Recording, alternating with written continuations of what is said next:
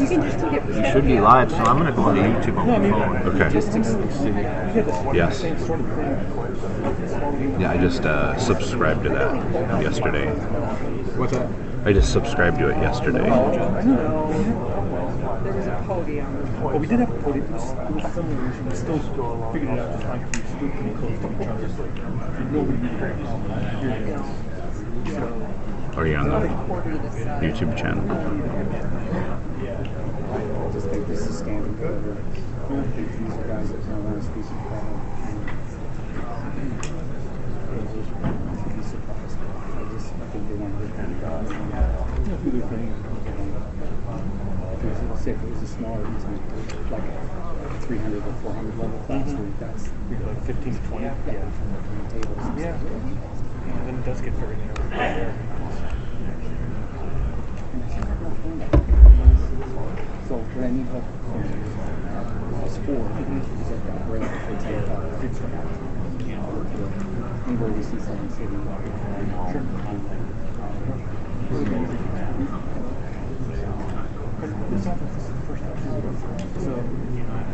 Yeah, this is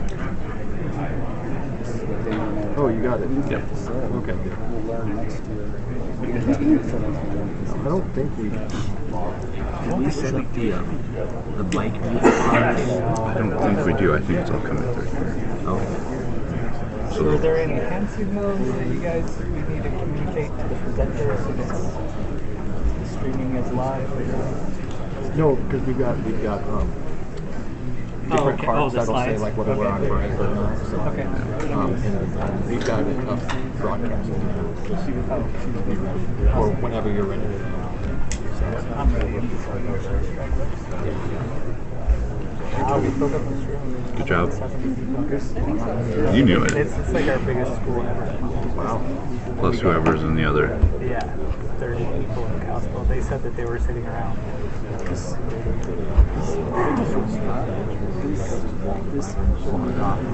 I tried to find the link on the website last night. Oh, maybe I'll talk to Jen. So people that come to the website.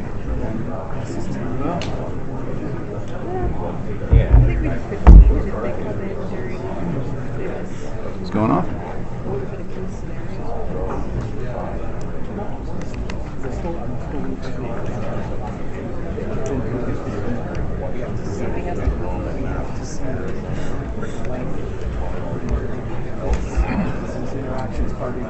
So I'm going to take my time now.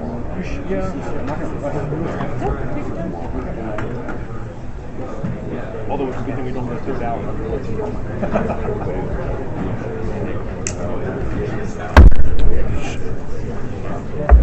Well, give us these stories.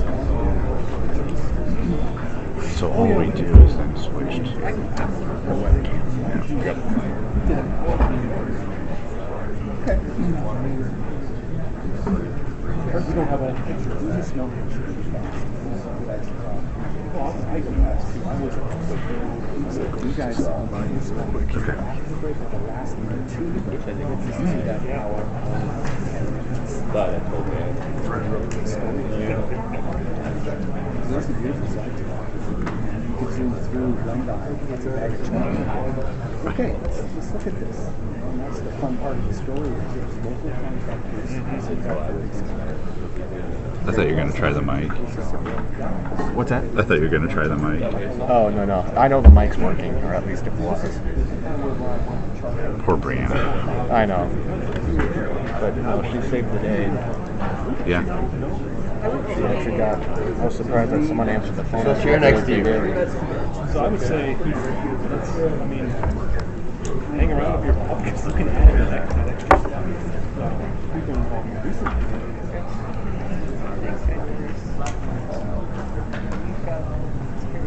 Yeah, St. Regis was just, I was there for a couple hours. And you're familiar with that one too. Dang, I forgot. So you're doing the front. Yeah, Oh, no, I just... Did I did the site visit. train through in that picture? Oh, sure. I didn't. I pulled it out and I was thinking about to toss it. Note to self. Give me one time. I like to check it more. I like it. I mean, Is there a way to stop from, because people will be able to ask questions, right? Yeah, through the chat, or I'm not sure if there's going to be any questions here, but is there to stop what? Stop the chat from actually working. Oh, on YouTube? Right. I think so, but I don't think that's what we're doing.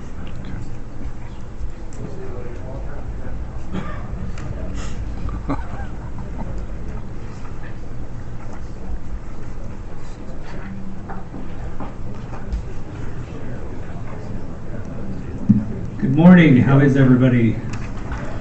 It's doing. Yep. Well, I want to welcome everybody to the Billings Spring Water School. Just for the record, I want to say we are streaming this. There is a group in Kalispell and Whitefish that are viewing this at the same time. We are looking to make advancements in some of the technology that we have at DEQ. We're recording this for later use also. Eventually we should have a library of CECs that you'll be able to access online, not have to do quite as much traveling. It was a request from Eastern Montana, especially for their travel. I want to thank Jen and Rita for putting all of this together. They spent a lot of time, so if you see Jen around, make sure that you give her thanks. Okay, so I want to do the operator certification updates. One big piece is John Dilliard, the Bureau Chief of Public Water Supply, retired in January 1. Amy Steinmetz is our new Bureau Chief. So if you're ever in the Public Water Supply, stop by and introduce yourself to her. Barb Kaufman with the METC Director retired this past summer. And METC currently is without a director. Hence, DEQ is putting on the school. Other information on METC, that contract is no longer going to be carried out of the Havre School. We are switching to Bozeman. It's going to be part of their, I believe, the civil engineering department or the engineering department with their water. Right now we're not in contract with them, but we're going through all the small pieces to get that up and running. So a lot of you, who all's here for the wastewater piece? Wow. Okay, so good information is we heard your complaints over the last couple of years on the 3C exam, and we have replaced that with a new small wastewater exam. It's more about the lagoon piece. It's a little bit more basic. We tested it with 5 or 6 people in DEQ, and the pass rate was substantially greater. Some of them were experienced operators, 30 years experience, 20 years experience, but people that had as little as 3 to 4 still had a pretty high pass rate. So we're hoping that those of you here for the 3C exam will be more comfortable with it this time, and we'll try to get everybody through it. Update on the wastewater side for the review training. Those slides should be updated, so everything that you'll be seeing is relatively new, but it is more in line with the exam that you're going to be taking. We have questionnaires at the registration desk.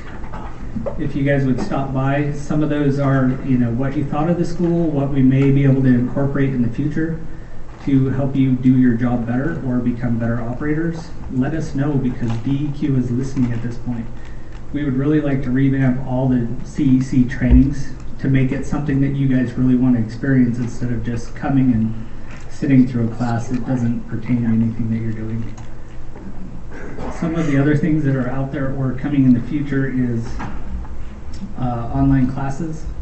We're going to try to do as much as we can. We're hoping that making the connection with MSU Bozeman, that they'll be able to help us put online training together. We would like to do a lot of the review sessions up front, so you'll have modules that you'll be able to go in and review right after you do your registration. It will be pretty much the same stuff that pertains here, but you'll be seeing it up front. So anything that you aren't aware of, you'll be able to go actually study for a little bit harder. OCAP things will be online, but this is all like a 2-year process, so bear with us. We'll all work through it together. We are implementing a rules test in the registration process starting in 2020. We're hoping to have that up by the next Bozeman school. All this piece is a 50 questions. It just allows you to go out and actually read the rules with a small questionnaire behind it, so we can evaluate that you've actually went out and studied a little bit on those. It seems that ever since we went to the ABC exam, there is no Montana rules on the exam, and we're finding that with testing and taking your samples that there seems to be a disconnect out there, so we're trying to be more focused in that piece also. Coming down the line in about the next 3 to 4 years, we've had discussions on changing how our classifications are. We would like to move, and this is all open for discussion, but we'd like to move to a level 1, 2, 3, 4 instead of our current levels. And we think that this would give more operators the opportunity to gain more experience in the job before they have to take certain level of exams. So a level 1 operator, which is our 4 now, would actually be able to operate in a system under, say, like a master operator or a journeyman operator. But we would like to change our system to follow something like that.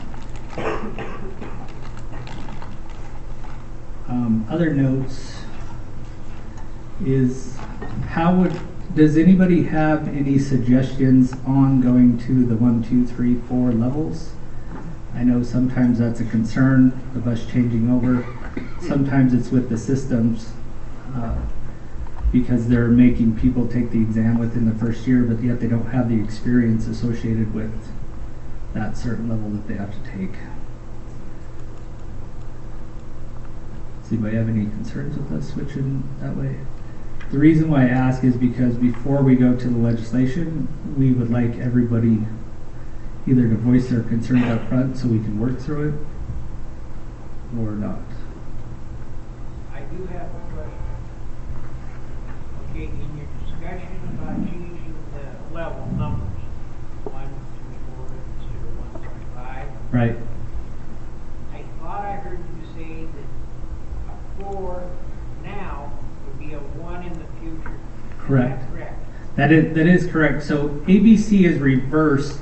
So since Montana was one of the first into the operator certification program, we actually, our 4AB is our entry level operator. ABC, which we take the exams for in about 30 or 40 of the other states, they're actually reversed. So their lower entry is 1, and then they work their way up 1, 2, 3, 4. And that's kind of how the exams are put out there. This would help us decrease the confusion on matching these up, and for other states for reciprocity. Right? Yep. Are you looking at tiering, meaning you have to pass a 1 before you can take a 2? That is up for discussion. Does anybody have any thoughts? And on the tier, I don't think that would be a difficult thing, because I think it's all time related. So people coming in that already had 30 years experience, if they were coming from a different state, I think could qualify for the upper exams. I think it's more for the entry level if MRWS or anybody ever came in with an apprenticeship program. I think it just help us align the levels. Other states are doing the apprenticeship programs. We're kind of on the tail end of it, but that is open for discussion. Does anybody have any training concerns? Go ahead. Just curious, we got a certification now, we need this grandfather into the local level. Right, so if you have a certification now, there would probably be a grandfather clause in there, and then we would revert the others over to it. But in the system, you would also see how you would have the new certification also. So if you were a level 1 in Montana standards, you would carry that over to the 4 that was at the same level.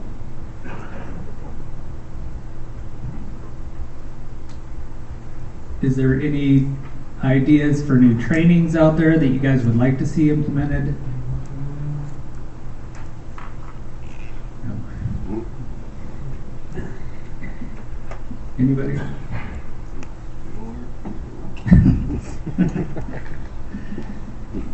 Okay. Well, like I said, welcome to Billings. We're going to kick this off. Today is all about emergency response and what you need to know. We've brought in some really good speakers for today, and then the second and third day we will be splitting up where you can either do dual credits or you can do the water or wastewater side, depending on what you want to visit. Okay, let me know if you guys have any questions. Come find me, and we will probably take 5 or 10 minutes to switch over, and then Cabin Noddings is going to start us off with some of the schooling. Thanks for showing up, guys.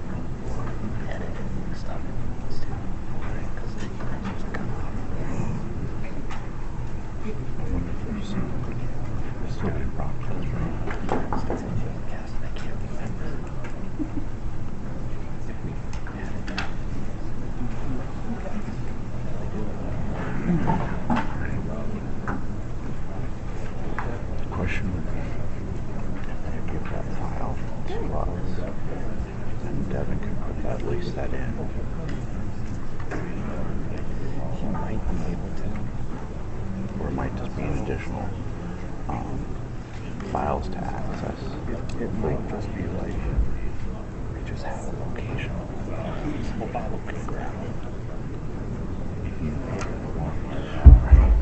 We'll grab them and then bring it back, and then when they go to put this in there, wherever they put these files, right, for the library.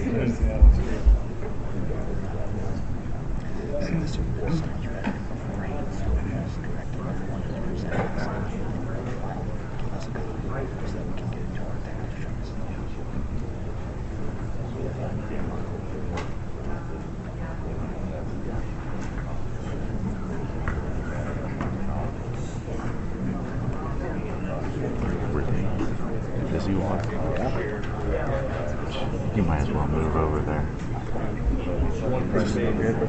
God, I hate busy water.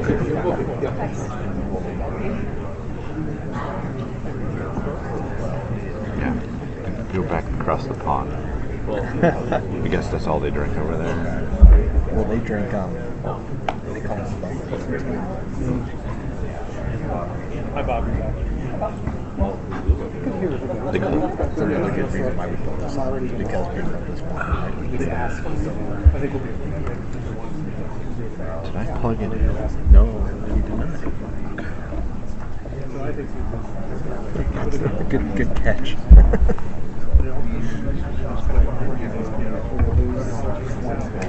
I don't know. Well, there's a couple of them. Exactly. So that 15 for here. Somebody's in space. Yeah.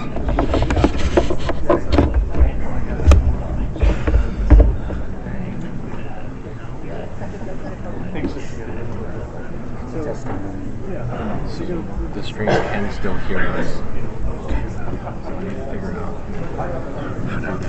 We can mute it. No, we can't do that because it's going through the microphone. and we can control our own. We have like pointer. So at least we can control our own disclosure. Okay. Walking on one of these guys trying to get it. Yeah. Plus, I like to roll my context. Yeah. I just kind of get almost.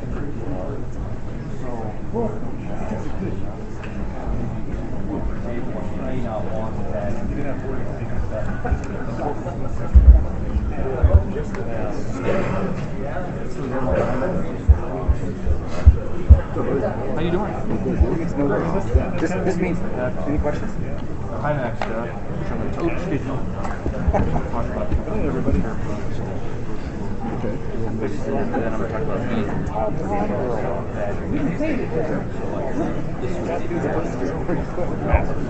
It's like sort of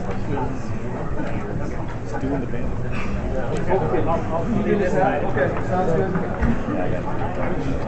Okay, try muting the camera.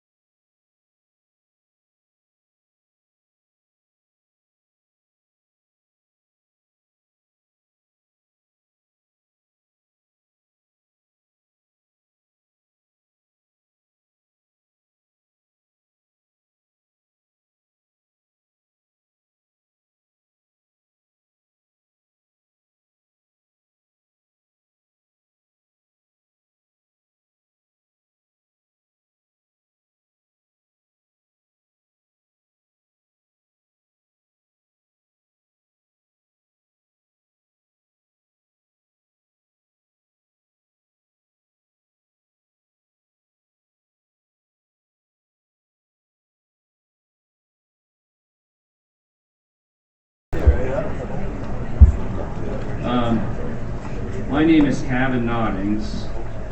I have a little company called Yellowstone Waterworks. So I'm a rep for Waterworks products. And I've kind of been all around this industry. I'm an engineer, so I've worked for a couple utilities. I worked for DEQ. I worked for a consultant here in town. And then I bought this little company from Rex Mishler about 9 years ago, if folks remember Rex. So what I am is a rep, so I have 9 or 10 product lines, and one of them is HYMAX, relatively new line for me. And what HYMAX does is they make couplings and repair clamps. And so we're going to visit about that a little bit. And this isn't intended to be a sales job. I kind of wanted to be general with this, although I am going to point out some of the features of the HYMAX products because they're common among other manufacturers that sell the same kind of thing. Okay. And I'm also an operator, so hopefully I can get some CECs out of this deal as well. Okay.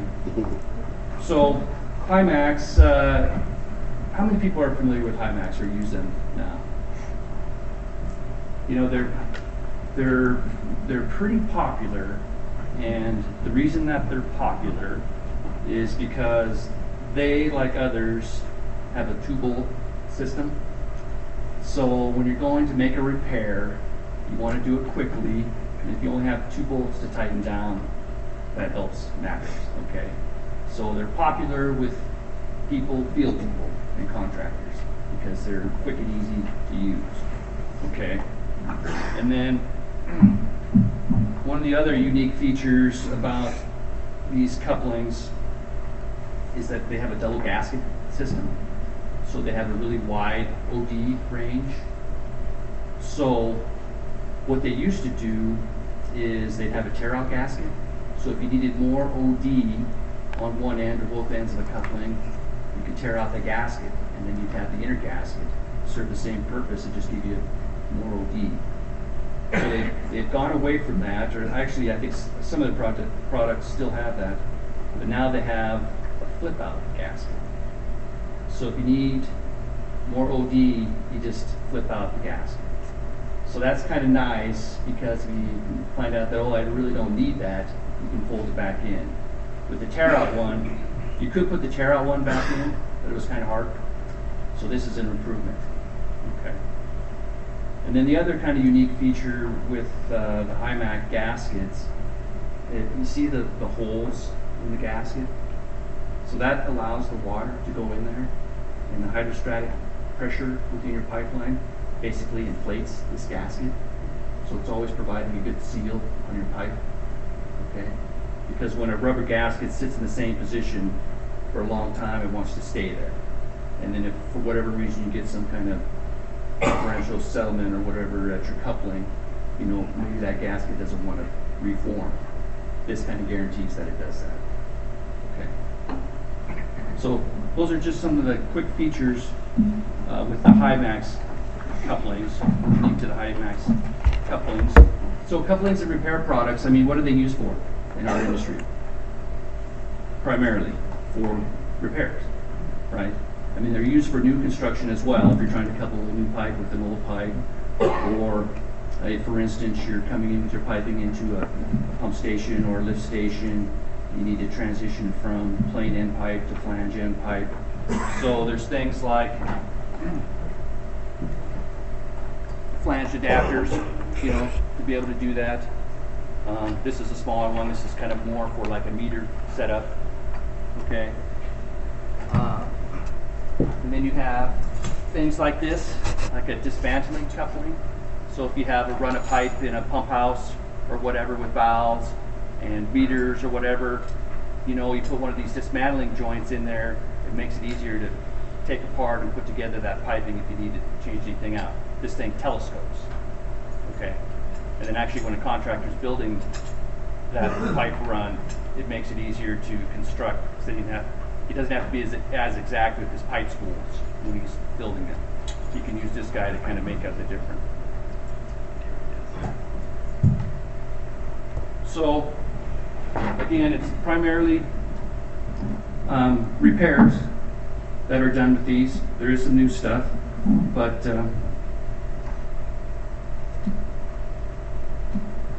okay, so as we go in, I'll just talk a little bit more about coupling, repair clamps, and then we'll talk about how they're used and that kind of thing. We'll look at the standard just very briefly, look at the applications, talk about restraint joint couplings. So that's the other type of coupling that you have is a coupling that has a restrained joint. So what does that mean? So that's a joint that's not going to pull apart, right? And we'll talk about that a little bit more, and maybe just run through the product line real quick at the end if we have time. Okay, so talking about standards. So American Waterworks Association writes standards for waterworks products, and not all the products have a standard, but these ones do. So there's a standard for couplings, and there's a standard for repair clamps. Okay, so what are these standards about? So what happens is a group of people get together, form a committee, and they decide what kind of features and materials and design need to go into these products to make them do what they are supposed to do. Okay, so if you look at the table of contents in any standard, this is pretty typical. You know, they talk about the materials, they talk about performance, they talk about a proper way to install them, and that kind of thing.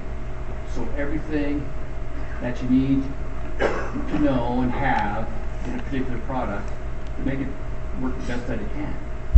So the point being here is that if there's an AWWA standard that exists for a particular waterworks product, be it a valve or a meter or a coupling or a repair clamp, I would recommend that you use that product that has that AWWA certification, or they can claim that they meet the AWWA standard. Because then you just know, you can rest easy knowing that that product will do what it's supposed to do. Okay? Because it's kind of an expensive process for a manufacturer to satisfy these standards sometimes. So a lot of our products in the waterworks world are old, and some of these standards are written after the product has already been initiated. So to make changes after the fact is a big deal, particularly when you're dealing with, you know, castings, you know, ductile iron, cast iron, steel, that kind of thing. They have to make changes down the road. It's kind of a big deal for manufacturers. So again, if they're in compliance with an AWWA standard, you know, that's great.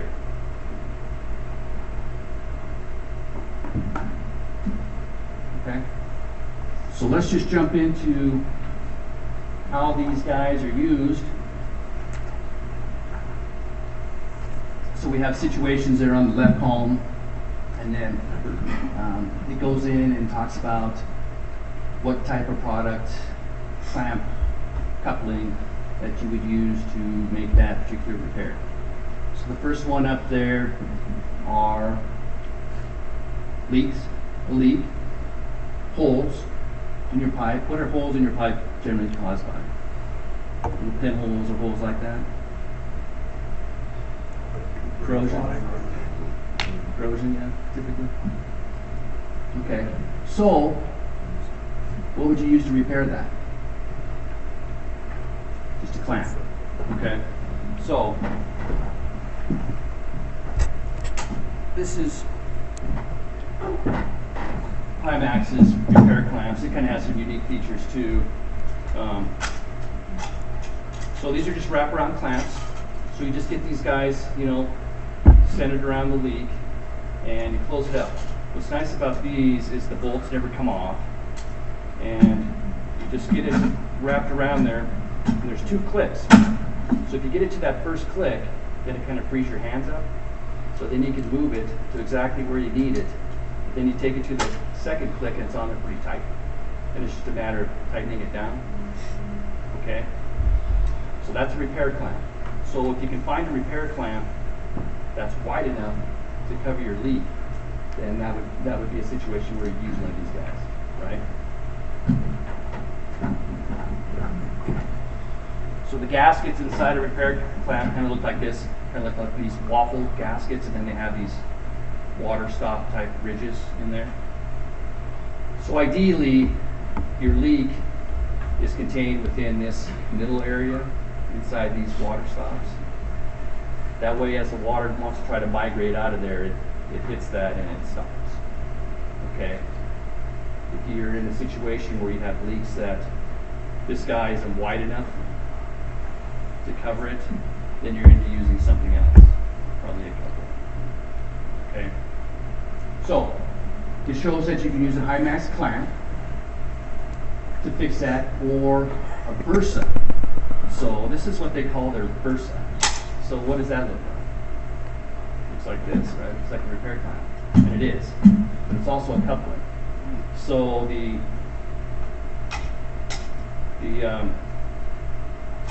gasket inside here is more like a coupling gasket versus a repair clamp gasket. So as such, you can use it for both. So if you only want to carry one thing on your truck that can cover both coupling needs and repair clamp needs, you could use this guy. Okay? Because it has a gasket, more like a coupling, but it wraps around and can be used as a repair clamp. So that's why it's listed as that would work for this situation as well. Okay? So moving to the next one. So this is more of a break, you know, a longitudinal break, a wide one, bigger than what you could cover with a repair clamp. So what would you use in that situation? You know, two couplings, right, and a piece of pipe. So what's the process there? You cut out that leaking area, right? You bring in a new piece of pipe, fill in that, and you have two couplings. So you put those two couplings on, slide it out of the way, bring that pipe in, slide the couplings back, and tighten it up. Okay. So you can do that with coupling. You could do it again with the Versa, because it can do couplings as well. Or you can do it with the restraint coupling. Okay. I should mention that in terms of deflection, the blue products, they allow a little deflection at the joint, 4 degrees on each end for the blue ones, and then this guy can do 3 degrees on each end. So if you do get a little settlement after the fact, it'll handle that, a little bit of that. Okay. So when would you use a restrained coupling?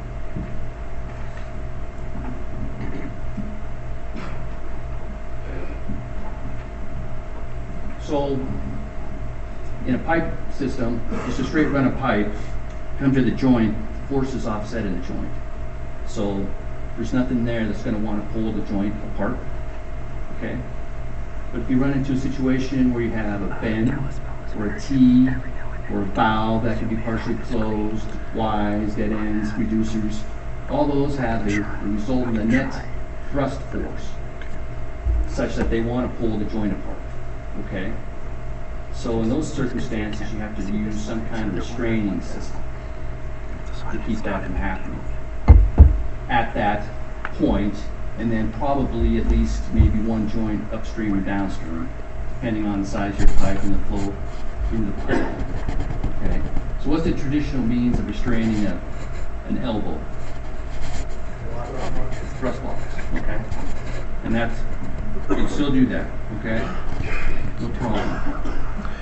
You've probably seen these tables before. So you just need to put enough concrete in place at the right spot to hold that fitting in place. Okay. So where those thrust blocks are positioned is where the resultant force is acting. So you can do that, and a lot of municipalities still require that, right? And it's perfectly fine. It can be a little sloppy. The contractor can be a little sloppy with that. And if you ever have to come back in and dig that up, you could have a giant mound of concrete there in your way, right? So that's kind of the messy part thing about a truss block. The other thing is the block has to bear against the trench wall. So it's very important that the bearing surface of that wall hasn't been disturbed, unless you lose what the truss block is trying to provide for you. Okay? So, you know, you got to make sure that it's done right. Okay? That's how you truss block a valve, right? You can't put a truss block on the end of it, so you have to do a kind of a gravity system. You strap it to a big piece of concrete that goes under it. You do that with like a reducer as well. Okay? And then in like a hydrolateral, you know, you got all kinds of situations where you need some restraint. You've got a T at the main, you've got a hydrant lateral, you've got valves, you've got an elbow up to your hydrant. So that whole system has to be restrained. Okay. So you can do with thrust blocks. What's another way to do it?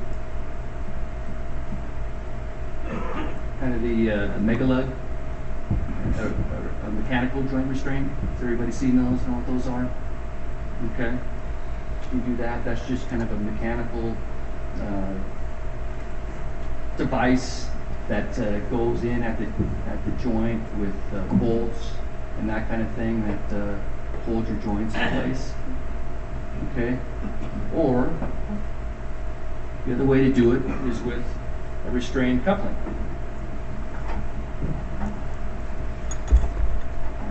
Or a restrained L, or a restrained flange adapter, or a restrained dead end fitting. So this is HYMAX version. So if you look in here, there's a ring that goes all the way around here, and you can feel it. It's got kind of a cheese grater feel to it. So you insert the pipe. If that guy wants to pull out, that kind of cheese grater surface on there grabs it, okay, and holds it in place. So that's how HYMAX does their restrained coupling. Okay. Then inside that is a regular gasket. So that provides your watertight seal. So this restrains it, this provides a watertight seal. Okay. So they have that configuration with the cheese grater setup. It looks like that. And that's for kind of normal working pressures that we typically see. If you're in a high pressure situation, they have another one that has more of these lines in it, okay? And this is good for like up to 350 psi. So there's a couple different types of restraint systems.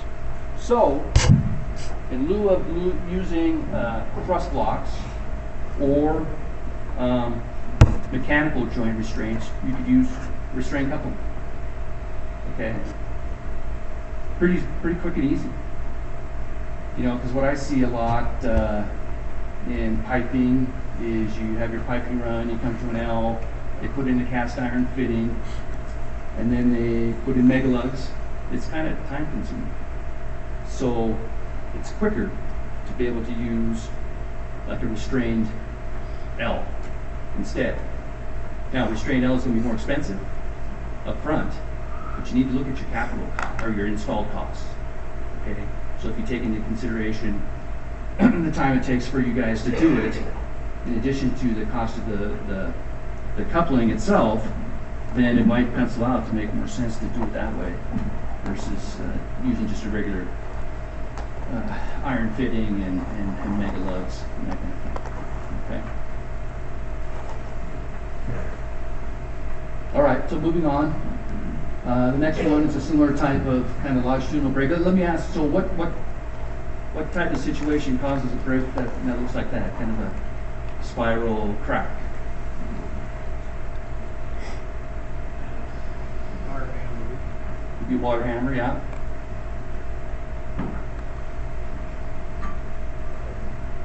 Settling, maybe? Mm-hmm. Okay. So if you're in a situation where you have that same type of break, but it's shorter, it can fit within the lay length of a clamp. You know, use a clamp. Okay, but again, try to keep everything within this middle section. If it starts lapping over, you know, it has waffles. So each one of those waffles does try to keep the water from migrating out. But you want to keep that leak area, you know, an inch or so within the gasket. Okay. So if it's not too wide, you could use a repair clamp. Okay. And then of course if you have kind of a shear break, same kind of thing. You could use a clamp or the Versa, which is a coupling or a clamp. Okay. And if you look at that HYMAX product brochure under the repair clamps, they make some giant ones. So all the way up to 70 inches. Okay. So keep that in mind.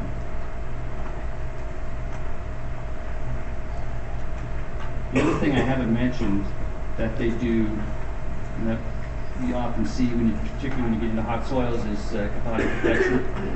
So you run if you run your plastic piping, you're putting in a cast iron bend or something. You know, you put some kind of thrust restraint on there. Then you have to do some kind of cathodic protection. You can get restrained couplings that already have the bars, you know, for to hook up to your anode, your sacrificial anode, already in place. So there's no grinding and installing the pegs, you know, that you need to use for cathodic protection. Okay, so that's a product that they have. It comes already ready to go.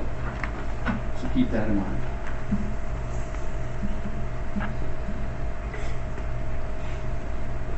Okay, so here's a situation that is kind of a tough one if you get a leak at the bell, in the bell and spigot joint. So what do you typically do with that?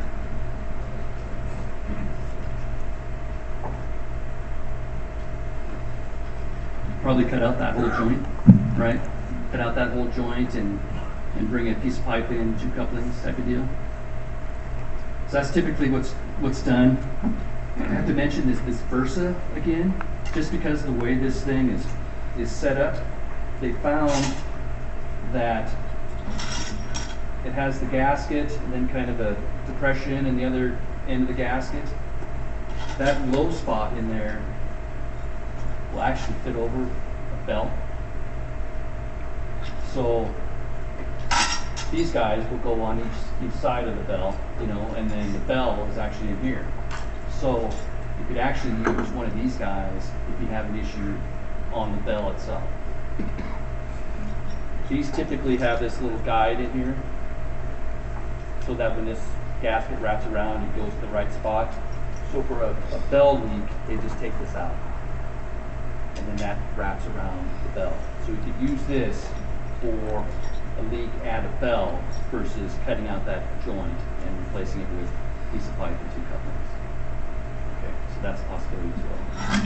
So keep that in mind.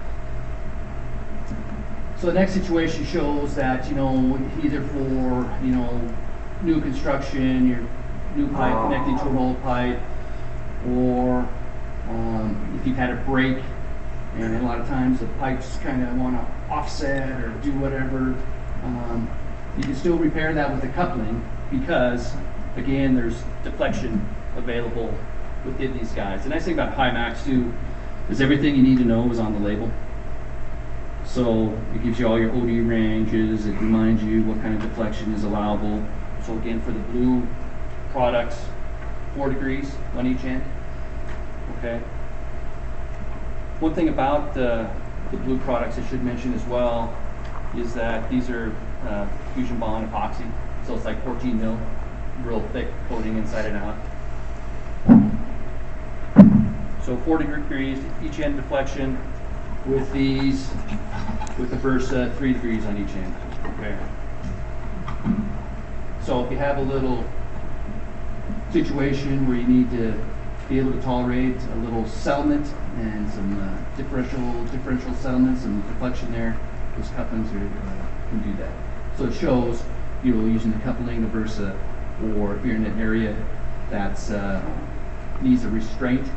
So for instance, if you know that there's a bend within the length of your pipe, you're fixing this pipe and there's a bend on the end of it, that should be a restrained coupling there, because the force is enough that within that pipe it can still be pulled apart.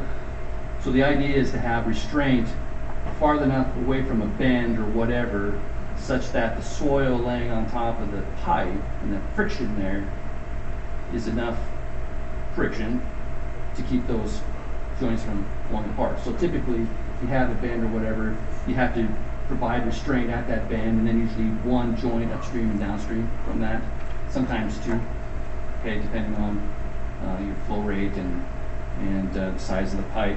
EBA has a nice calculator for that on their website. So you just put in the size of the pipe, the flow rate, and it tells you what the restrained length has to be. So it might say, 25 feet. So that means that you got to go back to the next joint and then another 5 feet if anything's happening within that next 5 feet, and provide restraint there. Okay? All right, the next one is just another situation. You maybe had a break outside an existing coupling because of settlement. Again, these allow some deflection.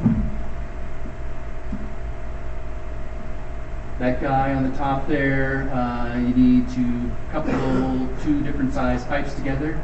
So you can do that. If you can't do it with a coupling itself, where you might have one end in and one end flipped out, that's a possibility, right? You could use the same coupling. You could then just go to, a reducer.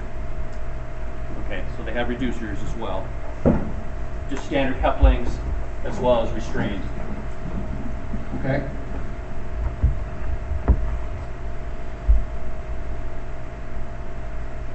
Okay, so the next situation would be like where you're coming from underground into a pump house or a treatment plant or whatever, and everything becomes flange connections. So you need some kind of flange adapter. So typically, that would be, doesn't necessarily have to be, but it could have a restrained end on this end and the flange on the other end. Okay, then you're going from plain end pipe to flange pipe. Okay.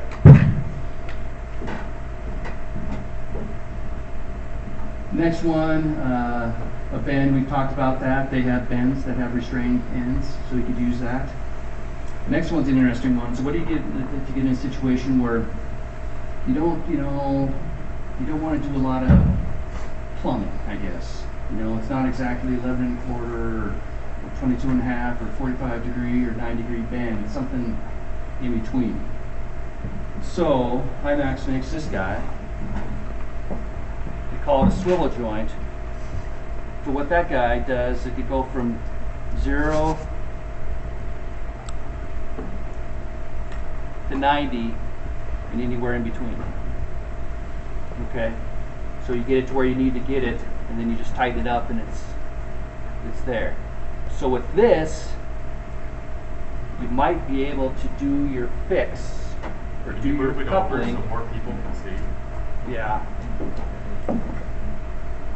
So it's this is the way to set up. So this is kind of a fancy deal. So you can do this. See, it has a kind of a ball and socket joint there.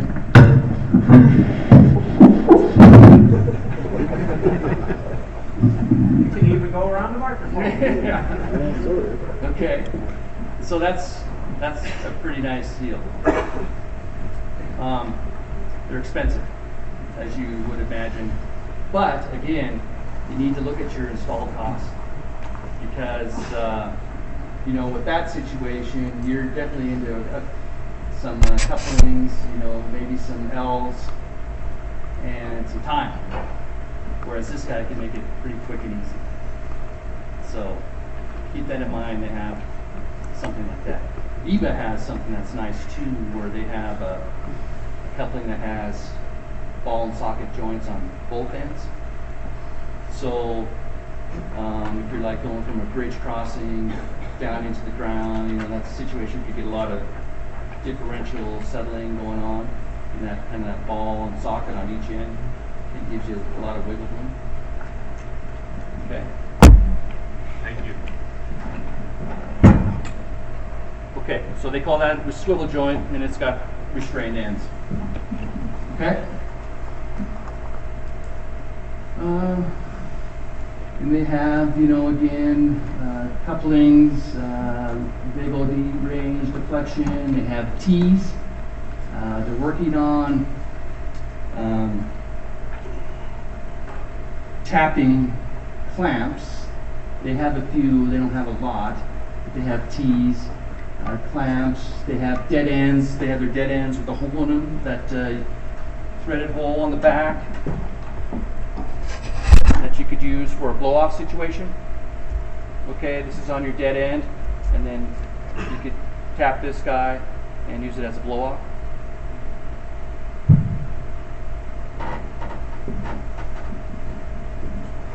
Okay, and then we talked about the dismantling joint, which is kind of a telescoping deal.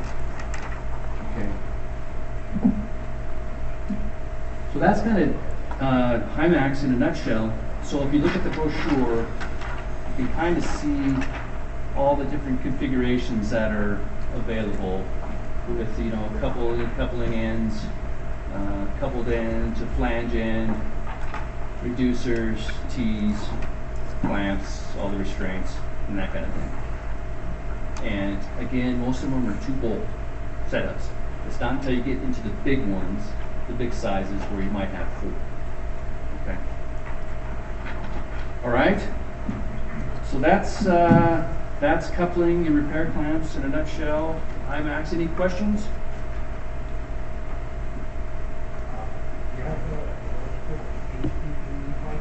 It will. It will. And typically with HDPE, you use a stainless steel insert, right? So that it gives a little more rigidity where you're coupling. Okay. HYMAX will tell you that you probably don't need to use that, but I think the HDPE people will say use a sleeve. Okay. But yes, you can use that. You can use these for everything, all types of pipe. What you can't use the grip, the restrained coupling on AC pipe, on transit pipe. Okay? Because that's too brittle. It'll crack. So you can't use it on asbestos seam pipe. Okay? Any other questions? So your repair clamp versus your Versa, your Versa is a permanent clamp that you can leave underground. Do you recommend not leaving the repair clamp underground? You know, and I should read that standard. Because I think technically any repair clamp is not a permanent fix. You know? So the Versa, since they advertise as being coupling as well, I would say that probably is considered a permanent fix. Yeah. Because it has a different type of gasket. It has a regular coupling gasket. Okay. All right. Anything else? Yes.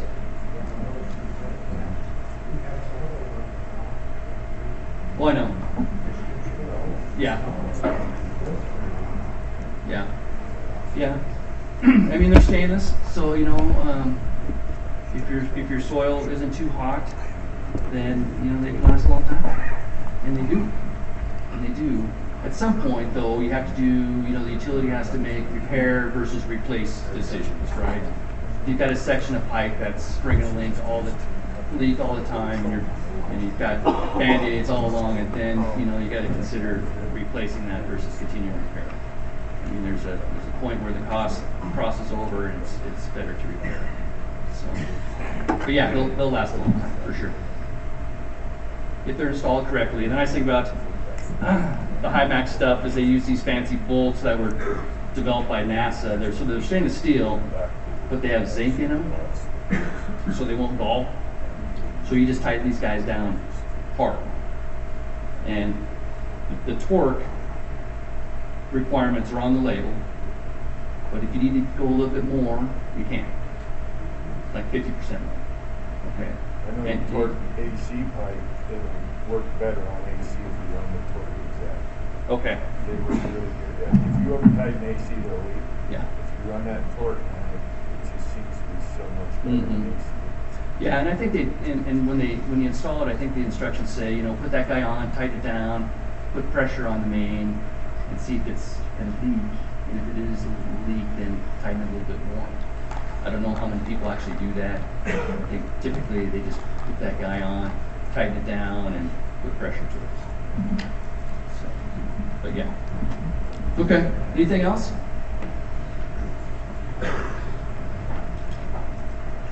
Okay, so let me rejigger some things here, and then we'll visit about meters here real quick.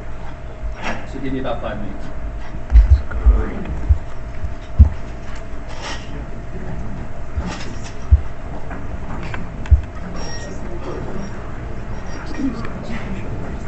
Okay.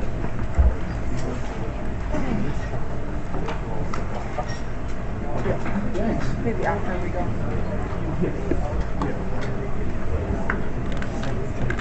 Yeah, Space. yeah. I mean, yeah. Yes, I can get you. Just leave me a card, or whatever, and I can email it to you. Well, Where are you guys staying? With the Residence Inn. Look, Dave. Residence Inn. I use this. Yeah, No. that's what it's here for. They said they didn't have any rooms for government I rooms. think it's They seem just to as be. high. Yeah, Great. she did it 2-3 weeks ago. I don't It says know. HYMAX on it, so that's the one you're looking for. Okay. And then the next one I'm going to do is the meter one, which is right So here. yeah. Okay. We're at the resident, the other one. So what are we doing? Get the file off of there. I'm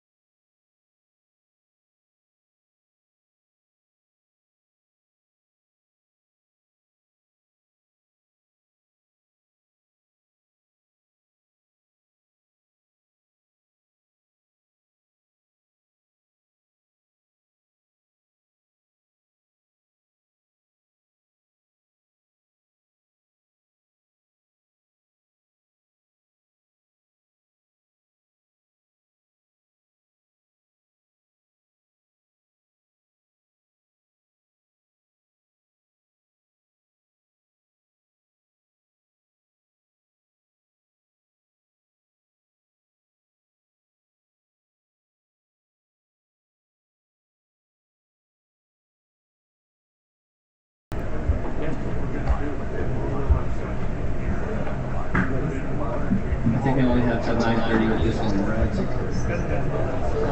9:45. Oh. We'll let the folks come back in the room here and we'll get started.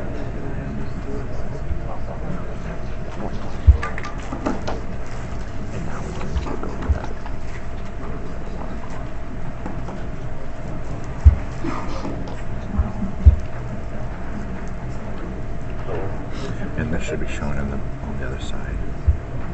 Okay. We're gonna have to click through anyway. Okay, let's talk a little bit about meters. And again, I sell a particular brand, Badger meters, but this is going to be general because generally speaking, all meter companies kind of sell the same type of meters. Okay, Badger has a complete line of meters, and they have an industrial side that has all kinds of crazy meters that are used for industrial applications. But I just do the municipal side, so we'll talk about meters, the different types of meters, and then when you would use them. Then we'll talk about metering systems, how you read meters now, or how you can do that. Okay.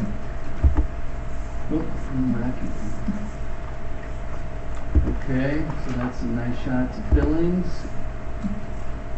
So again, talk about meters and their applications, and then we'll kind of talk about the evolution of meter reading and what type of metering systems are available now.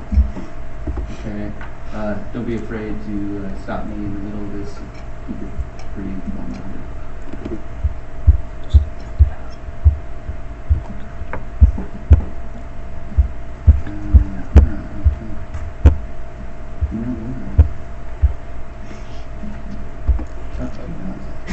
So, there's a couple types of meters. There's either positive displacement meters or what they call differential velocity meters. So, positive displacement meters are these guys, right? Which is what the majority of meters still are in everybody's system. So, basically, you have a measuring chamber in here. Water comes in, fills up that chamber, it's a known volume, and when it does that, it just registers on here. So,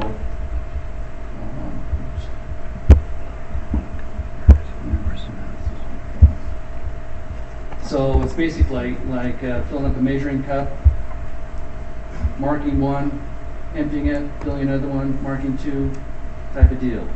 Positive displacement, okay? So there's a couple different manufacturers do it in a different way. Badger has what they call a mutating disc. So there's a disc on top of the chamber that's inside of here, and as the water goes through it, it kind of mutates like that. And with magnets, it's turning the register, and then that's how it works. Okay. And this is what I would call just a local register. So if you're just walking up and reading the register, that's the type of register you put on there, just kind of a mechanical odometer. So the newest thing with regard to encoder registers are guys like this. So they're digital, okay? And the nice thing about these is you can program them. These guys are, just because of the gearing and the size of the meter, that kind of thing, the local register is specific to the size of the meter. So you can't take, this is a model 25, 5/8 inch meter. You can't take a register for a model 25 and put it on a 3/4 inch meter. Okay. This you can't. You just program it and you tell it, hey, I'm going from a 5/8 inch meter to a 3/4 inch meter. Okay. So that's one of the recent improvements that Badger's doing, and I think other meter manufacturers are doing as well. Okay. So, what's the nice thing about positive displacement meters? Cost. They're cheap. They're cheap. They're accurate. Going through the line, the meter will tell you. Yeah, that's right. That's right. And what other features do they have? Cross plate, right? So this is kind of a sacrificial animal for a meter. This guy will break if it freezes before the rest of the meter. Okay. So that's the nice thing about bronze disc meters, positive displacement meters. They're simple, very accurate. What is the drawback to these? They have moving parts, right? They have moving parts. I got it.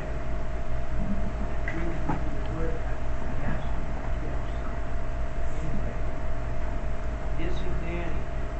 When there's a set in the water line that is buried around 9 feet deep, trying to read that no remote meter. I need help. And I've seen meter readers that still do it old school with little telescopes, you know, to be able to read the odometer.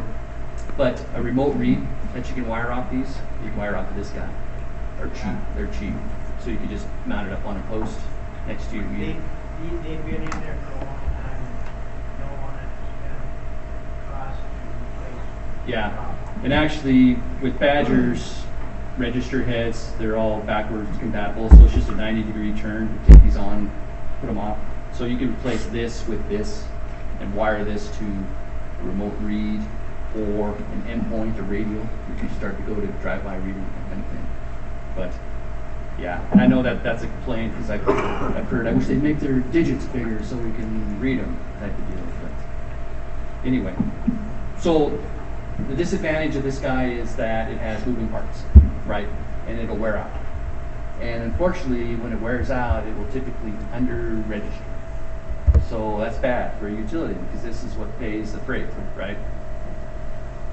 So if it's under-registering, you're losing money. Okay? But it's depending on your water quality. If you got good water quality, these guys will be accurate for a long time. Like 15, 20 plus years. Okay? So these are great meters.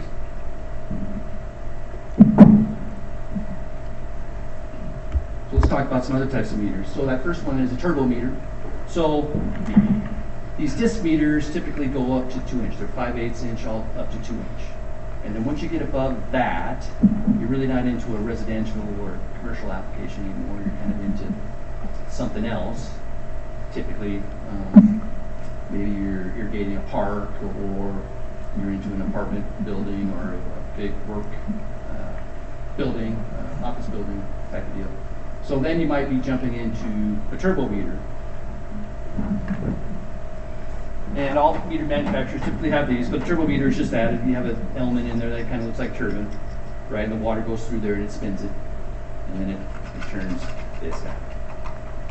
The advantage of these guys is they're relatively inexpensive as compared to the other meters you can get at the larger sizes, which would be like a mag meter. Okay. And the other thing about these is pretty low head loss through them. The pressure loss through these guys is pretty low as compared to a disc meter, as you could imagine. Okay. I mean, the best meters in terms of head loss would be your static meters, which we'll talk about, ultrasonic and mag meters, because there's nothing in the flow tube, right? Okay, so that's a turbo meter. So I think I have a slide later that says these are typically used where you work or play. So this might be in an office building, or it might be in a park, or next meter over to the right is a fire hydrant meter. That's just a turbo meter, but it has hose connections, fire hose connections to it. And you can get those with valve or check valve, that kind of thing. So that's a type of meter that a utility might give to a contractor so that he can fill his water trucks, right? And they can account for that. They might be using these in, if you're irrigating a park off a hydrant or whatever. So that's a hydrant meter. The one in the bottom left there is a fire series meter, and that's just a turbo meter as well. But fire series meters have to be UL listed and FM approved. So Underwriters Laboratory listed, Factory Mutual approved, and the thing that distinguishes them is they have a huge strainer in front of them. So it's always a good idea with any turbo to put a strainer in front of it, and that kind of conditions the flow. Then it also reduces the amount of straight pipe you have to have in front of it and behind it to be accurate. These guys don't require anything. The other thing about these guys is how do these guys like to be oriented, installed? Horizontal, right? You can put them like that, but then your bearing surfaces are a little bit different. They'll wear out quicker. I don't know if their accuracy changes. What's in there that dries out when the left drive? Will it run it over the winter time? It's just a plastic chamber in there. So, you know, if that happens, it's no big deal. No big I've deal. noticed, Captain, I've got one system that's dry for the winter time. And they did have it installed vertically rather than horizontally. I noticed after about 2 years, it's just not right. Oh, really? Yeah. They wear out quicker when they're like this. That's why you have meter setters, right? Meter yokes, so you can put them in this orientation. That's the other advantage of static meters. You can put them in any orientation. Okay? But they don't require any straight pipe upstream. Turbo meter with a strainer in front of it requires 5 pipe diameters of straight pipe, and I think 3 downstream. So to meet the accuracy claims for that turbo meter, you have to have those straight pipe distances up and down. Okay, and that adds space to a pump house.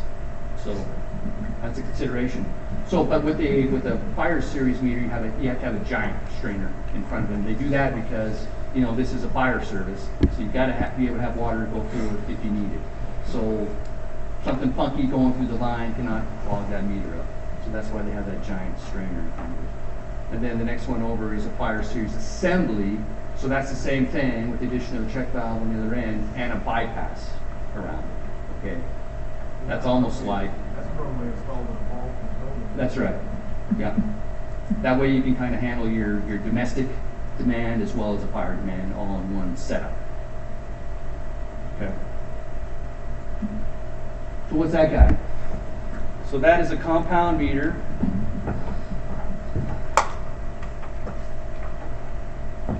And what's a compound meter? So it's a turbo meter and a disc meter, all in one meter. So what happens at low flows, the water comes in and bypasses the turbo meter and goes to the disc meter, because the disc meter can pick up the low flows, right? And then under higher flows, it pushes open basically a door, and it goes through the turbo side. Okay, and you used to be able to get these things called summator splitters. You'd have 2 registers. They go to a summator, and then out to, you know, a radio. They don't have that anymore. So each side of the compound meters have to have their own register and then radios if you're doing drive-by meter reading.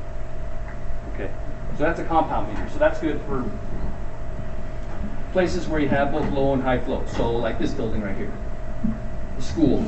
You know, you might have real high flows during the day, but like at night you have nothing, right? Very little, or that's the same as an office building, that kind of thing. So that's a spot where you'd use a compound meter. Okay. So that being said, let's talk about static meters. So what do we mean by a static meter? No moving parts, right? So what's the advantage of that? There's nothing to wear out. So what's the advantage of that? Your accuracy doesn't change over time. So theoretically, you put that guy in, it's as accurate day one as it is 20 years later.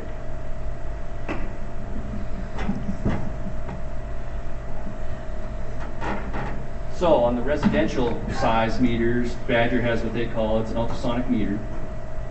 And it has that same type of register, right? It's a digital register. And then it's just a flow tube. And the way ultrasonic meters work is there's 2 sensors in here, and they send sound to each other. One upstream, one downstream. They time how long it takes to get that signal, and that's proportional to the flow. So that's how these guys work. Okay. They're very accurate, and their accuracy doesn't change. The other thing you notice about them is they're super light and low profile. And the lay lengths for residential meters are an AWWA standard.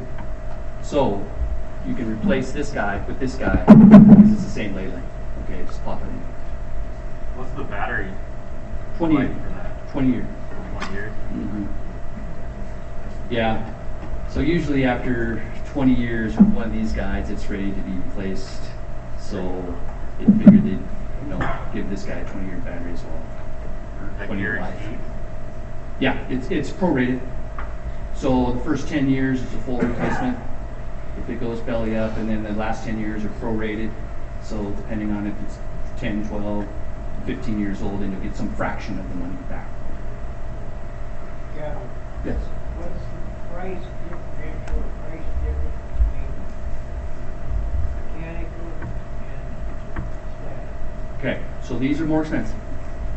These are more expensive, although they make these with a plastic flow tube, and that is effectively the same price as these. And it's a great value, the plastic ones. People have a little bit of heartburn about the plastic, thinking that they can booger up the threads easier, which I think you probably can. But it's really tough plastic. The burst pressure on it's like 1,000 psi. So does it have any kind of frost break or anything? No. So, disadvantage of these guys, if it freezes, it's done. Okay, can't fix it. Can't fix these. So, the way the process works, since you have to measure how fast that sound wave travels in there, that varies with water temperature. So this thing is always keeping track of water temperature. So, one of the alerts that it has is a low temp alert. So, if you're getting close to freezing, it's an alert. And it'll show up on the screen. If you're just looking at this guy or reading the meters once a month, that may not do you any good, right? But if you go to a fixed network, which we'll talk about, which the meters are getting read every 15 minutes and they're uploading their data to the cloud twice a day or 4 times a day, and you know about it. And you can send somebody out and catch this guy before it freezes, right? Or, if it's in somebody's house, and we'll talk about this, in a fixed network, they have an app that they can go up and look at their own water use and get these alerts. So if you're a snowbird, when we get alert, your meter's about to freeze, or you have a leak, these have a leak alerts. So if it sees continuous 24-hour flow, that says, hey, I think there's a leak on the meter side of the, or on the customer side of the meter. So that's another alert. So it could potentially save some situations. Still never set the price. Well, it depends on the size, obviously. I think in general, they're probably 10 to 20% more for the metallic flow tube. The plastic ones are effectively the same. What about the composition of the water that is going through there? Is there any like alkali or any other components that could cause? Yeah, I mean, if your water quality is funky, or if you're, you have a well that's pumping some sand, it does have a couple sensors in there. The old generation, there's a couple sensors in there, and those could be impacted. Now, Badger has the rights to their new generation ones, and they were just like these ones. So this is their, the plan is to take these guys all the way up to 12-inch size. So they go from 5/8 now to 4-inch. This is a 3-inch. And the new generation ones, if you look in there, they're just like a magnet.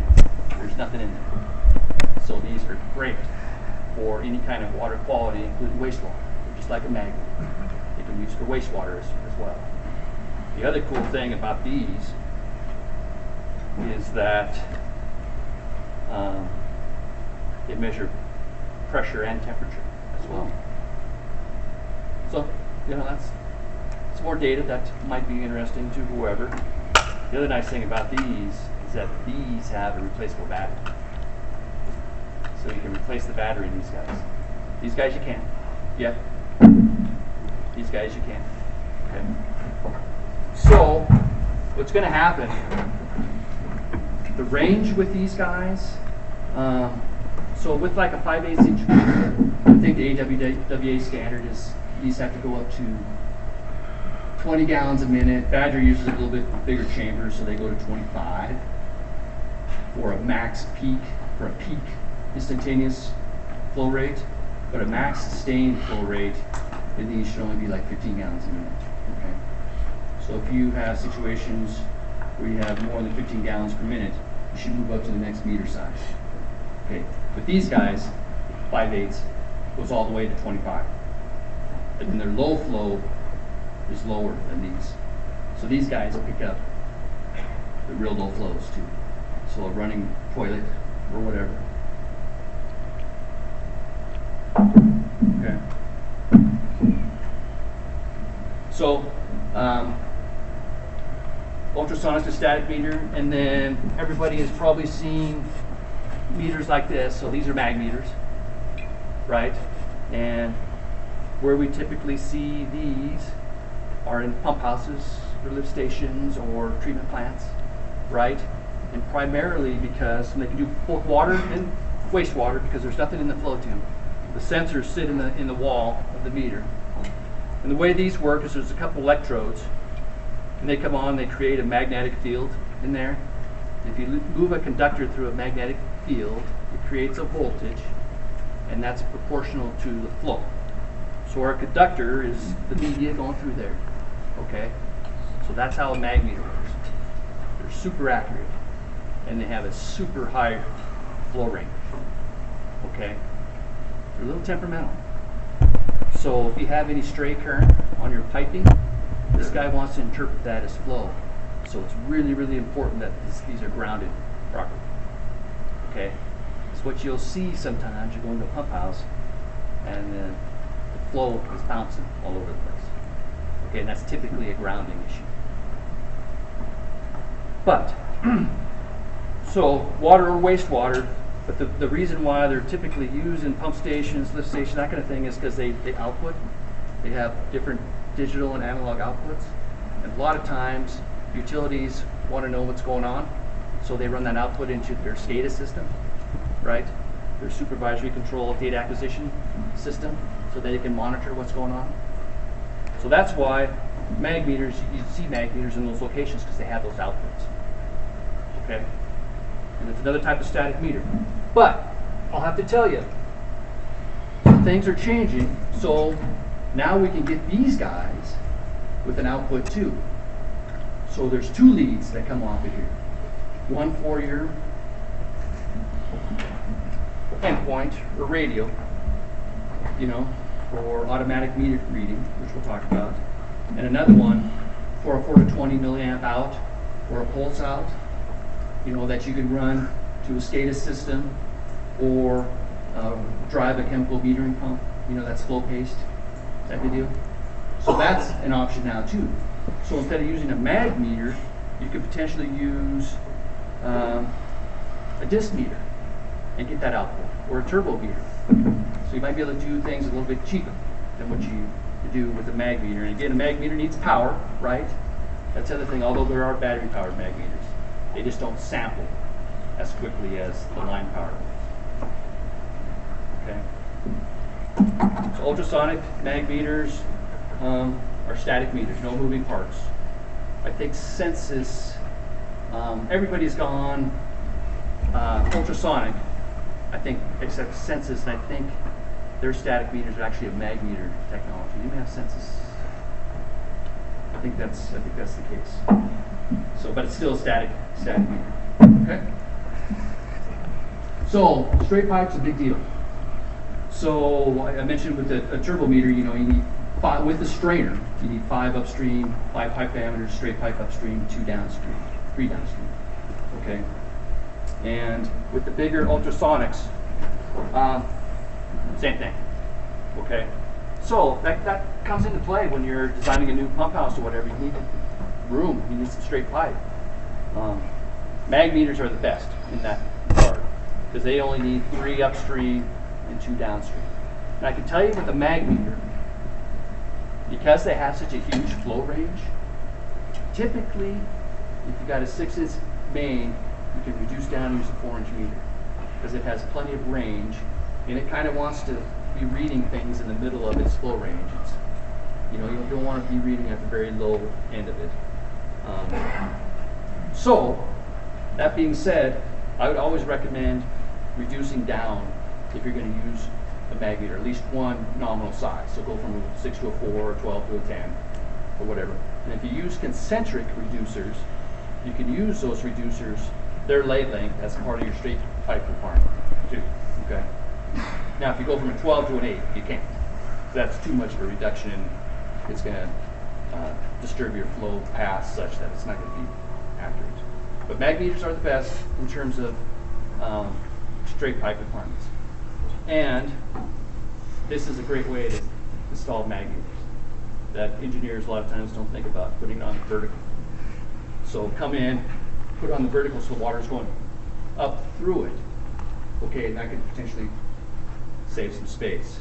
And that way, if it's going up through the meter, you know it's always full, because all these meters have to have a full pipe, else they don't work. They're not accurate. And these have an electrode on the top of it for empty pipe detection. So if you get an air bubble up there, it's not accurate, and it'll tell you. Okay, so mounting them like that is a great idea. Okay, so this situation, that turbo meter, that's not accurate at all, because it has no straight pipe. So, you know, depending on what they're using that, you know, if they just want a ballpark, you know, meter reading, then, you know, fine. But if they want accuracy, that's not it. Okay. So this just talks to straight pipe, turbo compounds, you know, with the strainer, minimum 5 upstream, 2 downstream, mag meter 3 upstream, 2 downstream. Okay. And then again, so that top one there is compound meter. You typically use those where people live or work. So apartment complex, you'd have high flows, have low flows, be able to pick up both with a compound meter. Turbo meter, typically installed where people work or play. So park, office building, whatever. Typically want to have a strainer on those. The static meters, you can put them anywhere for any application, because they have a wide range, they're very accurate on the low end, so they're going to kind of start taking the place of those other 2 meters. Okay. And they're still battery powered, so you don't need line power for those. And just very quickly, you know, comparing a positive displacement meter, say at the 5/8 inch size versus an ultrasonic meter. You can see that the ultrasonic meter has a lower low end, and then maximum continuous flow is the full 25 gallons per minute, whereas a model 25, this meter is only 15. They're both as accurate, but this is another big thing, especially when you get to the bigger meters, how much lighter and low profile the ultrasonics are versus a disc meter. Because you get to a 2-inch disc meter, it's this big and it's heavy. I mean, it's not as heavy as it used to be. So it's just easier to work with. And then the blade lengths are an AWWA standard, so they're the same between the 2. Okay? So, let's jump in. Oh man, we got 5 minutes. Okay, so let's go through this real quick. Kind of the evolution of meter reading. So I remember when I was a kid, I don't know if it's once a month, once a quarter, whatever, the meter reader guy came into our house, went into our mechanical room, read our meter, right? Just looked at it, wrote it down. So what's the problem with that? Well, it's slow, because he's got to walk around and do all those. He can make an error reading it, writing it, or transcribing it back at the office, okay? So they evolved into like what's on the right there, which is your little remote display. So you don't have to get to the meter location, which is a hassle, right? It's in somebody's house. And that's why we're putting meters in pits now. But you get a remote display. So you just walk up to that guy, press a button, but you still have to walk around and read the meters, and you got to write it down and transcribe it in the office. So that's not a lot of opportunities for mistakes there. So the next thing is to do the same thing, but now you have a handheld. So you punch your reading into the handheld, so then it's stored electronically, and then in terms of downloading at the office, it's a lot easier, and no mistakes are going to be made. And interestingly enough, when I worked in the San Francisco Water Department 20 years ago or whatever, that's how they were still doing it. Walking around, lifting up the meter pit lid, reading it. I assume that they have automatic meter reading now, but who knows. So then the next thing that we evolved to try to eliminate mistakes is these touchpads. So you'd have a touchpad installed at the meter location, and then the meter reader would have a wand, and he'd walk around and he'd touch that guy, boom, the meter reads would come up and be stored electronically. So no chance of error, reading it or transcribing it. So that was an improvement. Okay. And then we got into automatic meter reading. And what most people do now is drive-by meter reading. So the components of a drive-by meter reading system in terms of the meters, you have your meter, a register, and then a radio, right? Badger calls these endpoints. Okay. So what's happening is every couple seconds this guy is bubbling out a signal. And then the meter reader drives by. As soon as he gets close enough to it, he picks it up with this data collector, which is typically a handheld. Badger uses Trimble handhelds like you see the surveyors use. You use a laptop, with a receiver or transceiver, tablet. I think some systems you can use your phone, type of deal. So that's automatic meter reading mobile drive-by. So what'd that do for you? Well, it's fast, right? You can drive by and read your meters fast. And also there's no mistakes made in terms of the reading. And now, with most systems, you don't have any software installed locally on your computer. All the data gets stored in the cloud, and the software that you use for meter reading is also stored in the cloud. So that way you don't have to mess with anything locally, because we're not IT people at the water department, right? So that's a good thing. And then all your updates are taking place behind the scenes and continually. So that's drive-by meter reading. So that's what the majority of the systems do. In our neck of the woods, the bigger systems are going to a fixed network. Okay, so what's a fixed network? So that's where you don't go out and drive by or physically read the meters. The meter readings come to you. So a traditional fixed network, you have collectors positioned out in the system on light poles or on tanks or whatever that can cover the whole system, line of sight between meters and your collector. So what happens with a traditional fixed network is your meters get read every 15 minutes. That data gets sent to the cloud twice, 4 times a day, and boom, it's up there. So every morning when the meter guy gets to work, or whoever, they know exactly what's going on in the system. So all the alerts are there, leak, potential freezing, backflow, tamper, that's all there. So the nice thing about a fixed network is you really know what's going on in your system all the time. Then you have a ton of data. You have a ton of water use data that you can use. And that's when the AMA acronym comes in, Advanced Metering Analytics. You can do whatever you want with that data. You can say, tell me which meters are consume, how much, which meters have water use that are 10% out of what they normally are. Flag those for me. So you can do whatever you want. It's just data. And you can easily manipulate it with this software. Okay, so that's a traditional fixed network. So, and then the newest thing, so that another acronym comes in with that called AMI, Advanced Metering Infrastructure, because now you have a little bit of infrastructure associated with your meter reading. Okay, you've got collectors up on pole. And those are things that have to be maintained, which is kind of out of the bailiwick of a water department, So the next great thing is a cellular fixed network.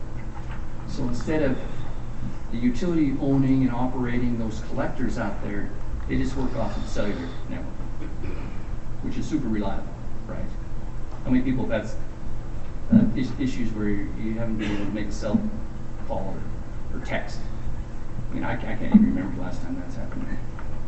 So, yeah. So anyway, so the gear is the same, except for this radio is now a cellular radio. And so every 15 minutes, boom, it sends its meter read out and travels through the cellular network to the cloud. Okay? Now, you pay for that.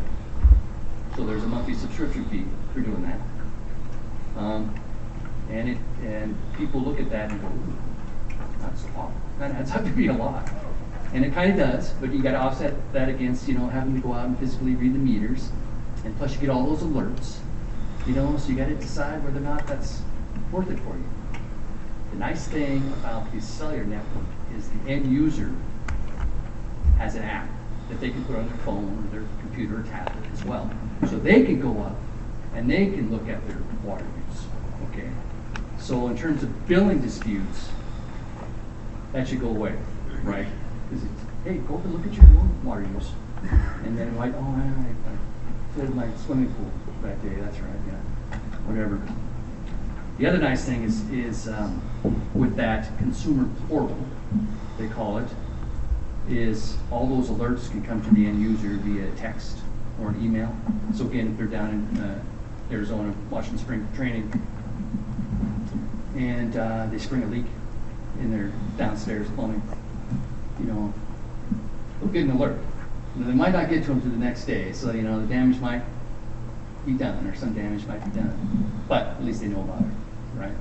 You get leak alerts, backflow alerts, tamper alerts, that kind of thing. If your neighbors knows you're out of town, he's washing his car, filling a swimming pool with your tap, you know about it, type of deal. So that is a nice thing, a consumer portal. And so I'm working with one AA town in Montana right now that they were going to replace their meters just with drive-by, and they presented that whole consumer portal idea to their council. And that kind of turned the tables. They want to go cellular.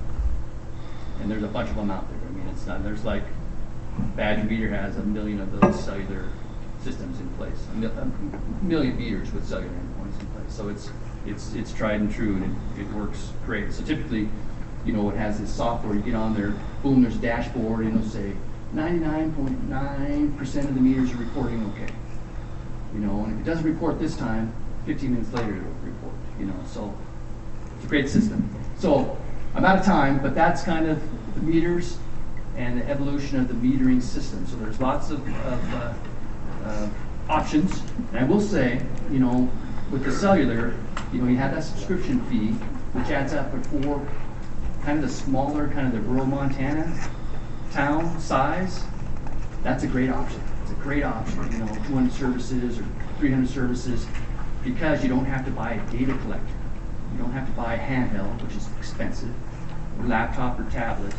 You can just go all cellular, assuming that you have cell coverage. And your cell coverage isn't like make a phone call cell coverage, just like text cell coverage, because you're just sending little bits of data.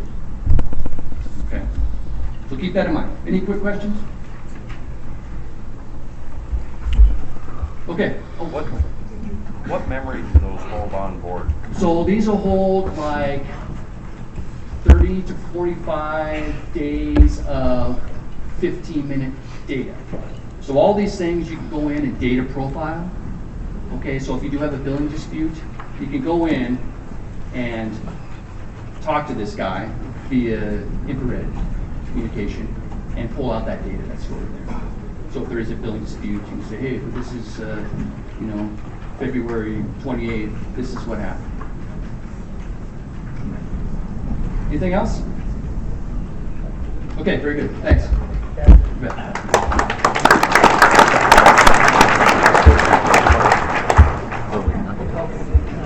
Go to the webcam. Okay, so there are people coming around to stamp your sheets. Make sure you get a stamp before you leave. And then at 10 o'clock, we'll pick up with DEQ and emergency response. And also there are forms out if you guys would fill it out on the presentations. We'd appreciate any information you could give us if you like them, things how we could improve them moving forward. Thanks. break. Okay, let me get my dad's stick so you guys can have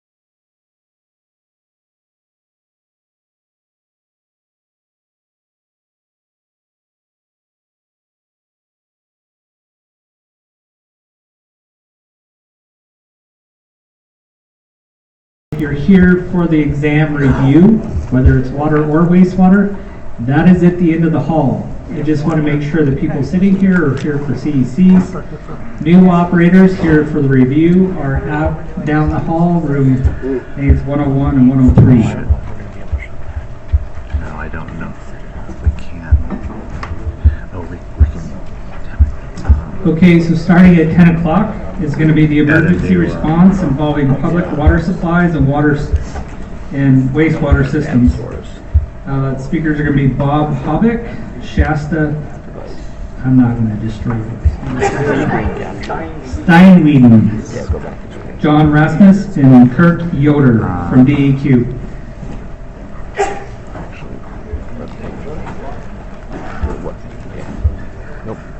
No? Good morning, everybody. So let's continue with this theme about problem solving, right? And so the audience members, as I come up here today, again, my name is Bob. I work at DEQ and I help run the emergency program.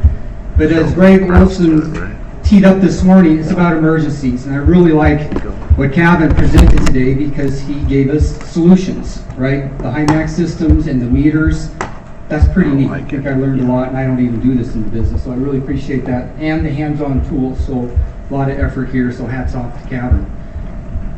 So I want you to continue with this mindset of thinking about your facility and what could possibly go wrong. And if I look across the audience here, there is probably 1,000 years, literally, of operator experience, and everybody has a story in their heads, right, of something that went wrong, right, either on-site or off-site. So the goals here today, we're handing out some paper. Handing out paper is kind of goofy, sorry about that. This presentation is downloadable from the DEQ website, so if you want to go home and point it out to somebody, it can be downloaded. But the paper is good too because we wanted to give you some takeaway checklists, right? Really sensitive to make sure that this is worth your time. So let's look at the goals here of this presentation here. I think we know why emergency response is important, but let's go over the why. This may be something you have to talk to your boss or your colleagues about if you want further training or to explore any of these topics. It's the why, right? That's very important. We're not going to talk about the incident command system, but I'll guarantee you some of you ride the ambulance as an EMT or you're part of the VFD at home. I'll guarantee it. We're not going to talk about incident command, but we're going to talk that it's part of this response. We're going to describe the 4 phases of emergency management. This is the standard nationally, but that provides a good outline by which we can have a conversation with some takeaway tips for each one of you. Your roles and responsibilities. It is kind of a you statement. You're an operator. Things may happen on your watch. So we're really going to try to make a presentation based on what you can take away and help yourself and your utility.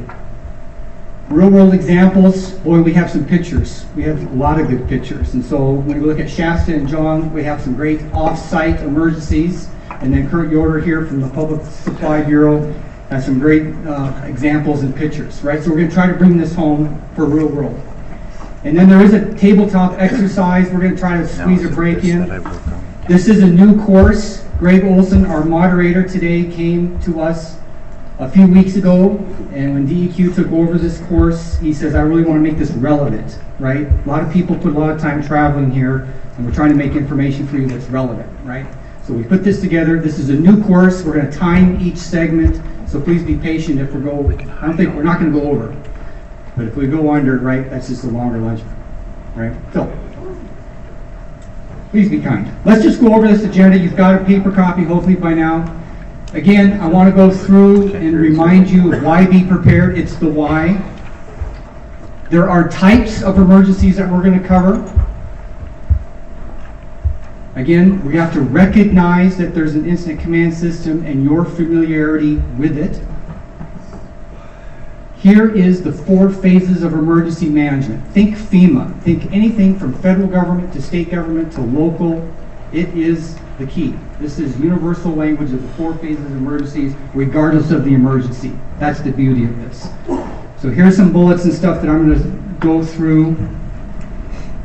Here's a great checklist. This is why I gave you paper, because you can take this, at least look at it, post it, maybe expand upon it.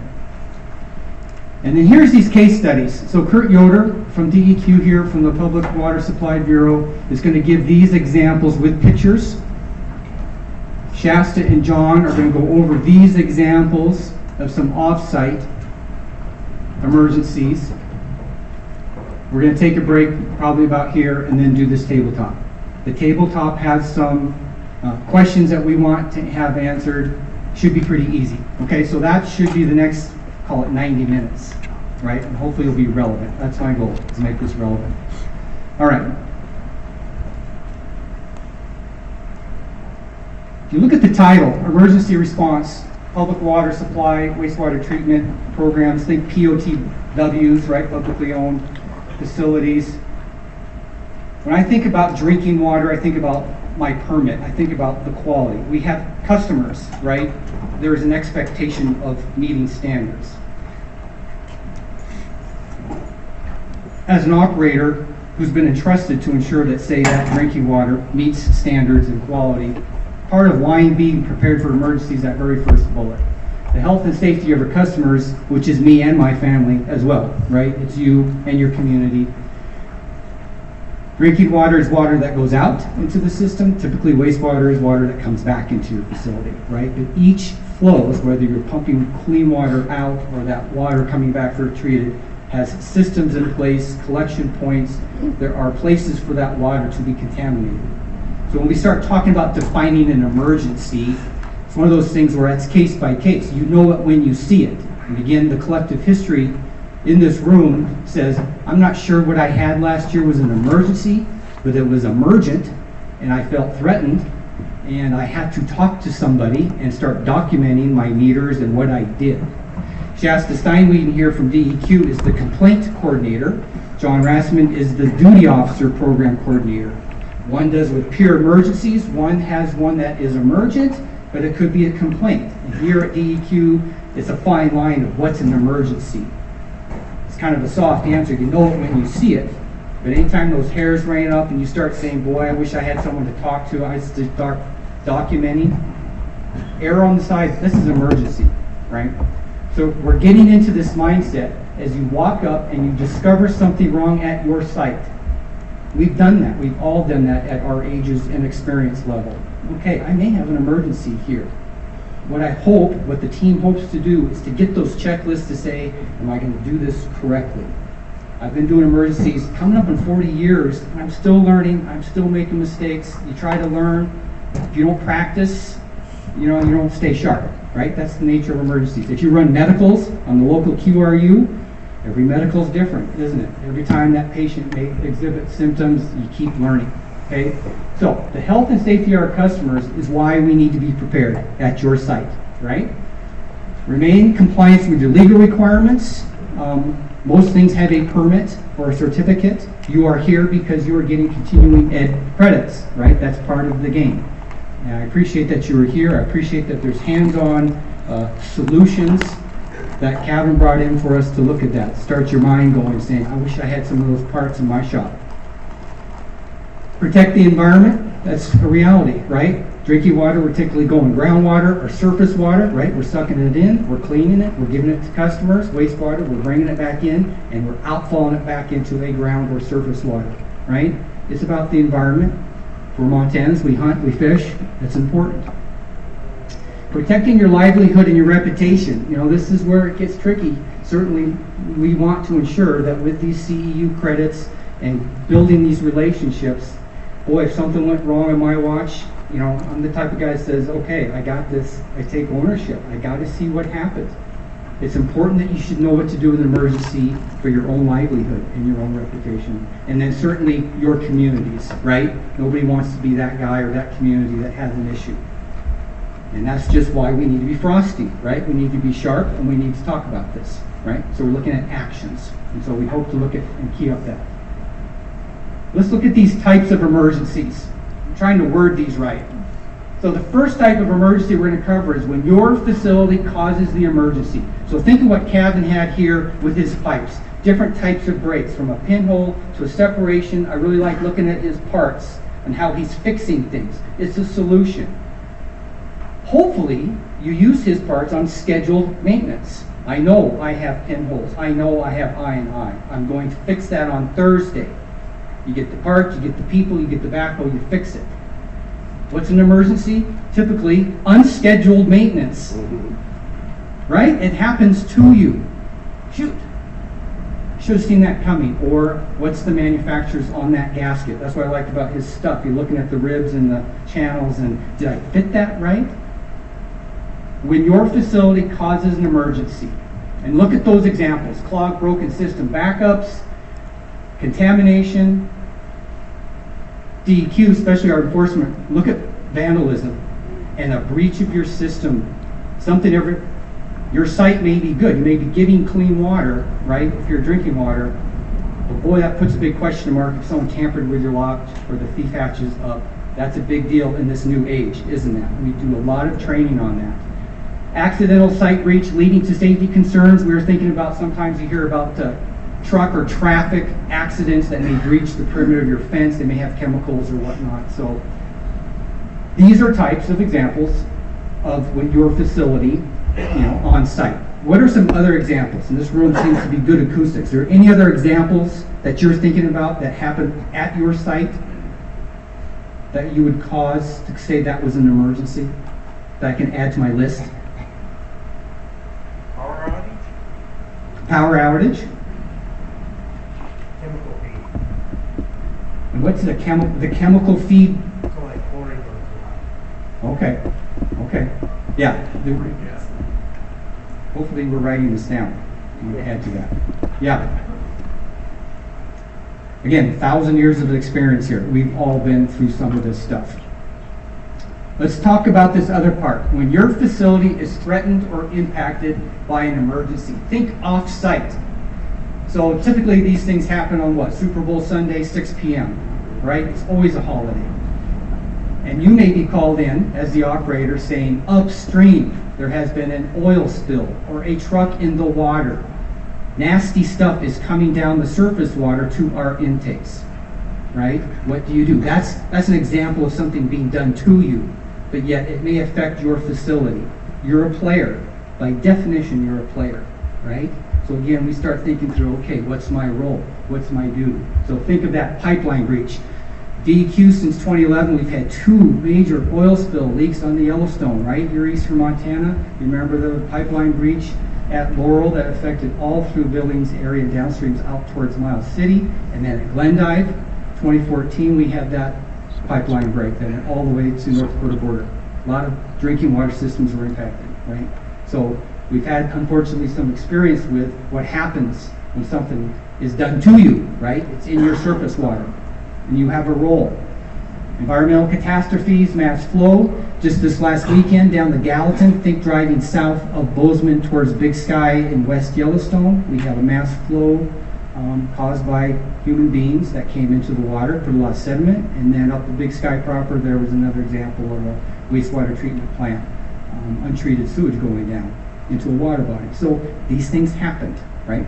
These things happen. This is what we deal with. Broken distribution collection pipes within a street, that can happen with you. Equipment failure, high winds, a power outage again, or something. So let's just break this world up into 2 things, right? Something that happens on our watch within our facility, something that happens to us, okay? Understand that when something happens, this whole incident command system, which really took hold after the World Trade Center, right? Federal dollars don't trickle into states anymore unless the state has a solid incident command system and an emergency response plan. State DES has that, right? The governor's office has tasked DES, the state shop, with standing up the Montana Emergency Response Framework, the MRF, and all those things that come with it. In your area, so think federal government, think state government, think local, right? And you guys typically will operate at the municipal level, right, rural frontier. You may stand up an ICS system. In fact, listen to the radio with the whole coronavirus, right? When we see those briefings, what do they say? We've stood up an ICS system to look nationally at the coronavirus and our approach to handling it. Guess what? The state's standing up an ICS. I bet you your local public health officer is standing up an ICS. That's just a means of organizing people and resources to attack something in a coordinated fashion, right? So let's bring this back to drinking water, wastewater system failures. Is it an emergency? Let's just err and say it is. What's my organization? Hey, I'm just the operator. I just found it. Yeah, who are you going to call? What equipment are you going to get there? Do you need the backhoe? Do you need those parts for the cabin? You have to start thinking about your organizational structure, and if you are probably part of the VFE or whatnot, you need some familiarity with the incident command structure. Or if you're called into a site, you're on your days off, you're sharing your responsibility with someone else, and you get called into the site, the scene, maybe it's day 3, understand there is a whole system up there of who's in charge, what information is being pumped out by the public information officer, who's fixing it, that's operations, who's paying for it. Is my overtime pre-approved, or am I getting comp time? Am I a contractor? All these questions start coming into play, and the incident command system is a very good way to stand that up. So, I'm going to stop short on giving an ICS presentation, but this is where, if any of this resonates with you, and you want to go back to the home office and say, examples of further training, boss, ICS. There are so many different levels you can take. Online, right, or go take a class. State DES and the county DES teach this all the time. And that doesn't mean you need to be a master at it, but it does know, the takeaway from knowing ICS is, what's my job? Okay, am I just the fix-it person? Am I just the money person? Am I just the one getting the supply? Am I just the back row? I mean, everybody has a job. Wait a minute, 2 people are telling me what to do. ICS says, no way, you can't. You work for one boss. Guess what? It may not be your typical boss. It may not be the public works director. It may not be the city manager. Why is this council person telling me to shut off the drinking? I work for my city manager. Times of emergencies, isn't it curious how people step up and for what reasons? Hopefully if they're trying to do good, start giving you mixed information. The ICS system helps clarify that. You work for one boss, right? In emergencies, errors will happen. Our job is to minimize errors. Errors will happen. You know, someone will not be notified. Someone may misstep. But we try to minimize it. Hence, part of this. You're taking continuing credits and getting enlightened, hopefully, on emergencies, right? So, understand behind the system, this is how we handle emergencies. Look for further training. It's easy, it's quick, and you can handle it from things other than your day job as an operator, right? Okay. This is the part that I say is kind of eating your vegetables. It's a lot of words and whatnot. You can hear me talk a lot. But I think this is the best way to tee this up and just get you thinking. My goal is not to have you be fluent in this, but to start thinking. And my job, I think, and all our jobs are, if we just walk away, if you have 2 notes on your sheet, I think I've done a win, right? You're more conscious about how to respond to an emergency, seek further help for your problems.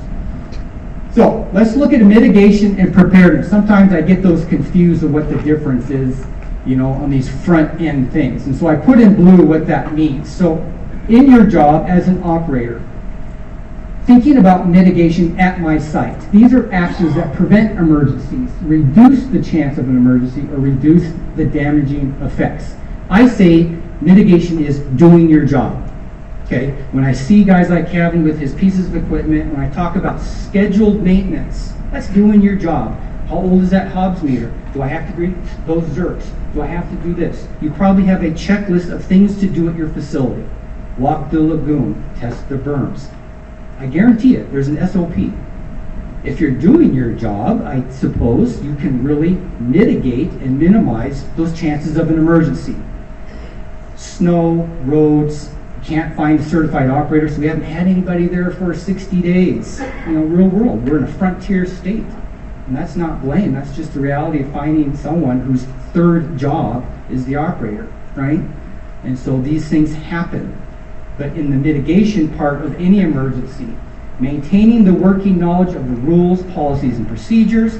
Everybody typically has a permit, right? Know your permit, because there may be reporting, types of reporting qualities, how you take your water samples, how you do things.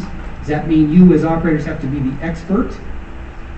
Someone should be, right? Know your permit, know the rules. And that's kind of, again, a meat and potatoes thing, right? When you signed on, there's a level of expectations that you know the rules. Okay.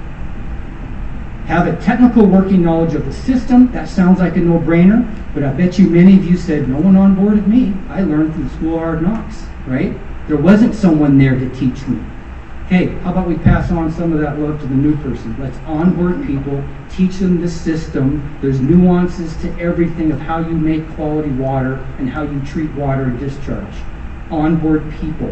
Make sure you're not the only one with the keys to the shed who knows how to read the meter, right? Trying to find the hobs. That is such an important thing of saying if there's 3 people who are redundant because 2 of us are off on a vacation, 1 is on maternity leave, someone needs to know how to fix this. It's not a one-person show, right? So that's part of this. Have a technical working knowledge. Know who to call for rapid assistance. I always like this example that we all see it. Frank's our backhoe operator. Frank and his wife live next to the shop. In 2000, we negotiated an agreement that we could use his backhoe. Okay, is that still an agreement? Is there some hold harmless, things in place? Does Frank still want to be your backhoe operator? Boy, on the front end, let's get those understandings together. Where am I going to get a backhoe if I had to dig up a joint, right, or something? That's part of this rapid assistance. Know it's available. Maintain system checks, document, anticipate failures, preventive maintenance. Okay, this is what I would say is do your job as best you can, stay on top of it, scheduled maintenance.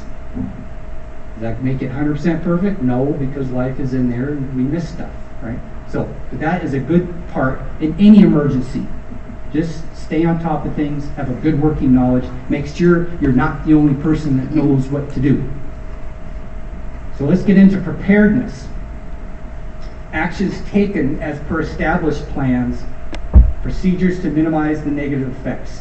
So here we are, one step closer towards attacking that emergency. Being familiar with ICS, as I imagined, understand there's a process, there's language, and you could come up with someone you've never seen. Who's this Bob guy from DEQ asking me questions about my system? Oh, okay, he's one of those DEQ guys that are helping fix this. I should answer his questions, for example. Fresh faces, just know that, okay, there's an incident command system set up. There's people from not around here that are going to come help us. Continue to train on multi-system scenarios. Again, I like this example with hands-on from Kevin, that there's so many parts and pieces and things I never would have imagined, that if you're staying up and current with your systems and scenarios, you may be able to better anticipate. Your job is so complex, and I'm so, admire what you do because it's problem solving. And there's math, there's engineering, and there's technical fix-it stuff, but then there's administrative stuff like your permit. You're asked to do a hard job. And being here, I respect that. You're trying to keep learning. Maintain healthy relationships with key contacts, right? Your management chain, local technical support, state support. Holy cow. How many of you in an emergency situation, it's not the position, it's the person. That's true in life, right? Oh my God, I can't get answers from that council person. It's just they're freaking out and they're not being cooperative. They're not being objective. And that's just human beings, right? Human factors. Probably one of the biggest obstacles to emergency response is us ourselves, right? So understand the healthy relationships, because if you have to make that critical call to the city manager saying, we got ourselves a problem here, but yet, there's some bad words, or I just don't really want to call them, maintain your healthy working relationships. That will so help you in an emergency response. Develop and maintain that key contact call down list. So visualize where you work. Who's my boss, right? Who do I get work direction from? Is it your job to know about finance, but is it your job to know about planning? Probably somewhere in the shed or the office is that key contact list, and it's current. It says 2020 key contact list. People change, local elected people change. What are the expectations for notifications? Right? You may know off the top of your head, oh, I've known these people for years, they don't turn over. Well, if a new face comes into a shop, it'd be nice to know who's your key stakeholder, right? How am I going to get in trouble for not notifying somebody? Again, it's human factors, right? People want to know what's going on. This is some things that we've learned and what we try to do at DEQ. We have our own key contact list. Have that on-site emergency response plan. That's like the 5-step what you do. You turn the power off, you turn this check valve off, you do something in sequence, right? If you're asked to turn off the facility, I'm sure there's a turn-off sequence that makes sense, especially when you're looking at power and pressures and things that I don't even know about, right? But have those emergency procedures posted and trained on. That way a new person may not know what to do. Site communications. So again, we're a frontier town and I'm with you in eastern Montana. Okay, that'd be great if we had cell service to do the cell reporting, but how do you go from your site, right, where you look at your meters and you're making water, can you call somebody from that site? Maybe, if there's a hard line, a cell phone, family service radios, as those FSRs that we hunt with and whatnot. Think about your communications. If you have to drive away, then how long does it take? How long does it take to make my first phone call saying something's up? Maybe it's instantaneous, maybe it's a 10-minute drive. In the snow, on a Sunday, at night. Ensure for emergency funding, cost recoverment. You know, most of us will roll up our sleeves and say, I'm going to do what it takes to do. That's what I signed up for. But when you're on day 3 of 16-hour shifts, you start thinking, am I going to get paid? Is this comp time? Is this if I'm a contractor?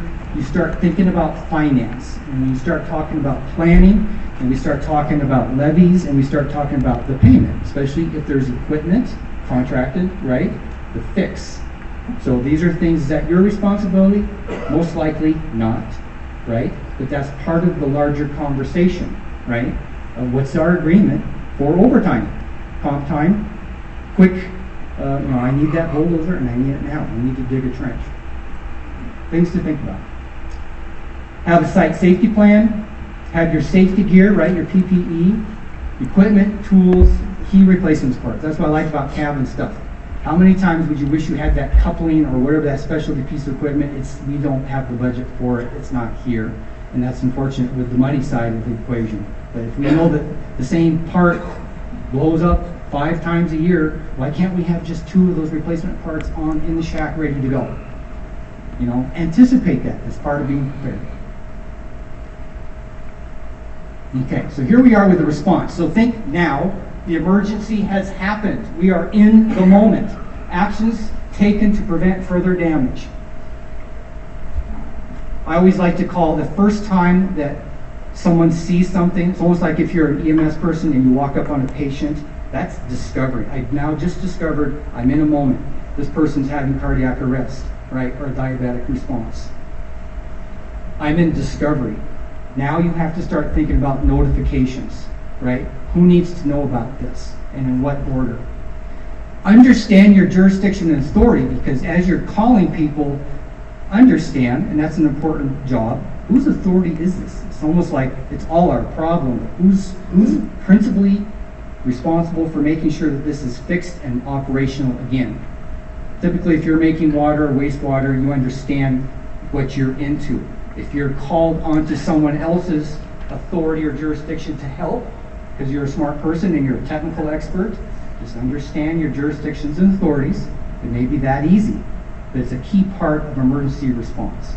It just is. Organize your resources. That's that ICS component again. Keep talking. Accounting for your people and resources. So think of your shop. It's midnight, day 3, all these 16-hour shifts. What has been ordered? What's ordered for tomorrow? Is that your job? Well, you can help make the master list. I have these 5 people under my care, right, to make sure that they're accounted for. Some are in the field digging, some are upstream, some went back to the city to talk with the council. Know where your people are, know your equipment. It's that accountability for resources. That's key, right? We leave no one behind, we all work for each other. Work objectives. considering protection of human life and the environment resources. Again, if you're first on scene, if you have that authority and whatnot to start giving work orders, obviously safety first, right? Nobody needs a hero with some of these systems, but make sure you articulate that. And in the moment with emergencies, your mind's racing. When we have emergencies at DEQ, we usually dispatch 2 bosses, 2 incident commanders, because someone's seen something that you're not, right? Bob's up here talking, trying to make connections and trying to live Shasta or John to say, yeah, don't forget this. You're right, forget something. So if you're in the moment in an emergency, find someone you trust, find a co-partner. They will see something that you don't, okay? Document your actions, work hours, and outcomes frequently. Holy cow, it goes back to litigious society, right? When did you know it, right? When did you discover it? What happened, and what did you do? You're not taking notes in your log, right? I came at midnight. I discovered the leak. I immediately took valves off, made my phone calls. What did you do? That's just good practice, because if you start going down to where there's cost recovery, right? Insurance claims, then you kind of forget you're in the moment. So this is a key part. Document your actions, especially if it's something that's being done to you. Oil spill comes down the river, right? Unfortunately, we sucked some of the oil into the water treatment plant. We had to shut down. We had to bring bottled water in.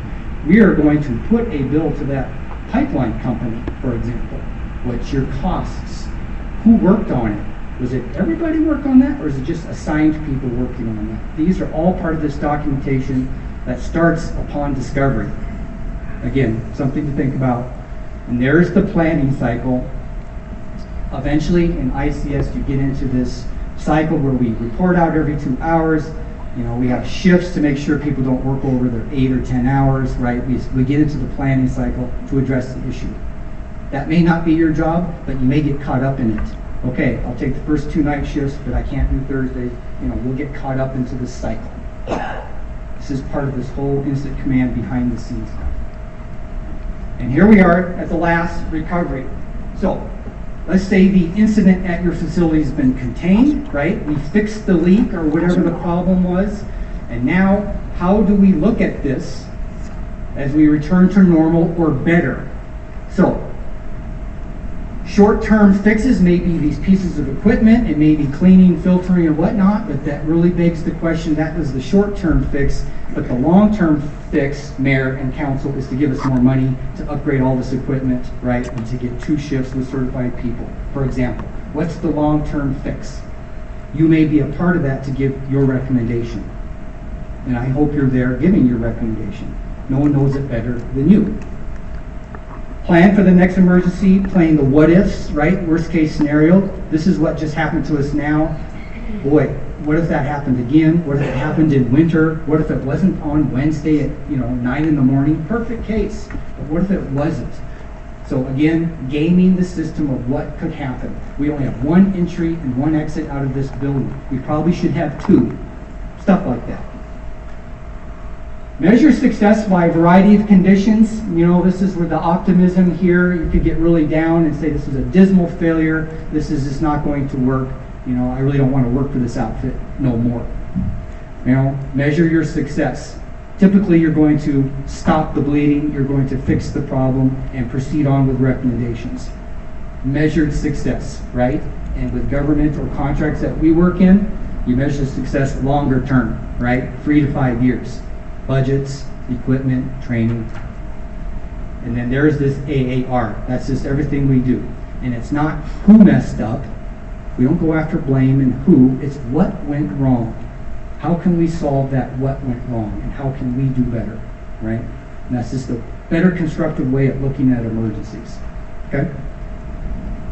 So, this is a checklist. You have it on paper. You can add to it. This is just a summary again, because I'm trying to keep this to 6 pages just for photocopy costs. Look at the red there. It's kind of like a mnemonic. This is what we do at DEQ when something happens. So the very first part, when you discover something's wrong at your site, to me that's called discovery, right? I just discovered something. It was brought to my attention. Discovery happens along the way. It's a buddy system. I'll guarantee you at state DEQ, someone knows the director, or definitely the deputy director, and they'll call from Hardin to the deputy director and say, you know, we got this truck in the water.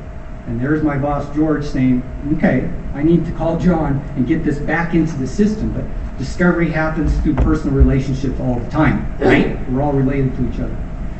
And then there's the authority. So in those first bullets, this is just, what do you call it? Prompts. This is to help you prompt, you know, is the cause of this emergency known? Who's in charge? What's their authority to be in charge? Has there anything been stood up for planning and ICS? What support do I need? How do I get the ball rolling? Do I need equipment? Do I need people? What do I need to support this? And when Shasta and John and I work together with Kurt, what's the complexity? It's the first thing I always ask. Is this a big deal or is it a little deal? It's a little deal. It's got the potential to be a big deal though.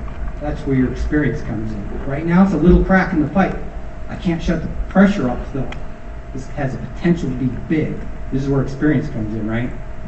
Don't poo-poo things. So, there's a neat checklist there. And then here we come into notifications. Great checklist. Who's on your key contact? You know, you may not all have city managers. It was usually typically a public works. You know, who's your boss? Determine who your support people are. So look at DES. There's county DES, disaster and emergency services people, right? They're all over every county. They're typically 1/5 DES and they have many hats. And then you got state DES. There's your DEQ people, like us here. RP means responsible parties. Just understand who needs to know. And who's going to call them? Are you the best person to call them? Or does your entity have a public information officer? Probably no. But who's your spokesperson? The worst thing that can happen in emergencies, because we all want to give the best optimistic reports. You know, you don't report on things you don't know. We have emergency personnel assessing the scene. We'll gather your information and we'll keep you informed. I'm not going to speculate as to if we're turning off the POTW, and stay tuned. You almost want to give so much information, but it could be misinformation. Again, human factors. In our ability to try to communicate, we may over-communicate or communicate wrongly. That's the fog of war, right, in emergencies. Other state and local assistance, if it's really big, you may see players like EPA. When we had the oil spills on the Yellowstone, we had Exxon, we had people from Houston, across the country. The world came to us in 2011 for the ExxonMobil, that pipeline spill that we had. Thousands of people were here. It was very complex. And then the contractors for technical support, Energy Lab, I have a very good compliment for any emergency we've had here. If you don't have the technical expertise, we have very good consultants in the state. And everyone has a different consultant, but I'll guarantee you, and I've seen this, they step up. And they say that they don't care about the hours, they're there to help. It's a good spirit of cooperation, right? And a lot of these laboratories where you have to send your drinking water sample to, is this certified water? We found those labs put that at the very top. We've flown water samples on airplanes to Billings to get it sampled to say, is this water quality? Does it meet specs? And the lab was open and everybody cooperated, right? Good spirit of service in Montana. So rely on your contractors, they're very good people. Okay, and then here's this organization, right? What actions are we taking? How are we going to pay for it? That may not be yours, but understand that money is a big deal, right? Planning cycle, and then of course documentation. So I'm going to read these, I guess, but make sure document early and often. Who's our public spokesperson? What's my assignment? And then the finance, the logistics, and then those situation reports. Elected officials and people who have stripes on their shoulders are constantly saying, when can we have that water coming? When? And as the technical operators say, it's ready when it's ready. Thank you. I'm working very hard. I have my planning cycle. I have my people. Okay? So I'm going to stop there before I hand it over. Any questions or reflections to add to those meat and potatoes 4 steps of emergencies or corrections that I need to learn about?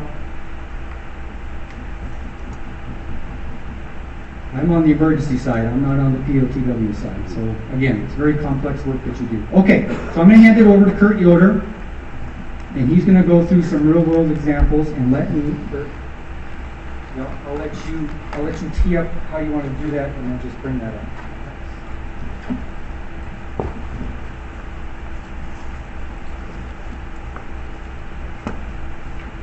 All right, so we'll start off here with the public water emergency response case studies. At least one of these, two of these potentially encompass the wastewater side of things. So here's our information, of course. There we go. So the first one listed on here is Avon Family Cafe. I really didn't want to use their name too much. They're a transit system. They don't have an operator. So this is kind of a small one well facility on the highway, and they were operating one day, and all of a sudden the state highway truck spills several 100 gallons of de-icer, and it happens to roll down near their well. And their well in these photos is over here, which is, in this photo be behind that truck, and so they contaminate potentially this large area. Sort of in their favor is the fact that the ground's frozen. And so things will run off, although it is de-icer, so frozen ground, de-icer, that's where it's going. Gravel parking lot. So kind of the basic thing for this was, at the outset, the facility was pretty much unaware of this incident occurring, and this is not at all uncommon. I've been a party to several now that have been, I had no idea this was happening until something else, routine monitoring, so forth, so on, and then they found out that something had happened. So, being a transient cafe system, they have little to no planning, had no idea this was occurring. Fortunately, it was the state that had caused this issue, and I say that because they ended up doing more monitoring on this well to maintain water quality and make sure that it was not as badly affected as it could potentially have been. So they ran water samples and brought them into town and had them checked and everything, and I think they went a little above and beyond for what the type of contaminant was. It wasn't really going to severely impact health for anybody. So the outcome was pretty good for these guys. They monitored for quite a while just to make sure that contamination was mitigated and so forth. And of course they, in these photos, excavated away as much as possible in that mitigation process.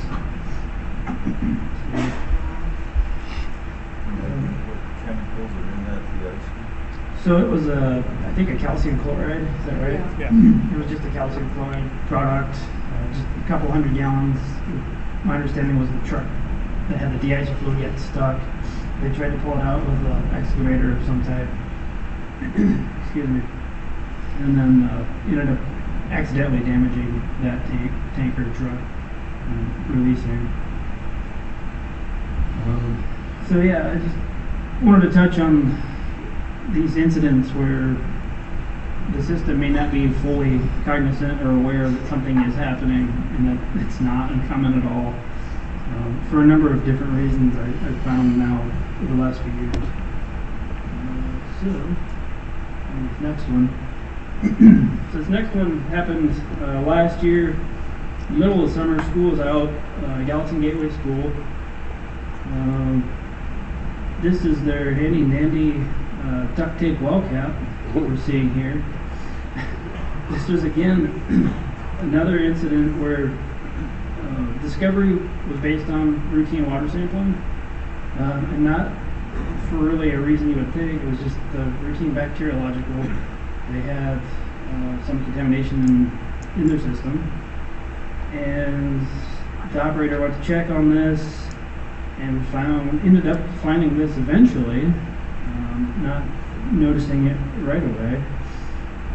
And the question came up finally, I think about a week into the incident, who damaged it, or how did it become damaged, and how long has it been that way? Because the operator initially had no idea that this had even occurred. So, in looking deeper at that, kind of realized that this could have been a potential contamination incident, and immediately elevated things to another level, other than a routine bacteria positive sample. So again, this is a school. They have some plan on how to deal with emergencies, but nothing laid out in stone. That's kind of my point for this particular incident. And that, not having that plan in place for potential intentional contamination, and I think what we ended up finding was that this was probably hit by a car, and that wasn't the first time that this particular well had been struck or nearly struck by a vehicle. And so without having that plan in place on how to deal with, a vehicle striking their well, and not doing anything after the first couple of times where it was near or had happened. So obviously there's no bollards at this point around this particular well. They ended up doing a little bit of an after-action review on this and putting up some bollards and stuff to facilitate that in the future. So this became an emergent situation between, of course, DEQ and the public water system, realizing that they had no idea how long it had been open like this and what birds had flown in there or crapped in there, or what was potentially put in there. They ended up executing an abundance of caution and doing a lot of sampling that they don't typically do, and trying to figure out and make sure that the water was safe, and that it was not contaminated and going to impact health. And again, fortunately, this was in summer, school's out, they were doing some work on the school, and contractors are basically just flushing water anyway, so it's kind of in their favor for that particular thing. So again, the outcome for this situation ended up being good. We didn't find contamination. There was no threat to public health other than the bacteriological, which they had already addressed with chlorinating. And so we did get a good outcome with putting bollards up to prevent vehicle strikes in the future, which we assume is exactly what happened. And so we'll look at Lewis and Clark County. So this is, of course, Augusta, 2018 and 2019, 2 years in a row. Of course, multiple public water facilities were affected. Some flooded twice, of course. Sorry, that's in Helena. There's a couple of flood twice. A lot of these are, again, transient, not necessarily have much of a plan, other than grab some bags and start bagging and try to facilitate yourself that way. And the bad part about this one is sewer infiltration, of course, and of course the sewer runs right down the middle of the town. The floodwater runs, and I believe in 18 they were talking about sewer manhole covers popping off with the infiltration of water. So we had some fine stuff flooding around, and then some handy dandy sandpoint wells in basements and so forth. So that's where we run into, you got to have some sort of plan on how to mitigate that once that happens. Those are really hard to try to chlorinate and so forth. They ended up, of course, after some mitigation work, getting the floodwater out, and it subsided fairly quickly, and then getting their wells chlorinated and tested at those facilities. It was not a terrible outcome. There was additional planning, of course, that's still ongoing and work to mitigate for the future in Augusta. Of course, there was some bridge damage and so forth, other facilities. And then at the same time, in Helena, of course, in 2018, we had several systems flood and flood twice.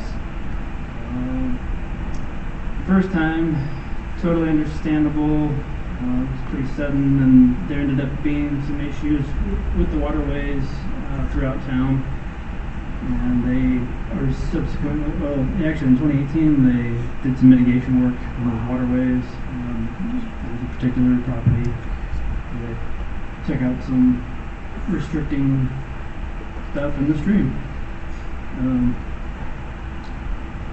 But initially they didn't have a plan, and there was a little bit of follow through. Of course, the homeowners were left to their own devices at this particular residential community to sandbag themselves. The community ended up getting water for them to drink and so forth, and bringing in some public water toilet facility or some toilet facilities. That was a big issue, of course, and this was also one. They have a private septic system that was flooded, of course, contributing to potential contamination of wells on site. And they ended up, of course, having to do lots of chlorination of their system and flushing and so forth. There was planning and after action review done following the first flooding session in 2018 for this facility that's shown here. They did not follow through. They had planned to raise up their well casings, and they did not. And about 2 months later, again, and they ended up popping captive air tanks a couple times. So not only did they contaminate their wells, they contaminated their piping inside their buildings and so forth. I'm not sure where they're at after the second session. I'm not sure if they've followed through finally, having had that twice. There's definitely a learning opportunity there for this facility, but yeah, it's just one of those things. How many? What's that? This was in Helena, 10 Mile Creek. Yep, just right at 10 Mile Creek. So fortunately, the greater outcome was that the county for both of these is doing a lot of planning and mitigation work on both streams, and I think downstream of this, trying to get flooding to go excuse me, in a place where it can be directed away from these residential areas, and then even, of course, Rossiter School, which is in the same general vicinity. That's an ongoing mitigation work. And then last year, or actually this year, this year, Spring Creek, the city of Shodo, has happened. We had flooding of a low-lying area, the creek area, of course, caused by jam here, and then more immediately, the flooding affected the sewer system. It did not affect the public water wells, which is great, but it did again affect Sandpoint wells, basements, and then along with, of course, sewer water infiltration. We've got here, there was the potential threat to the private citizens' wells. And of course, the mayor of Shodo was heavily concerned for those folks that still lived in the city limits but were on their own private water. He reached out because of the sanitary sewer overflow to our duty officer program, brain fart, and reported that like he was supposed to. And in that, he wanted to, this is where Bob was talking about the hair standing up on the back of your neck and needing somebody to talk to. He wanted to know more information on how he could help protect those folks that had the Sandpoint wells and were flooding out with the nasty, nasty water.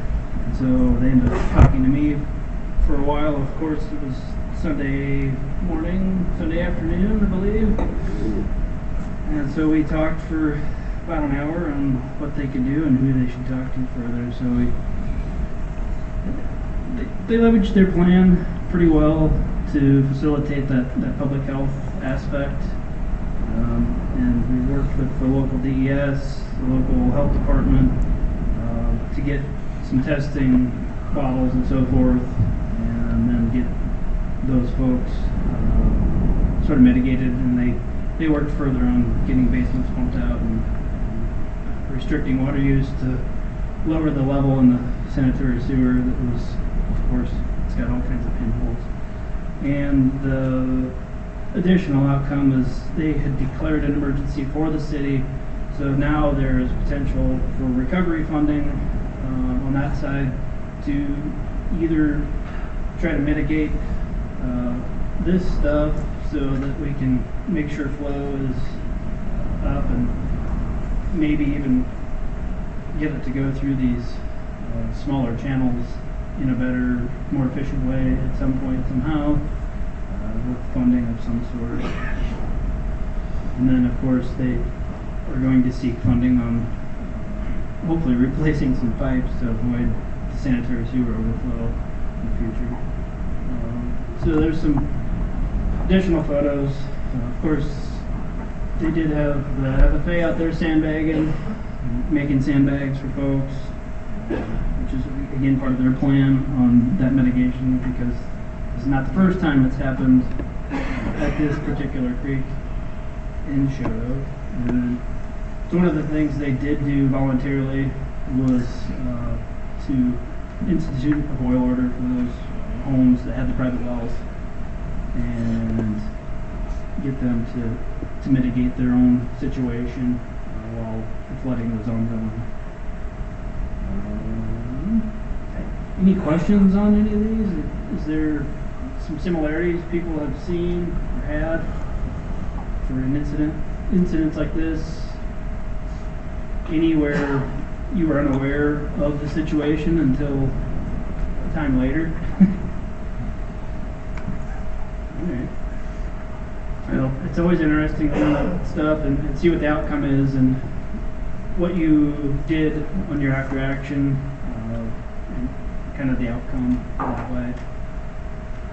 So I guess I'll turn it over to you guys. We got Chance to start reading the report from John Rasmus from our Moody Officer programs.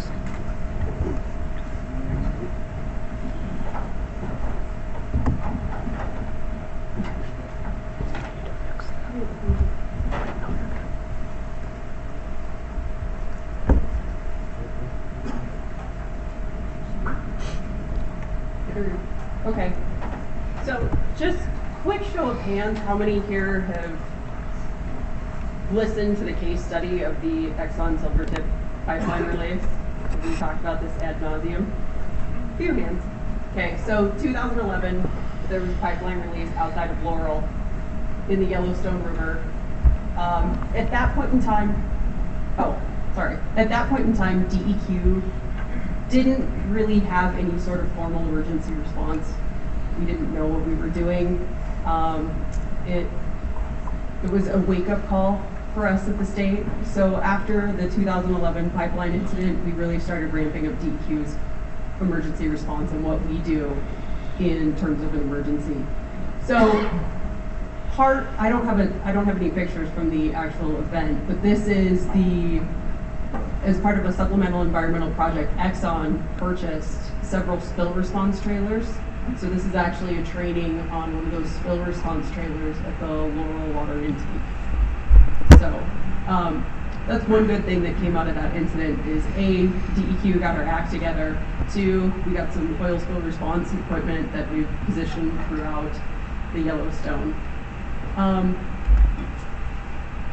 So moving on from that, how many of you guys have heard of the Bridger pipeline spill in Glendive? That should be a pretty big one for all of you. So the pipeline release, when it was originally reported to us, it said it was direct downstream of the water intake. So it was reported to DEQ that it wasn't going to be a problem with Bridger. And then, of course, in all emergency responses, that information changed really quickly. But then it was, okay, well, their water intake's on the bottom of the river, oil floats, this isn't going to be an issue. What did end up happening is that we learned that if the water is entrapped by ice, or the oil is entrapped by ice, it will mix in the water column. So crew did end up getting sucked into the wastewater treatment, or not the wastewater treatment plant, but the water treatment plant. It was about 15 feet down the intake, I think, for the oil sunk that low. Yeah, but part of our notification process is our downstream water users. We notify downstream water users. This is one of the downstream water users booming their intake. So how many of you guys have a surface water intake that's affected by rivers? Okay. So that prompted an emergency response from DEQ. We stood up our ICS structure. We sent down incident commanders. EPA was on site. EPA actually brought in their mobile lab to help test some of the water. They were doing several tests a day. They added a carbon to the system to help. There's the EPA mobile lab that they drove up, and so they were able to test water on site. And then one of the other things that they did was they aerated the plant. So this is a picture of them constructing the aeration and then putting it in use. And of course, the really nasty oil and ice booming, which wasn't exactly the most effective solution, but when you have an oil spill in ice, it makes the response extremely difficult. So in 2016, there is a wastewater pond at the Big Sky, or at the Yellowstone Mountain Club. The Big Sky wastewater treatment plant pumps all of their treated effluent up to the top of the mountain. Big Sky uses that for irrigation, for some snowmaking. They do not have a discharge point. All of their wastewater goes up to this pond. So in 2016, we got a call from the duty officer that said, hey, the pond up at the Yellowstone Club on the top of the mountain has had a failure. We're not exactly sure what's going on with it. We're not sure how big it is, but the discharge into the Gallatin River is pretty sediment laden, and we think there's a pretty big problem here. So DEQ went up, took a look at it. The pond in question, so on the left-hand side there, that is the water from the treatment pond that was discharged. On the right is just your standard bottle of water, so it was pretty clear. So what was coming out in the Gallatin looked like chocolate milk. Of course, everybody from the press is, oh, it's raw sewage, and the Yellowstone Club is contaminating the water, and it's, you know, the worst case scenario. But what was truly happening was because this pond was up on the top of this mountain, as it came down, it scoured out the mountainside. And there were several sections where the scour was 12 to 15 feet deep. And it deposited all the sediment into several different forks of the Gallatin River before it deposited it out. So it was 30 million gallons that discharged from the wastewater pond over the course of 3 days. So, is this my pointer that works?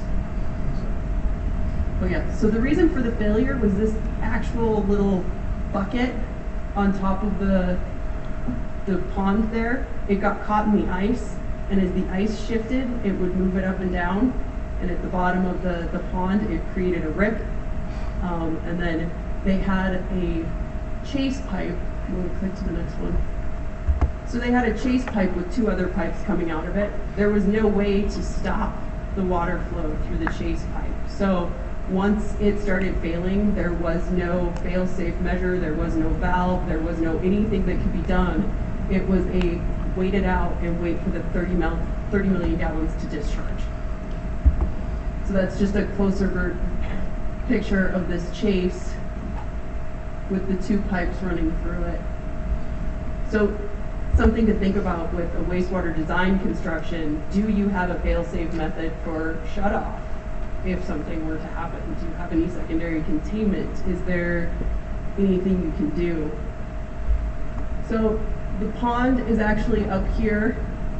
Getting equipment up to this in the middle of, end of February, beginning of March, I believe is when this occurred. They had to do some road work and some pretty heavy snow removal to get equipment up to actually look at the site.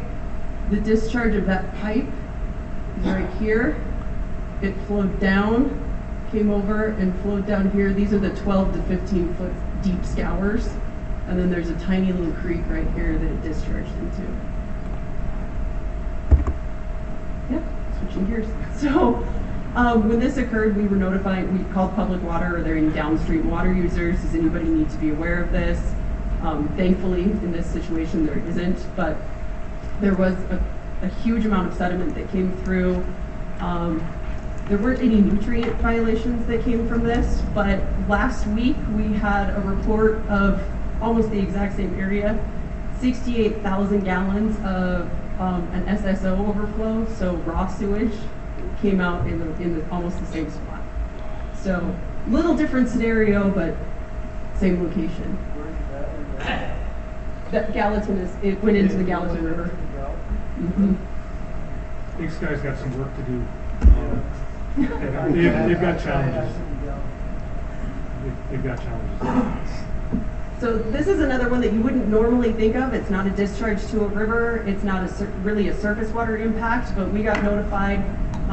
Public Health called us one day and said, hey, we went and did this inspection on a mining assay lab, and we think you guys need to come take a look at this. What was happening was, if you think of high school chemistry and think of anything you could possibly do wrong in a lab, it was happening here on multiple different levels at a huge scale. Some of the initial investigations, the operators of the lab were saying, oh, well, we neutralize all of our chemicals before we flush them down the toilet or dump them down the sink. And if there's anything in a water bottle, or if it's unlabeled and it's clear, it's probably acid. So we actually brought in an EPA emergency response team. We did a ton of hazcatting and sampling of a lot of this. This is their disposal toilet. There was a ton of gallon jugs of water. There was water. When we pH'd them, they were 0. Nobody knew what was there or what was going on. It was mining assay, so there was a lot of lead, there was a lot of heavy metals, there was a lot of acids, there was a lot of bases, a lot of cyanide. And crystallized acids too. Yeah, and then when we were there researching it, we found that there was a lot of chemicals that were unstable that made them shock sensitive, so things that couldn't be touched. So this was another one of their sinks. Somewhere between the sink and the bathroom, there was a garden hose hooked up that outletted, I followed it in the yard, and it outletted into a storm drain here, which then went to the nearby creek. Across the street in one direction is a public water supply, it's a bar. Across the street the other way, there is a gas station with a well, and an office building with a well, and then they're also right on a creek that flows towards another public water supply. So we had some really big groundwater concerns. What's going on with the groundwater? Are they actually discharging to the creek? What's going on here? So this is, we called in EPA for an emergency response. This is some of their contractors out sampling the surface water, the pond on the property. They drew straws to figure out who was going to sample the septic tank.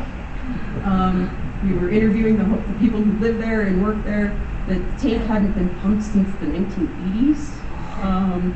And it was the largest septic tank that the county sanitarian had ever seen. So I don't know what they were doing or what happened, but it turned out that groundwater and everything that was there was fine. But we were still left with a lot of hazardous chemicals that had to be disposed of. But originally it was a big concern. What's happening to the nearby wells? How long has this been going on? Who's been doing what? This lab has been in operation since the early 80s. That's you. Well, yeah, sort of me. We got called into this mainly because it got a lot of media attention. This was up in St. Regis. They had a wastewater pipeline failure right smack dab in the middle of the river. So you can see this is a picture taken from one side of the river looking over that way. The contractor ended up digging up both sides of the river to get to the pipe. The fortunate thing here, this was discovered by the operator who was very proactive. Given that he's very good. He was doing his check on the lagoon. I think he did it about once every week or so in the wintertime. And he noticed something didn't look right. I don't think the level was changing. So he thought something was strange. So he just started going down the river to see if he would see anything. And eventually, I guess he saw evidence that there was a break right smack dab in the river, and the collection pipe had broken. Most likely just from scouring from the river. So here you can see they've dug out and cut one end of the pipe here. And this is the other end where they've done the excavation as well. And again, I went up to this site just for a couple of hours. We were getting there was a lot of media attention because it was the Clark Fork River. And that concerned people, obviously, when they hear wastewater is going down the river. So we wanted to check on the operation and see what was going on. Again, the operator was very proactive. He got on this right away when he did discover it. And started working on it within 24 hours. And just more pictures of the excavation that they were working on there. We were sort of fortunate there wasn't a lot of ice on the river at that time. Again, this was last January of 2019. Again, more pictures just showing the excavation, and of course, the break had to be right in the middle of the river to make it the most difficult access point. But again, that was fixed by, they ended up just basically using the existing pipe and sliding the new pipe through the length of the pipe to the other side of the river, and then sealing it up. So, and it was done within a couple of days after I was at the site. So, very positive outcome. Again, thanks to a very proactive and good operator. Any questions or comments? Yeah. Oh, it's on the last slide. No. So no, there isn't. There wasn't any public water supply outtakes that would have been affected by that. This happens last week. So with flows the way they are right now and what's going on, our experts or scientists have looked at it and it's pretty much gone. We asked them to do some sampling. We might have gotten results yet. I haven't checked my email since yesterday morning when they left. So generally when we have incidents like the Big Sky thing last week or even St. Regis, something like that, generally one of my first calls is going to be to Kirk.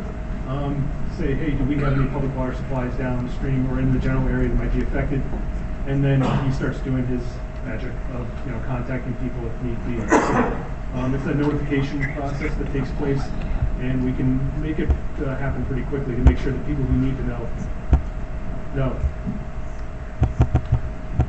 when did that one happen? Specifically, which one? The one that you said last week. So the one Big Sky last week was it was a sanitary sewer overflow that was construction debris that plugged one of the manholes, from what we can tell.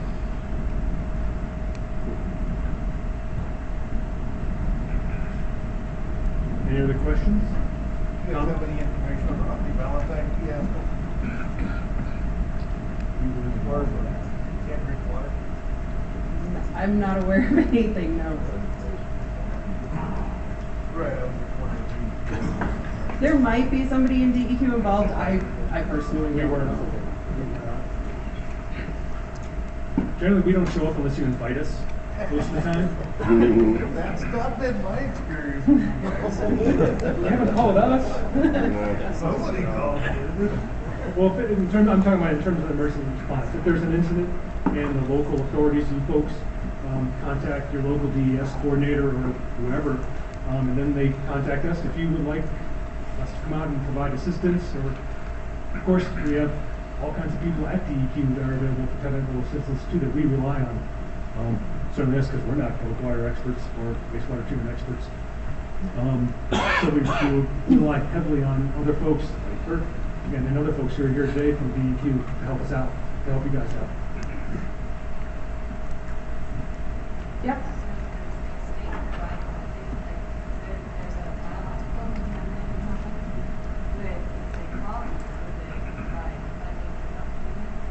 So DEQ's emergency response is unfunded. We do this, we just make it up and try to figure out how to do this. There is no emergency response for funding for DEQ. There's also no magical pot of money for cleanup. The majority of the work I do is truck accidents and truck wrecks or contamination, like somebody did a phase 2 and found some property that was contaminated. Unless it's like brownfields or some sort of federal funding, there's really no magical pot of money that the state has. We've had a bunch of hazmat incidents where, hey, we found 4 barrels of oil or 4 mystery barrels in the river. What can we do? I don't have an emergency pot of money to go hand to a hazmat team to say deal with this or dispose of this. I wish I did.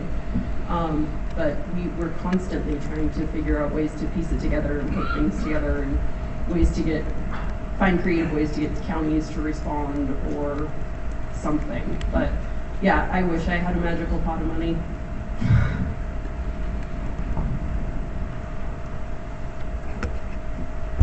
Well, I guess we want to take a break. Break till 11:30.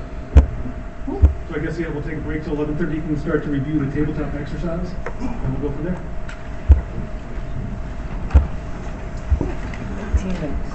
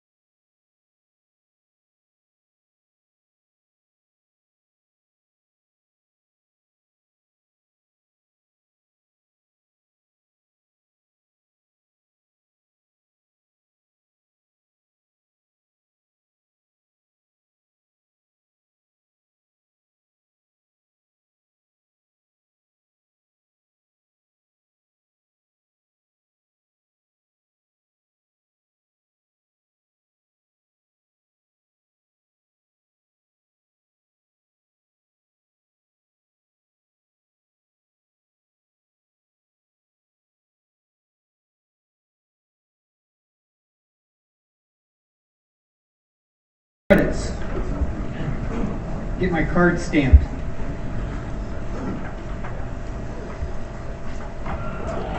Just a reflection from our presenters, and we're trying to keep this, again, this is the first time we've done this course. I really like, I gave some philosophy, but then our speakers talk real world stuff. And it's interesting when you look at these scenarios, acts of God, those flooding things. And, again, I'm learning this stuff too, of like when a flood comes in and contaminates your systems. Because drinking water to me is an easier thing for me to wrap my head around. Groundwater, surface water, treat it, pump it into people who use it. Wastewater, you collect the wastewater. It's like a reverse flow. I don't understand wastewater emergencies maybe as much as I do drinking water. But when you start looking at flooding, that's when I start thinking about wastewater treatment sites. Or, like the Norris chemicals, holy buckets was that a big thing. This was big for us. And you start getting into clandestine meth labs and all the nasties that people flush down the toilets. So if you're a wastewater treatment operator and having to clean out heavy metals and titanium and chromium, and you hear some of these things about the nasties that get flushed down the toilets. And then pharmaceuticals, holy cow. So you guys have a hard job. So we're going to keep adding some real world examples because I think that tells the story best. And I like that you guys have come up and I've added some stuff here too. So pictures and storytelling, that's how we fix our culture and that's how we train each other. So, okay, let's go into the tabletop. And I look at this room, it's a big room, so it doesn't really make itself conducive to anything other than if you're sitting next to someone you know, buddy up. If you're sitting by yourself and you're your own best friend, that's okay too. So let's go through this scenario. I'm going to help tee it up. And this is kind of a practical. I'm going to give 10 minutes for you to look at it, read it, and then the last 20 minutes I'll kind of do a facilitated presentation.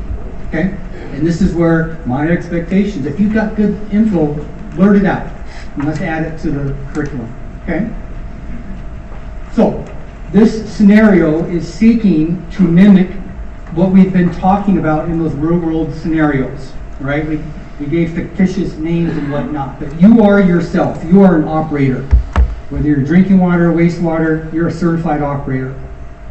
And something happened upstream, and it's a coming. Okay? Here are these questions that I want you to review, whether you're by yourself or you're with your partner. What's my initial response? Think discovery, think authorities. What are those initial things that I'm going to do? Second question, who needs to be notified, right? Notifications are everything. I want you to think of in your town, at your site. Think about that person. It's Margie, it's Frank, it's Cliff. Those are the people I call. Everybody start thinking about that. What are your emergency response objectives? Okay, typically in the firefighter world, right? We try to protect the responder and the public, and then you start trying to put boundaries around your fire and whatnot. Same thing with this emergency. Think through what your first, second, third priorities are, right? Got to examine what the issue is. Stop the bleeding, stop the contamination. But think through, in this scenario, what you would do. What are the potential technical and logistical issues? And then, do you need help? What expertise would you request? And then, all these have the why. What's your rationale? And there's typically no right answers. I will guarantee you, in most scenarios in the world, there are 3 to 5 right answers, right? And if you work in a collaborative response, you kind of come up with the top 2, right? So, don't be afraid to put your own rationale to why you would respond to any one of these. Okay, so from this point forward, whether you're in a team or you're by yourself, start reading through the incident. It's very easy. I did it big font, and then there's a map in the back that just tries to seek to look at some logistics and some stuff. Okay, so 10 minutes, I'm going to come back on the horn and I'll lead the discussion. Okay, ready, set, go.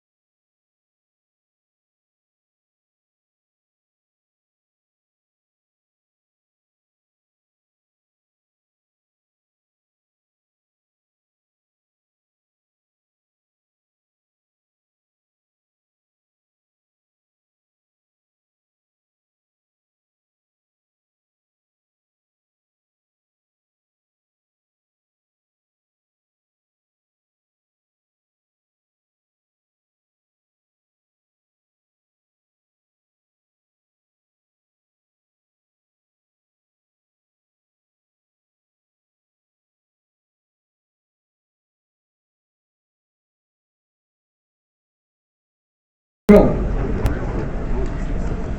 I forgot to mention, but I want to tell you about tomorrow. Kurt Yoder here, emergency guy for the public water system, is teaching tomorrow at 2.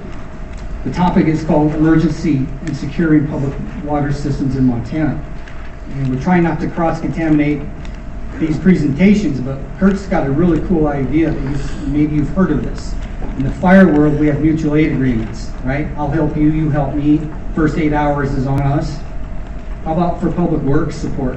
What an amazing idea. If I need technical experts from your town, come boost me, and I'll boost you.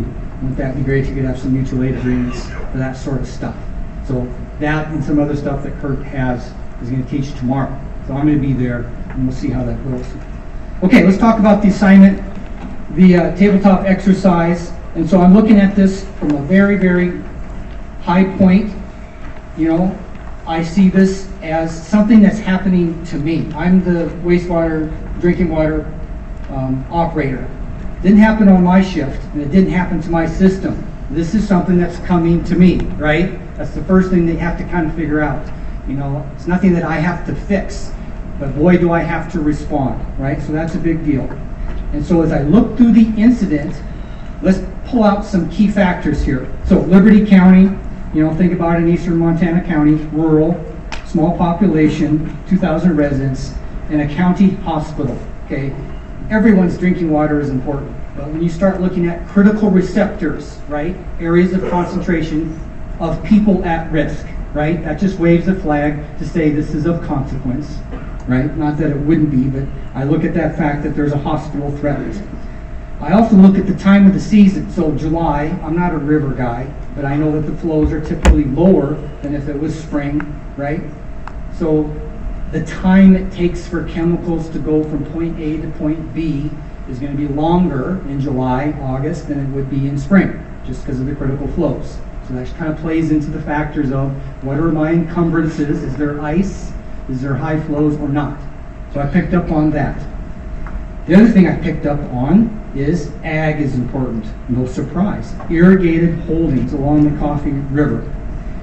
Okay, key contact. We have stakeholders here. People make a living by sucking water out of the river, irrigating their crops. Any interruption to that is a big deal. Think sugar beets this year in eastern Montana, right? Big critical water flow. There was a lot of sugar beets. I think that they lost some crops, probably due to weather. But if you can't irrigate at critical times, you got a lot of money influence. And if people's livelihoods are threatened, guess what? Political pressures, right? So that's just another key contact. So let's look at that. On Monday in July, 6:45 in the morning, this train derailed.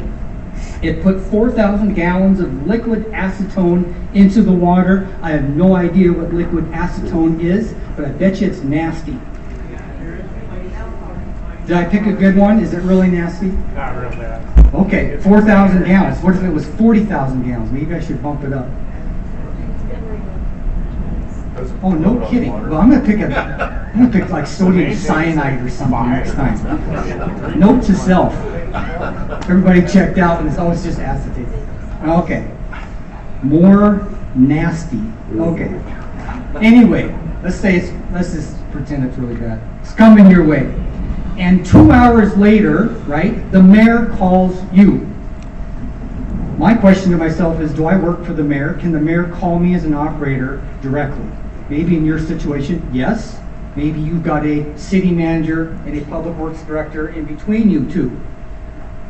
Discovery happens all along, right? When you start getting politics and irrigation, agriculture people putting pressure on the mayor, it's just curious.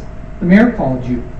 The mayor says, shut down the public water plant and start looking at the wastewater plant. Okay, I get that, because we're sucking water out of the river to make water. I'm wondering if the wastewater discharge would have had any effect. But let's see if there's any impact.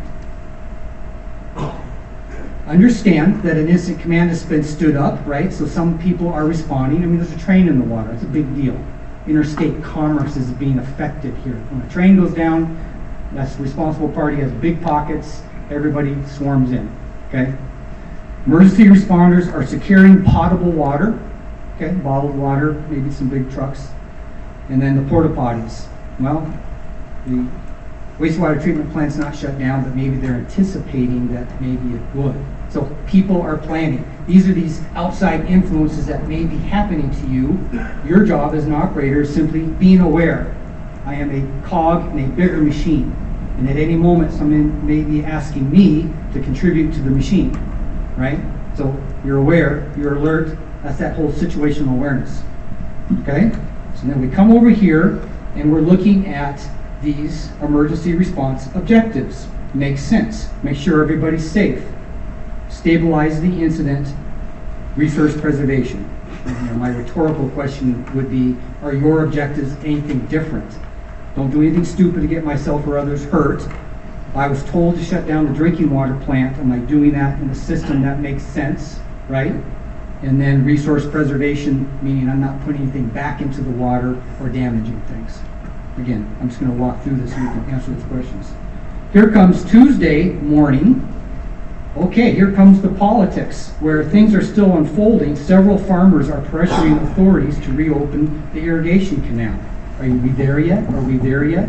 You know what? I don't even know the extent of my drinking water plant if I can start pushing water. Are we there yet? Are we there yet? That is the natural pressure. And you as an operator may be pressured into doing something or saying something. Take caution. Follow your SOPs. Document, right? You report to one boss. Do what you're trained to do. But those are those surrounding issues. And then towards the end of the incident, here comes the media, right? Shoving something in someone's face. It could be yours. Can we drink the water yet? What happened? Was there contamination? How much? What is this liquid acetone stuff? I hear it's not so bad.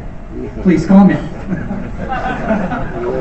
Oh, nothing to see here. Drink your water. On the fire end, it's real bad when it gets in somebody's house and you open your faucet. True. Yeah, it's a bomb. Yeah, so these are these Nasty unknowns, that way. secondary effects. Yes. And so we go through the incident. You know, again, several landowners have already engaged law firms because money is at play, right? In the fire world, what do I protect? Structures, trees, and grass. If you don't respect that grass as a resource to a cattleman, boy, you're in trouble, right? Protect the grass. And here, we start looking at that. So people's water in their fields, they're circling with the lawsuits. And even though the public water was shut down immediately and we're still evaluating the wastewater treatment plant, it's unknown if it was contaminated.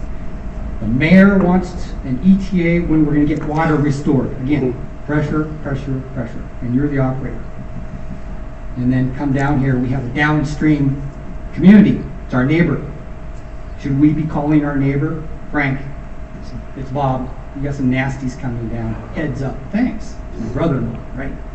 So here's something coming. So we're all neighbors to each other. It's part of your notifications. You know, we keep contact lists. And that goes to that really cool thing about mutual aid. So let's go back to those questions.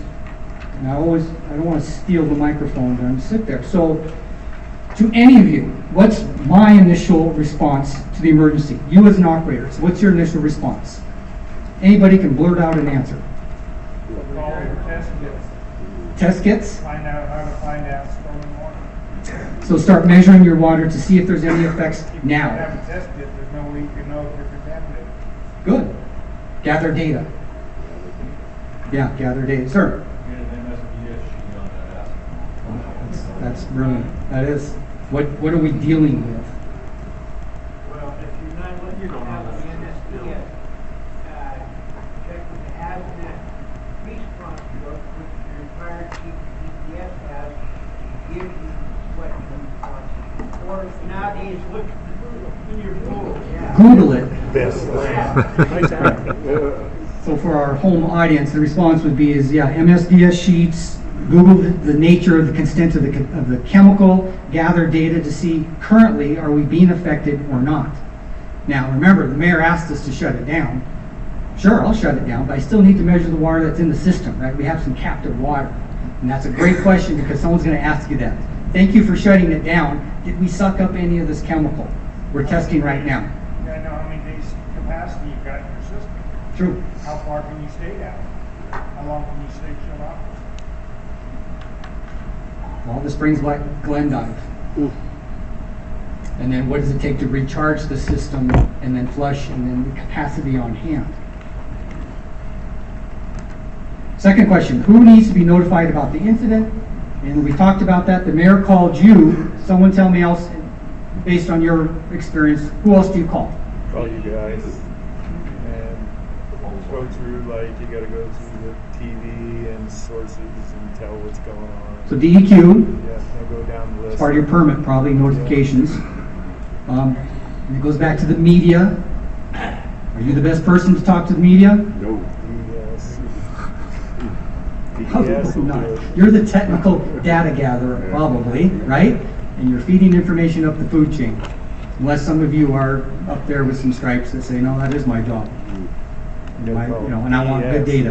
And, we've had to do it, so you have to call them, and they're the ones that's going to call and do your media and all that. Yeah. People want to know what happened and when and what's our role. Okay. Hopefully you talk to the fire department, see coordinate who's getting water, where they're getting the water from. Absolutely. Remember, the incident command system's been stood up in this scenario, so there's a whole other body of the world's coming to help. Here you are being given directions to do your plant, and that's where you have to go from here and suddenly say, I recognize what's going all the way around me. And it's a big distraction. Media, mayor, this whole incident command system of people coming in, and where's that MSD sheet? Because the fire chief and those people who have those skills are there, right? But it's information overload unless you got your buddy and you start saying, you do this, I do this, and you start setting up your own mini structure, right? So you can all play out who would be my buddy back at the home office. Who can I count on to make sure that we're on the same page? Third question, what are your emergency response objectives? Okay, the incident have some things, right? Make sure nobody gets hurt, stabilize the incident. So based on the data, let's just pretend we didn't stock up any chemicals in our plant. In this scenario, we shut it down. We have reserve water in the cells. Thank God there's no water. All tests are showing negative. Isn't that a good soundbite? Oh boy, people want to know that. You sample, and you probably continually sample just to make sure there's no latency of the chemicals, right?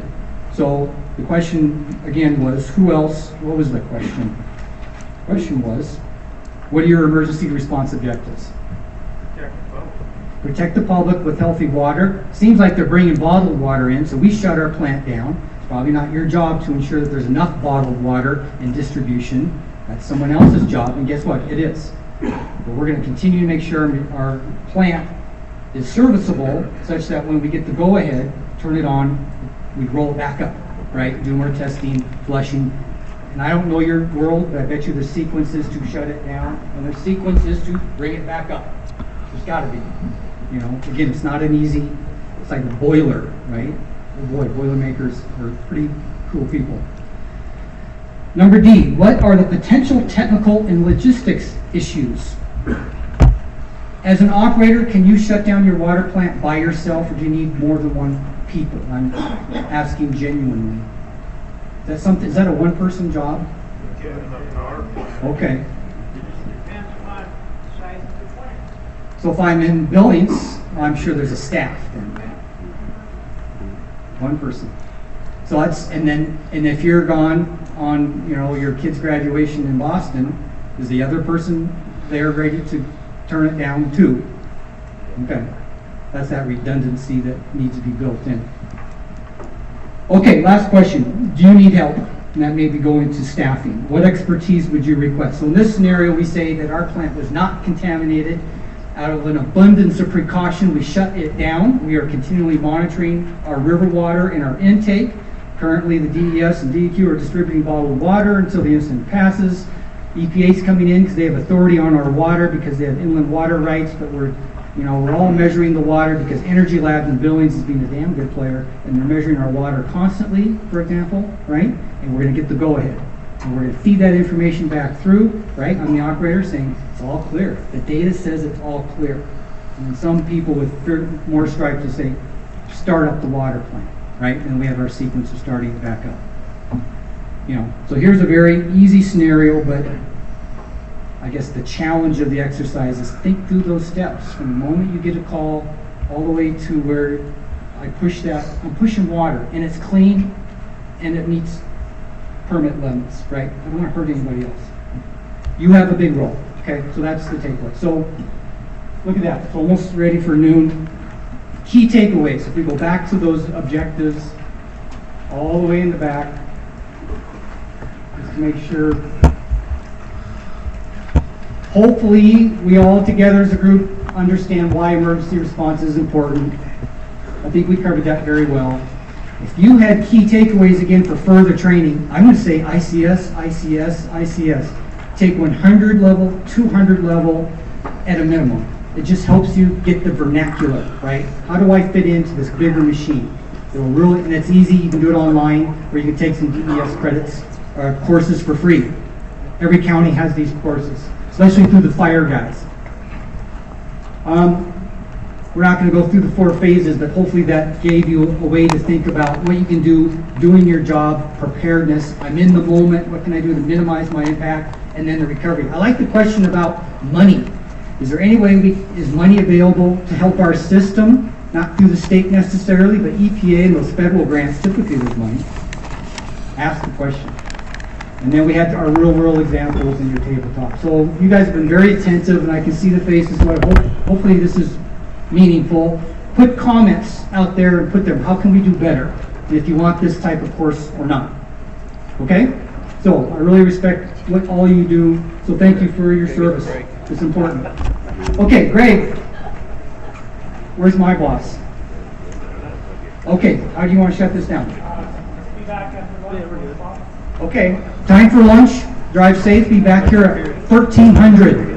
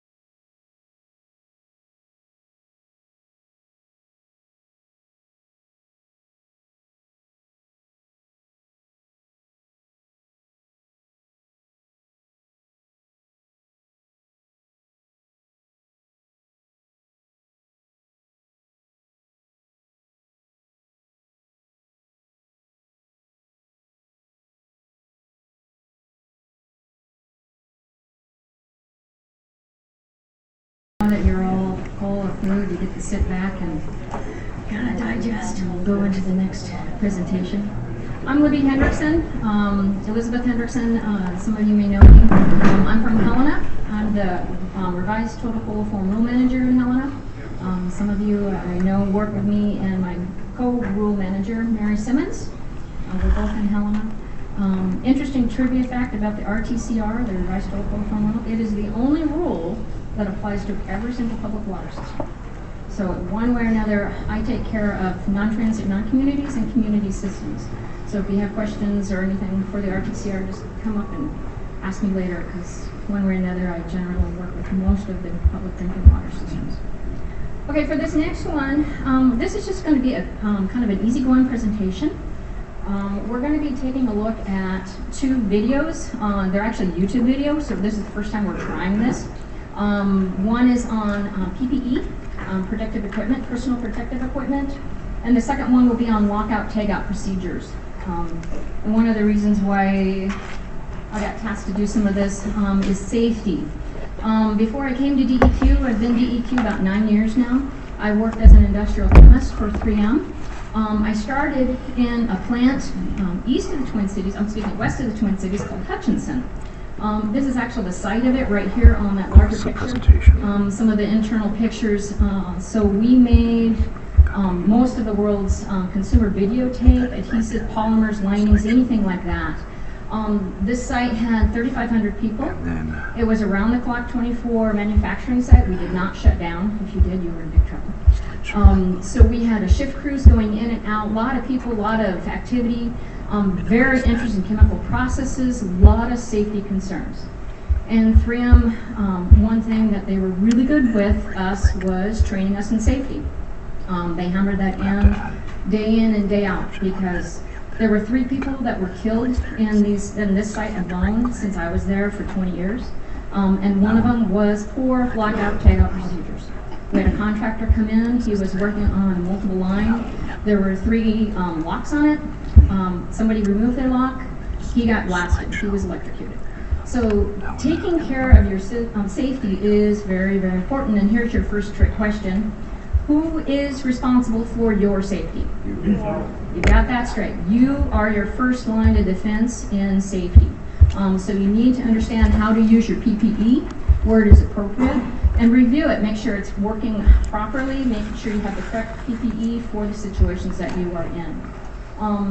This was a very interesting site. So let's see if I can launch this. This is the first time we've done this, so we'll see how this goes. We're starting with this one.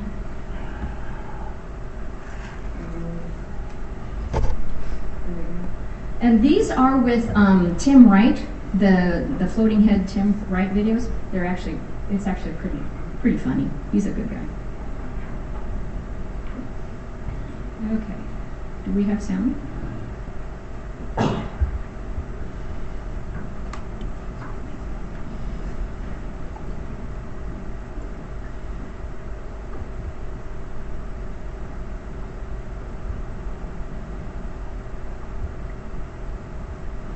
I don't think we have sound. It'd be through.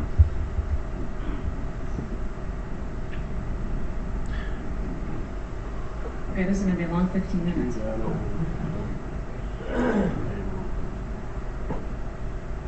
all got smartphones.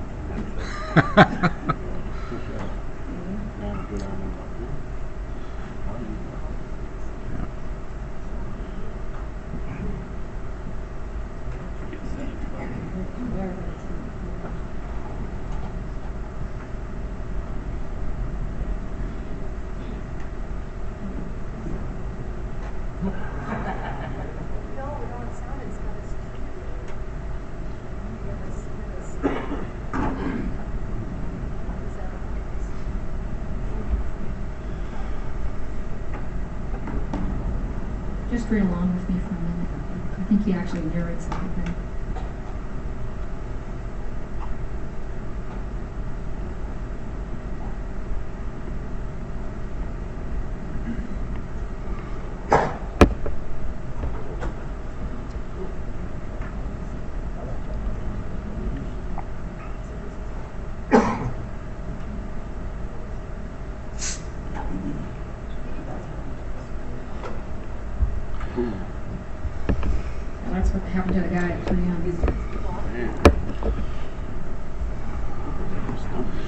Maybe. Closed captioning.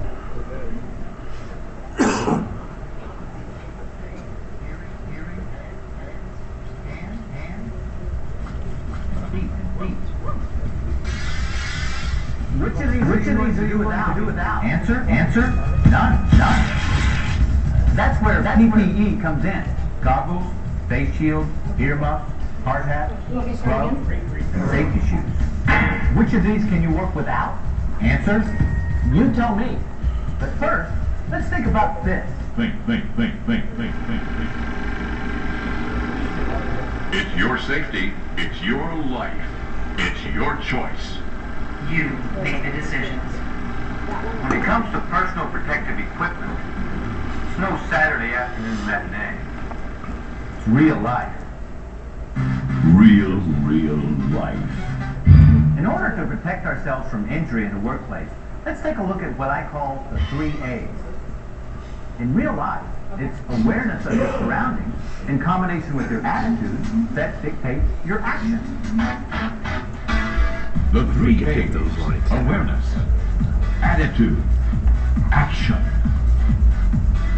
You're grinding, sparks are flying. You say to yourself, I need protection. That's awareness. You're thinking, safety. Safety is as safety does. No accidents, no injuries. That's attitude. That's action. By wearing the required PPE, you're taking actions towards your own safety. So when is PPE necessary? Do you work with flying particles, molten metals, acids and chemicals, falling tools and debris? You work above the ground or below ground with grinders, sanders, knives, electric saws? Then PPE is necessary. I don't work with any of those hazards. I don't need any protection. Bad attitude. Now there's an attitude for you. What about the worker next to you? Or the person on the catwalk above you? Your PPE doesn't just protect you from the immediate danger, but from potential hazards as well. Always wear your proper PPE. No excuses and no exceptions. Take 2, Parker. Action! No excuses and no exceptions. So what's the proper PPE? Your employer will perform a hazard assessment to determine what type of PPE is needed for your particular job. Your employer is then responsible for providing you with the necessary equipment and training you on how to use and maintain your PPE properly. Is there anything missing from this list? Something your employer is not responsible for? Answer? Using it. Your PPE is completely, absolutely, positively, no doubt, useless. You don't wear it, and that includes inspecting it first to make sure it's in good working condition. First step. First choice. First decision. Goggles, face shields, earmuffs, and hard hats should be checked for cracks. Gloves, boots, and protective clothing should be free from wear and tear. You need to know your PPE. It's your safety. It's your responsibility. It's your choice. Second step. Second choice. Second decision. After inspecting your equipment, the second step is to make sure your PPE fits properly. Do your gloves fit securely on your hands? Does your hard hat fit securely on your head? Are your goggles interfering with the seal necessary to make sure your earmuffs protect your hearing? PPE that doesn't fit correctly or is not worn properly won't give you the protection you need. Let's say you've been trained on the use of your PPE. You've inspected it before you use it, and it all fits when you put it on. Now you're ready to go. Think about this. What about later in the day? Tomorrow? Next week? What if the work you do changes or your work environment changes? Increase in the noise level? There's nothing we can do. You may need earplugs and earmuffs. Exposed to light rays or other radiant energy? What they could do in You may need eye protection with special filters. Knowing your equipment and its limitations is the real key to safety. And of course, the 3 A's. Awareness of your surroundings and the potential dangers, your attitude towards safety, and the action you take by inspecting all of your equipment and suiting up. That's all there is to it. You don't need to know anything else. That's it? There's gotta be more. Time out. Back up. Rewind. Good, you're paying attention. We've left something out, haven't we? Cleaning and storing your PPE. At the end of each day, by properly cleaning and storing your equipment, you can help to prevent damage and excess wear and tear of your PPE. It protects you, so you should protect it, because it's only a matter of time. That's the real lesson to be learned here. It's only a matter of time. Your PPE won't keep accidents from happening, but it will reduce your chances of being hurt. It's only a matter of time.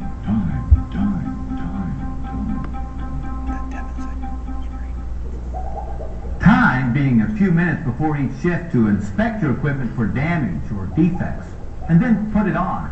And at the end of your shift, a few minutes more to clean and store it properly. A few minutes. Your safety. Your health. Your life. Can't you afford a few minutes? Goggles, face shield, earmuffs, hard hat, gloves, safety shoes, and protective clothing. Which of these can you afford to work without? You know the answer. Just remember the 3 A's. Awareness, attitude, action. And keep thinking safety. Because in here, it's only talk. But out there, it's real life. Real life. Now that you've been refreshed on the uses of PPE, I'd like to put your knowledge to the test. Meet Joe, a resident plant worker. We're going to put Joe into a reoccurring work situation and observe his different PPE choices each time he enters into the situation. We'll also observe the consequences of the PPE choices Joe makes, or fails to make. Your job is to point out the missing PPE which would be appropriate for Joe's work environment. What is Joe's work situation? As he enters the plant floor, Joe is exposed to numerous activities in progress. There's welding, workers overhead, transportation of heavy materials, loud noise levels, and flying parts. So what should Joe be thinking as he enters his work area? He should be thinking safety, the right protection for the job. Being aware of one's work situation and having the proper attitude towards personal safety, what PPE choices should Joe make? What action would you take? In all the following situations, Joe's job is to grind a piece of metal. Simple enough, but notice how the absence of the proper PPE can lead to disastrous results. Pick out the missing PPE as Joe prepares to grind.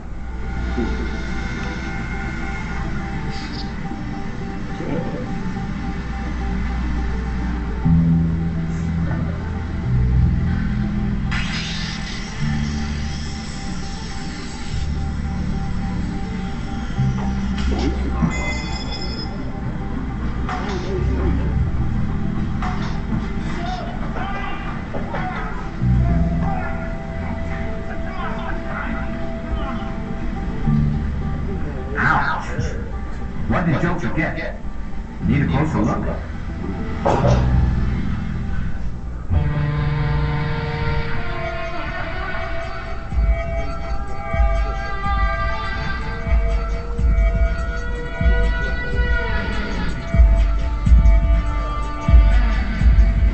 What PPE did Joe forget? A, gloves. B, safety goggles. C, hard hat. Or D, steel-toed shoes. For starters, Joe didn't wear a hard hat. A concussion or even death can result from a blow to the head from a falling object. And the painful outcome of wearing improper shoes can be broken bones. Steel-toed shoes are designed to prevent such injuries and to keep you on your feet. Let's move on to situation number 2. Joe enters the workplace again. Look and see what PPE Joe neglects to wear this time.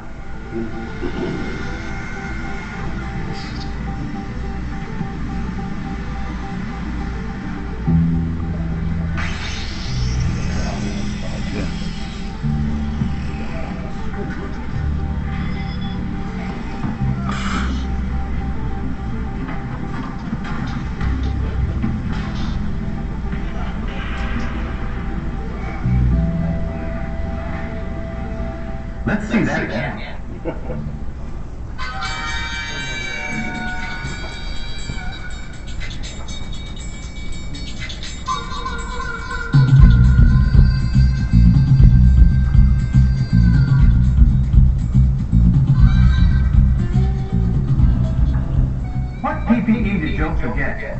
A, face and eye protection. B, hearing protection. C, head protection. Or D, foot protection.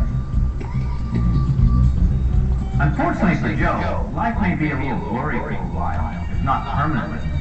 Although Joe managed to protect his hands, head, feet, and hearing with the proper PPE, the failure to wear both a face shield and eye goggles while working with flying particles could lead to permanent eye damage and even blindness. As we follow Joe into the work area this time, pay close attention to his PPE. Does Joe forget something? You make the call.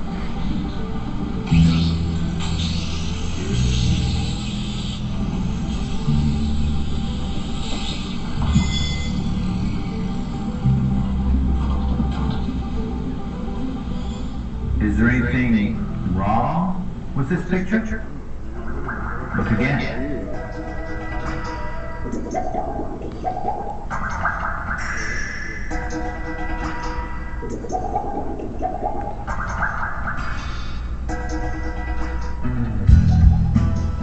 What PPE did Joe forget? A, hard hat. B, safety gloves. C, earmuffs. Or D, goggles and face shields. Because Joe is wearing the proper PPE, he appears to escape several near misses and walks away from the situation helpful. Or does it? Although Joe was uninjured at the moment, he forgot one important element of PPE. I said he forgot to wear his hearing protection! Joe keeps this up, he could be looking forward to a very trying retirement.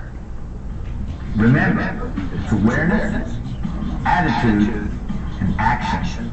Awareness. Always be keenly aware of your work situation and the potential hazards it may present. Attitude. Always think safety first. You can never go wrong with a positive attitude towards personal protective equipment and the safety it provides. Action. Take action towards your personal safety. Always wear the proper PPE. There are no good excuses. And in real life, any exception could cost you your health or your life.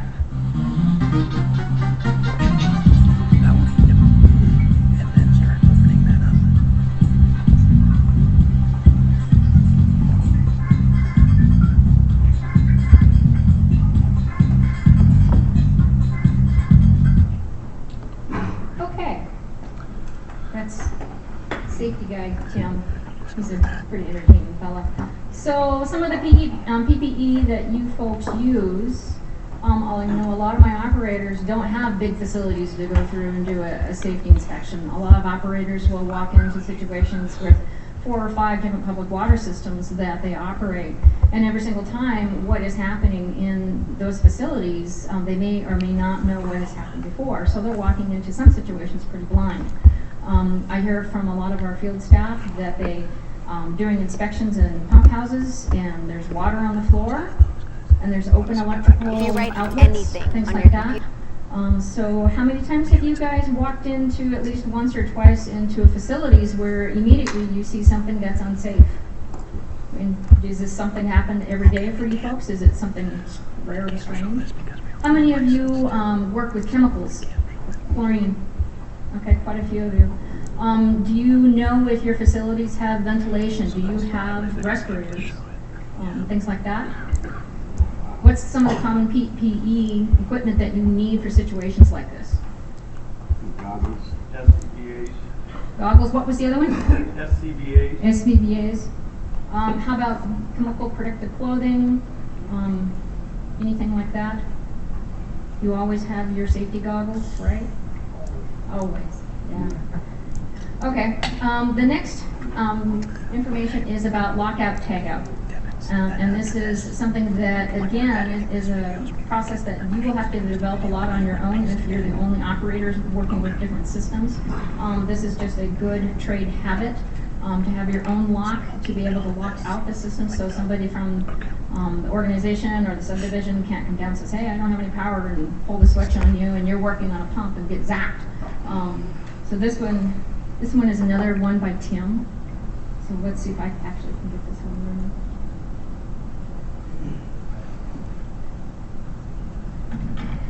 Now in the Subway app, get a free footlong. Just log on in the app and get one free. Everybody in the house.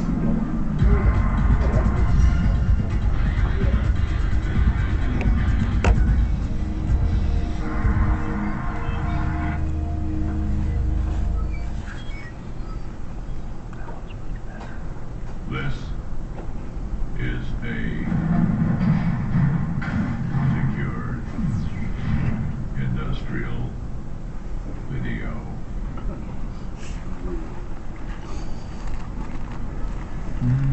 Excuse me, you work here? Yeah, I do make it, but I worked all over. But, the rest of me? Well, I've had my share of accidents along the way. Lost my legs while doing repairs on a hydraulic press. Had an unexpected release of pressurized nitrogen. That's gonna be worse. When it blew, it sent a 3,000-pound valve system 200 yards. I actually fared better than the guys I was working with. Lost my right arm when the conveyor belt went off track. You see, I shut it off, and then I went up on the catwalk, clearing debris so I could reach the belt. Well, as I was reaching in, the machine suddenly got restarted and pulled my arm to the knit point. Joe's the one who turned it on, but, it's not his fault. He didn't know I was working on the thing at the time. My other arm, glove got caught in an unguarded rotating auger. Took it right off. The rest I lost when I fell into the blades of a large ribbon blender. The cleaning hose brushed up against the on-off switch. Like the hair, electrocution. Equipment wasn't properly grounded. Yeah, I've had a few incidents over the years, but hey, who's counting? Besides, I get twice as much work now. I'm the only one who can clean the insides of a lot of the machinery. Well, enough war stories. I gotta get back to work.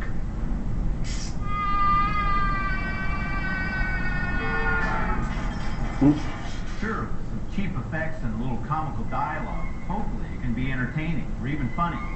But it's not real. In the real world, unexpected equipment startups account for about 100 injuries a day. Some fatal. Amputation, electrocution, there's absolutely nothing entertaining or funny about it. The dangers out there are real, very real.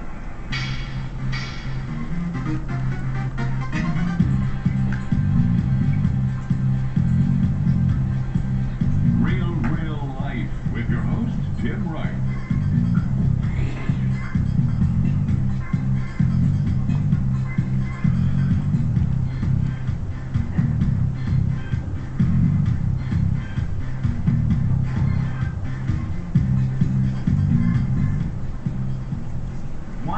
Injuries a day. 100. 7 days a week, 52 weeks a year. That's an incredible number. This is why OSHA, Occupational Safety and Health Administration, wrote the lockout tagout regulation. Taking time to implement lockout tagout procedures can save you and your coworkers from serious injury or even death. Lockout.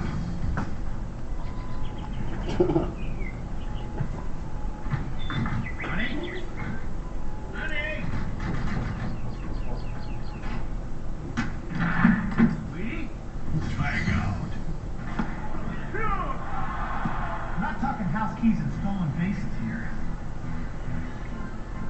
What exactly is lockout tagout?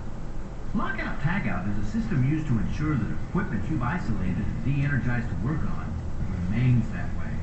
Shut down. You know, zero energy. Zip, zilch, nada, kaput, zero. In a lockout, a padlock is placed on all primary and secondary energy sources, such as a disconnect switch, circuit breaker, valve handle, or any other energy supply that is in the off or closed position. In a tagout, a written warning tag is used. However, because tagout alone is not as safe as a lockout, it has become standard practice to use tags in conjunction with the lockout as a source of additional information. Whether you're performing routine maintenance such as replacing worn-out parts or making routine repairs like trying to unstick a frozen conveyor belt or just inspecting a piece of machinery to find out the source of the malfunction, whatever the reason, There may come a time when you will be working on or around a piece of machinery and will need to use lockout tagout. Lockout tagout safety. It all begins with what I call the 3 A's. It's just like in real life. Being aware of the dangers around you and having the right attitude about your personal safety leads you to take the necessary action to protect yourself. In lockout tagout, it's the same thing. What are the dangers around you? Spotting dangers before it's too late is of paramount importance. Year after year, lockout tagout injuries have been traced to one or more of the following: failure to properly isolate equipment, failure to disconnect from the power source, failure to prevent stored energy from being released, accidental restarting of equipment, failure to clear the work area before reactivation. This thing on? Our next award, look out. Let me get that fixed. Our next award is for the company's safest worker, and the nominees are. I ain't got nothing to worry about. Shut the power off. Besides, it's just jammed. It'll only take a second to fix. I ain't got time for all this lockout, tagout, mumbo jumbo. We got a show to do. And the winner is our very own electrician, Tim Wright. Afraid tonight's recipient won't be able to join us, so I humbly accept on his behalf. Where awareness can save your life, your attitude can lose it. Safety is attitude. Safety is attitude. And you have to have the right attitude. Right attitude. If you're going to stay safe. Stay safe. There's nothing like repetition. See? Attitude. Two great ideas.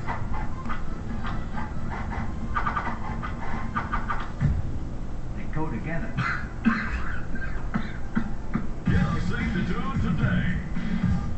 No matter how small the job or how little time it might take, lockout tagout is never an area you want to take for granted. Lockout and tagout are always good. The most important of the 3 A's, action. Now that you know the dangers you're facing and you have the right attitude, what actions will you take to ensure your safety? When? Where? Why? For 1.5 million, when is lockout tagout used? A, when your safety manager is looking. B, on any given Monday. C, the HYMAX maneuver. D, anytime you service or perform maintenance. That would be when your safety manager is looking. A. Final answer. When is lockout tagout used? Anytime you service or perform maintenance, including construction, installing, setting up, adjusting, inspecting, repairing, or modifying any machinery or equipment. Excuse me, sir, where is lockout tagout used? Oh, you know, that's where two guys on TV wrestling. Buford stopped that. And one guy jumped in and... Where is lockout tagout used? Locks and tags are applied to all primary and secondary energy sources. Because energy used to power equipment comes in so many different forms, including electrical, hydraulic, pneumatic, mechanical, kinetic, chemical, or thermal, your employer's energy control program will spell out the types of hazardous energy specific to your job site. Why is lockout tagout used? You know the answer. 100 injuries a day. Lock it, tag it. Your employer is responsible for providing locks and tags. You are responsible for using them and using them properly. Locks and tags are designed specifically for your job. Should never be used for locking personal items or anything else. IDs on locks and tags let others know who's responsible for the lockout. For this reason, you never want to trade locks or tags with another worker. I'll trade you these 3 tags for that pretty little blue lock you got there. But But attaching locks and tags to the energy source is only a part of the lockout tagout procedure. Take the following steps when implementing a lockout. Step 1. Prepare for shutdown. What kind of energy is being used? Know it. Is it electrical or hydraulic? Pneumatic or kinetic? Mechanical? Chemical? Thermal? Find it. Where are the primary and secondary energy sources that need to be isolated and locked out? Also, be sure to inform other workers you're shutting down. Step 2. Shut down equipment. Do it. Shut down the equipment using normal stopping procedures as outlined by your operation procedure. Step 3. Isolate equipment. Get involved. Isolate the equipment from every power source. It involves more than just shutting off the power. Close valves, throw main disconnects, circuit breakers, and block or blank any auxiliary power such as hydraulic or pneumatic systems. Step 4. Apply lockout tagout devices. Lock it and tag it. Apply locks and tags to all primary and secondary energy sources. Everyone applies his or her own lock. Step 5. Control stored energy. Watch it. Control stored energy. Even with the power off, equipment can still have residual energy. Check it. Check to make sure all moving parts have stopped turning. Relieve it. Vent or drain trapped pressure. Install it. Install ground wire to avoid electrocution. Support it. Block or support elevated equipment. Step 6. Verify isolation. Teamwork. Warn the other employees and make sure the lockout area is clear, and double check your steps. This is the tryout phase. Having a pre-job briefing before the lockout operation begins always helps. Retrace your steps to ensure the equipment has been properly locked out and all energy sources have been contained or released. Communicate.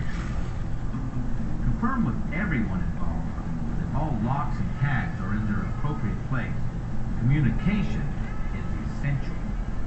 Finally, once work is complete and you're ready to reactivate the machinery, notify all affected employees that locks and tags will be removed. Again, make sure everyone is safe. Each worker will remove his or her own lock. It is illegal to remove someone else's lock. Sir, is that your lock? This one? No. You have the right to remain silent. Anything you say can and will be used against you. Tags should be signed and turned in, and any other procedures outlined by your employer should be carried out before restarting equipment. Awareness, attitude, action. Be aware of the energy hazards you encounter. Keep the safety first attitude. Remember, the only shortcut in lockout tagout is to the hospital. And most importantly, take action. By following all the procedures in the lockout tagout, you're taking action that can save lives, yours and your coworkers. You've just seen how lockout tagout is used to prevent serious and sometimes fatal accidents involving unexpected equipment startups. Now let's put what you know to the test. In this section, we'll be putting several workers into various lockout tagout situations. With your help, hopefully they'll make it through injury-free. Just remember the 3 A's: awareness, attitude, and action.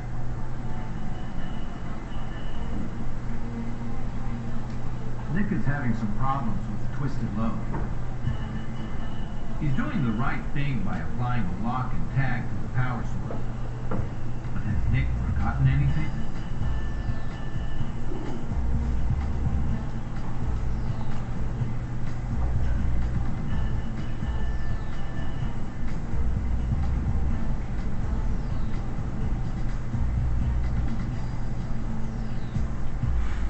Nick did a couple of things wrong here. First, he forgot to check for secondary power sources and to release the trapped energy that may be in them. Remember, some machines run in cycles, And even with the power off, they still have enough residual energy to complete a cycle. What else did Nick forget? Right. Nick should have taken steps to block any potential energy in case of a sudden release of pressure.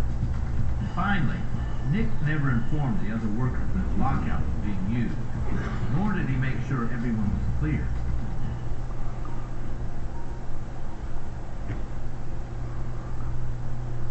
John has shut down the secondary power source for our electrician Bill and assures Bill that everything is shut down and safe to work on.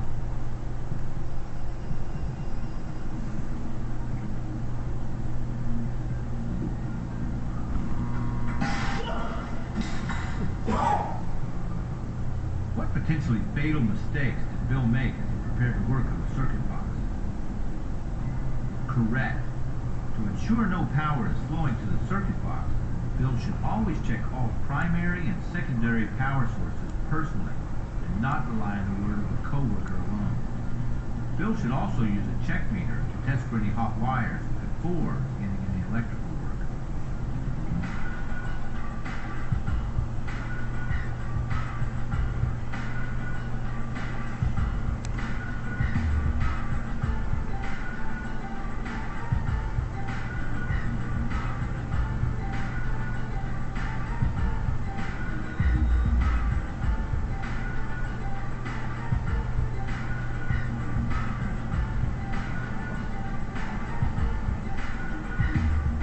Like Cindy has done a pretty good job with lockout, tagout for her machine. Now it's time for her lunch break.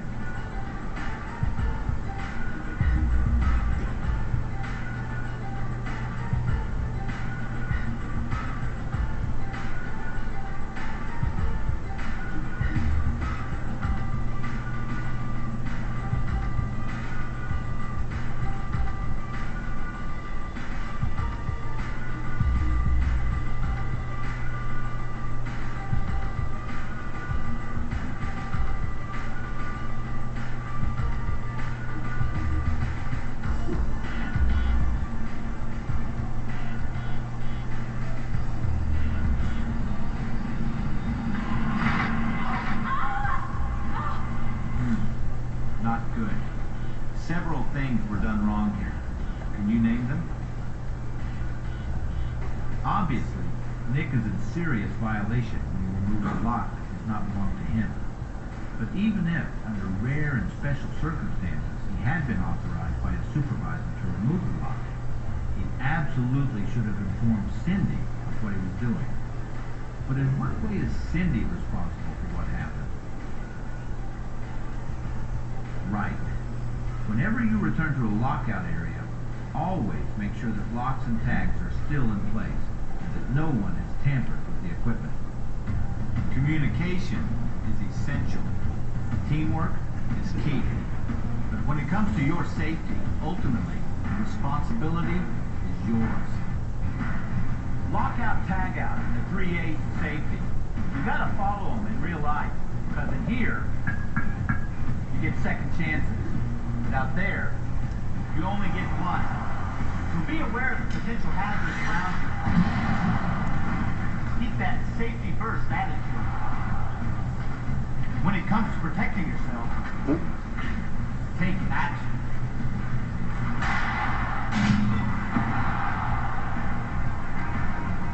I'm Tim Wright. Keep it real. Come here, mister. What up, Steve? All right. He really uses his head on that way.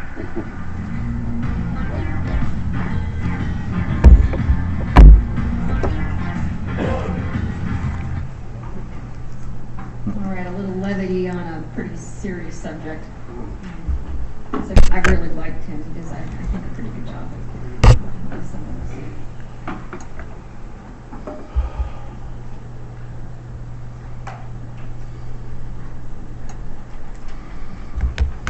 Okay, you know, one thing when I was sitting here watching this, and we talk a lot about PPE and lockout, tagout, things like that protect our safety on our job sites. This is also something that you need to incorporate as an attitude even in your own homes. I know my husband is a certified professional safety engineer. Whenever I try to go out and weed whack or get on the riding lawnmower, I always have to have something on my ears. I have to have my goggles. So we try to really practice this in our personal life too. How many of you have to get up on your roof and clean out gutters, clean out chimneys? I mean, are you using a harness to protect yourself when you go up on a roof? I mean, some of this stuff, you know, friends of ours have fallen off roofs and broken bones and things like that. This is just an attitude of continuing your safety practices in your working life as well as your home life. All right, that's all I've got. Any questions? All right, go forth and be safe out there. Thanks. Thank We you. got about 15 minutes.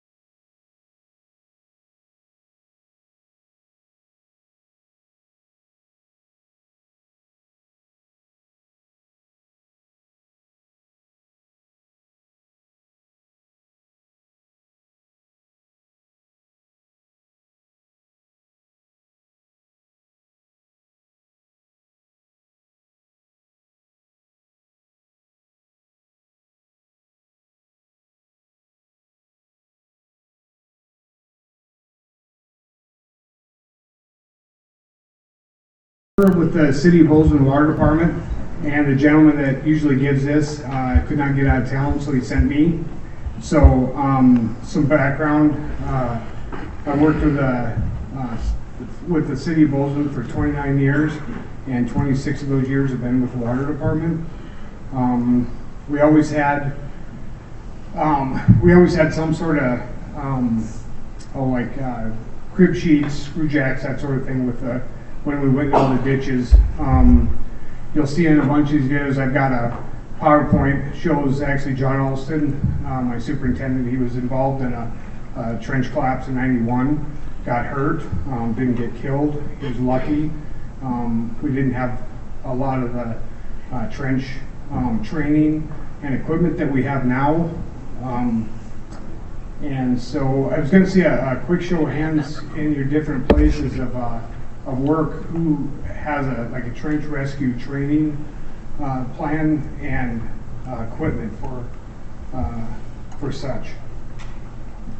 You guys practice, get together. We do training with the fire department. We started in 1996 officially, and we started it. We trained the fire department, and that worked pretty well. And we figured that they had the expertise with the emergency aspect of it, and we had the trench dynamics as far as we were in them every day. So we kind of combined the two and started the trench rescue program. Me and one of the other guys from work, in 1996 we went up to Missoula, and we got trained by Phoenix Fire up there, and that was a great class. There was even some of the things that we were doing, we thought we were kind of ahead of where they were at. Bottom line is, through the years, we do this every year. If I do this again, I'll actually bring a bunch of pictures from the last 3 or 4 years, because we've done a lot of stuff with the fire department as far as extricating. And what this class is basically about, though, is, I'll just thumb through here. So it's not intended to teach how to rescue the patients from trenches. It's intended to give you basic knowledge, trenches, and an outline of how to start to form a rescue plan. What I was going to tell you too is I've got about 5 or 6 of our SOGs that we put together, and we try and review these each year. We get a lot of employees. We're starting to get a pretty good turnover of employees. You know, we've actually had one for about 15 years, but all the new employees will come in. They'll do a confined space training. We'll do trench rescue in the summertime. Usually it's a 2-day class. We'll do AEDs. We'll do blood trauma classes. And so we try and get all of our newer employees involved in all that. I've kind of stepped down the last 3 years, and I've got one of the other foremen. He kind of leads the class along with the fire department. And I've got some photos here. I built a truck. As soon as we got done with that class, we started putting together, we started out with your basic 3/4 inch plywood that was about 10 years old. It had 2x6 backers on it, chain handles, and then we would run that with screw jacks. And we progressed from there. After the class we went, and you'll see the equipment here, I'll show you, but we went with a rescue vac system, air shoring, which was Paratech. All that stuff has really worked itself well into kind of what we do and how we, the equipment that we can provide for a safe extrication. And it's one of those things where it's like anything. I don't know how many of you are in emergency response, but the more you train, the easier it gets, or the better you're prepared. Same thing with some of the medical stuff. You know, it's like you can train forever, and then once you're actually faced with that situation, you know, everything, hopefully you remember it all, because that's the last thing you want is, you know, someone getting in the ditch and getting hurt or killed. So, and also stop me if you want if you have any questions. So, and I'll answer questions at the end. All right. So this is my superintendent now. Probably quite a few of you know him. This is in 1991. They were working on a job and self-admitted they weren't using the safety equipment that we use now. Another thing I'd like to mention too is that when we do service line inspections, when we go out, we require that there's a trench box on site that we use. We will not get in the ditch without it, which has really improved things, because when we started this, we'd go there and there was a lot of ditches that were compromised, and with the utility situation, you can't always bench it back, so that's helped out a lot. So he was in a sewer ditch, no, he was in a water ditch, and you'll see the next photo, you'll see where there's a tar line that was about 9 feet deep. So he was in there, and he was with, I think there was 4 other workers. It was a big job, and he turned around and the whole wall came in. What there was about 3 feet of Class C soil in between the foundation and the new trench that they had dug, which is always a dangerous thing. So there's him initially. The impact hit him in the side of the head and the neck. He was just partially buried on the legs, and so this was the initial response. Most of these guys I worked with, they got him up out of the dirt. There was some like a compaction injury. That was one of the things that they worried about after they got him up out of the ditch and got him going. It's what they call crush syndrome. So we got the air, we got the oxygen on him. You can see that what I was talking about. A cool laser pointer here, but right there, that's about 9 feet deep. Ditch was about 10 feet total, and he was in about, it kind of came up, they were still digging it, so he was about 7.5, 8 foot deep. So all he did is he just saw the ditch move a little bit, and he turned around and he screamed something, and it came in and hit him. And there was 3 other guys that were with him at the time, so they were able to get in there. Of course, in hindsight, we'll talk about that, but it's never a good idea to jump into an unsecured ditch, even if you're going to rescue somebody, because a lot of times they're the majority of people that are injured are the emergency personnel afterward.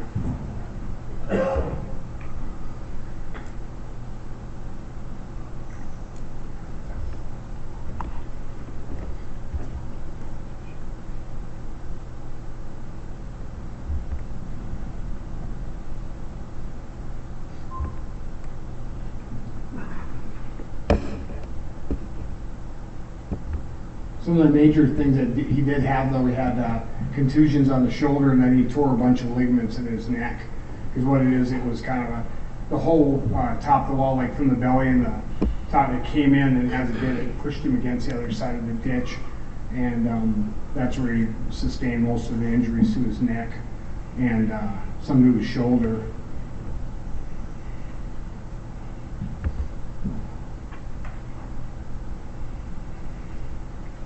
This was a gentleman, 1967. I know exactly where this is at. He was hooking up a sewer, and it was a 9-foot stub, and he was down hooking the sewer up. His name was Jack Ridgway, and it's kind of wild because as you go through cards to research something or do locates, I see his name on those cards quite a bit. He was down hooking up the sewer, and the ditch came in and buried him. It took him about, I believe it was about 2 hours to get him out, 2 or 3 hours to get him out. And he had a wife, but that happened back in '67. So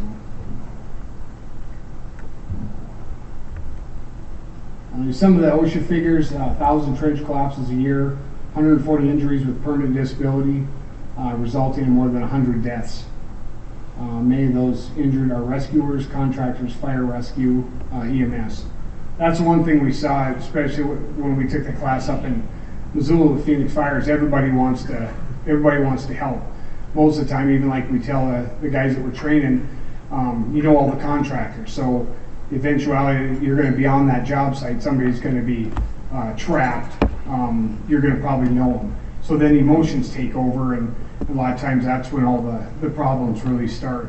Everybody wants to get down there. It's kind of like confined space, and gases, that sort of thing. We train a bunch on that too. One person goes down, another one goes in to get him. I think they can hold their breath, and most of the time they can. So Dirt's heavy. So this is like a medium dirt. This is nor dry or wet, but it's just in the middle, but it's about 100 pounds per cubic foot. So, and that's about 8 1-gallon buckets. If any of you have ever been stuck in a ditch, I have, if you be in a coffin box, you're in mud and you can't get your feet out, and it's even protected, it's a sinking feeling. Doesn't feel well, so.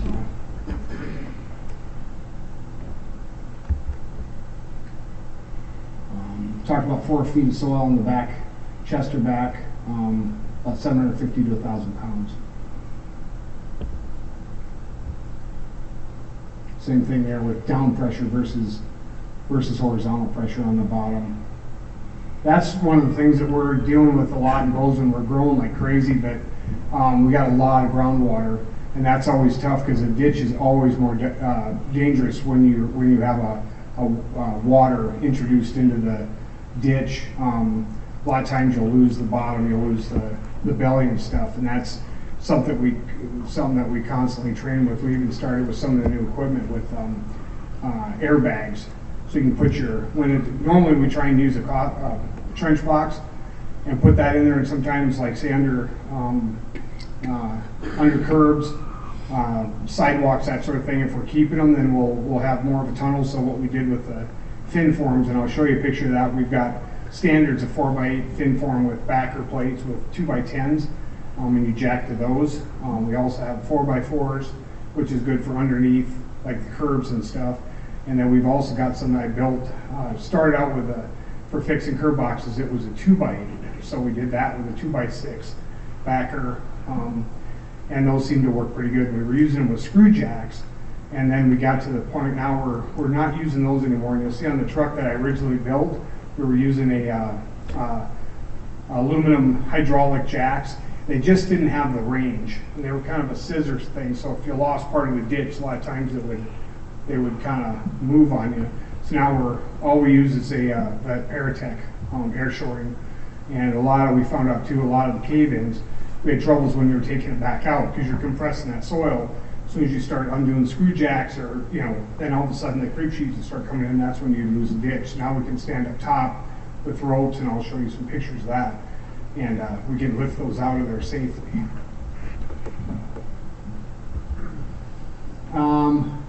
Definition: trench, a wound in the earth's surface. As soon as you dig it, it's going to try and fill itself back in. That's just the nature of a trench.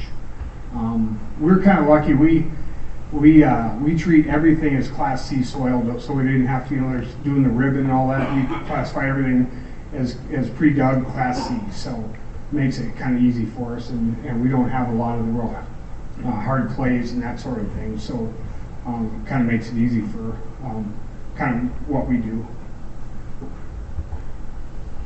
So the anatomy of a trench: you've got your spoil pile, you've got your lip, and then you've got the belly, and then you've got the toe, and then the floor of the ditch. So I'll kind of go through three different ways that you can run into trouble with collapses.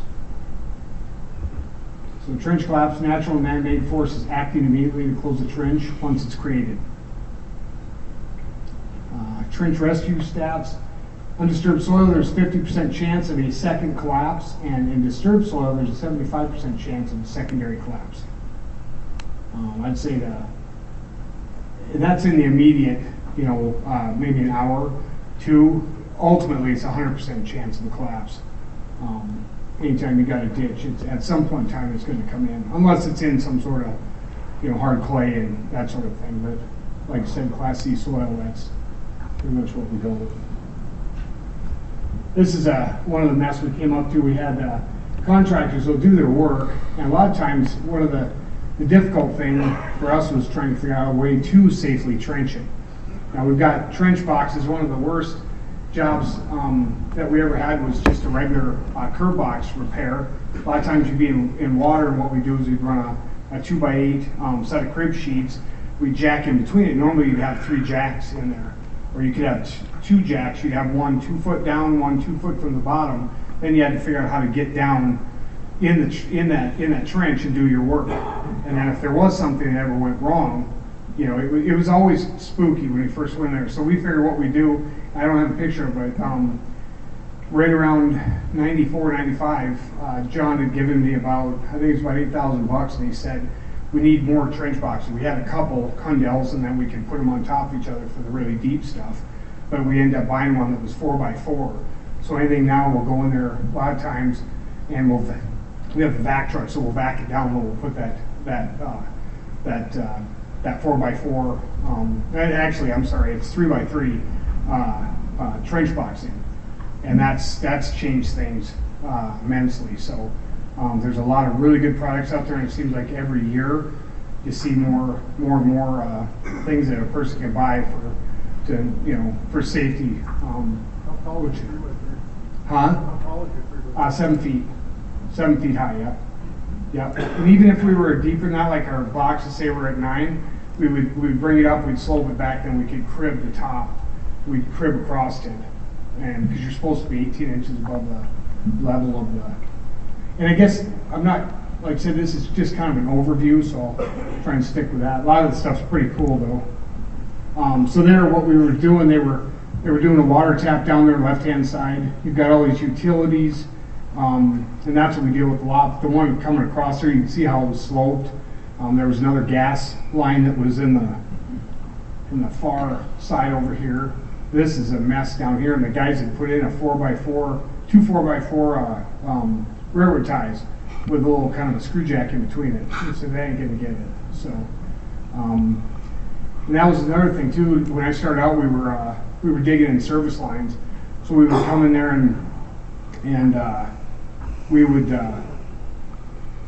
come in there and we do our service lines, and at that point we're using crib sheets. And we're having troubles with that, so that's when we end up getting those a lot of the trench rescue boxes. We would do about 2 or 3 days. So we were always wanted to have as much efficiency, but we never compromised safety, and that's the way my boss has always been too. Couldn't get everybody home at night. So, and it's worked well so far.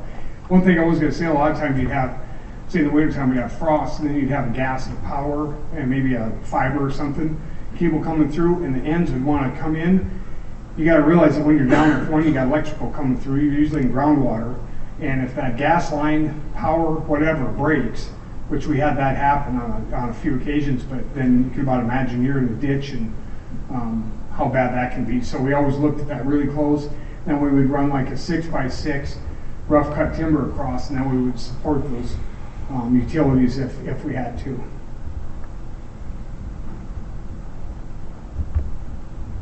Types of collapse, spoil pile, most common type, patient found on floor, far wall.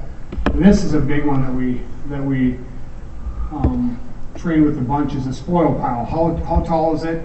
How close is it to the bank? I mean, technically you're supposed to have a 2-foot area there, and that's the first thing you'll see when we do the trench rescue. We start out with just pea gravel. We get the training dummy down in the ditch, and we would train with that. And then we did some live trench rescue, which is totally different. We actually did some with what we commonly find as far as soil composition with the rescue vac system and stuff, and that was a big difference between dry soil and but the bottom line is you got to figure your ditch, say that's a 6-foot ditch or 7, you've got all that soil that's over here on the side. That's all that weight's being dispersed on the lip of the ditch right there. It's just pushing it down. So that's something to keep in mind.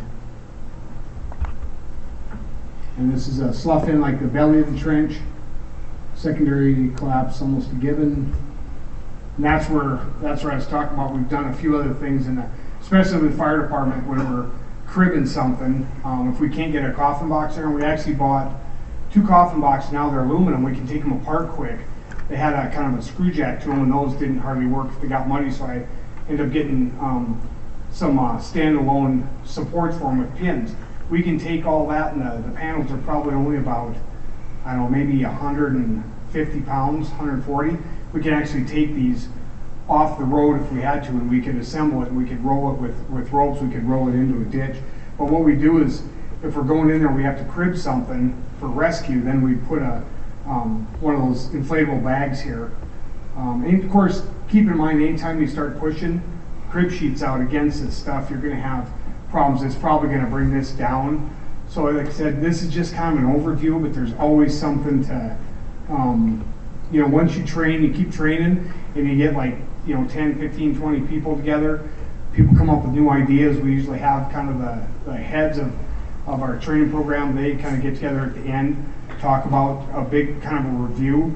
If anything goes wrong, we did this up in Missoula. We actually were doing a timber shoring, which was taking a long time. But anyway, the ditch did go in, and my coworker actually had to kind of straddle and then jump across the ditch. And it was a real deal. I mean, it was about 7 feet deep. So we shut down everything, and then we got together and we reviewed it and kind of figured out what went wrong. That was pretty spooky because it was a real deal, and that was training. That was we were there to learn. So shear wall collapse, loss of entire wall. Patient typically found on the floor. Wall hits a patient at up to 45 miles an hour. And so many people thought that as soon as, especially it seems like when I was younger and stuff, hey, if that wall comes in, I'll see it, I'll be able to, push up against it or something, or run from it or something. I've been involved in, I've probably seen 15 or 20 walls come in, and it happens so fast. Like John, he was actually facing it, and all he got out was just a couple words, and he just smacked him against the far side of the ditch. So you guys have probably seen the same thing. So. Shear wall collapse, that's exactly what John was involved in. So this is kind of different. That's utility. So say that's a concrete, like a footer. There was like 2 feet of dirt on the side of that, so that was backfill. And then this was our new trench, and that's exactly what happened to him. They had some spoils on this side too, but this is the wall that came in and got him. There's that one there. That's one thing we really watch in the wintertime too. We put down, and you'll see that. I always try to get ahead of myself, but ground pads. Put down a ground pad around the whole ditch, and that's what we'll do is we'll do a 2-foot buffer around this ditch.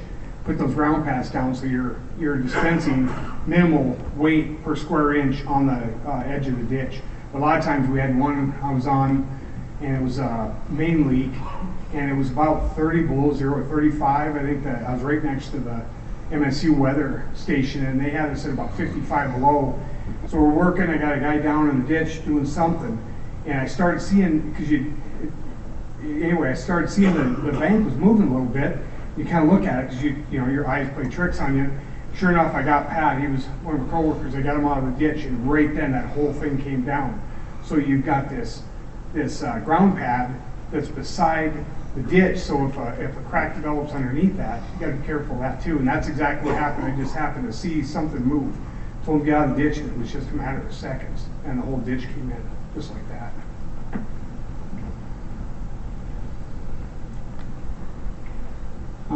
Lip failure due to excess of weight on the edge. That's with the spoil piles.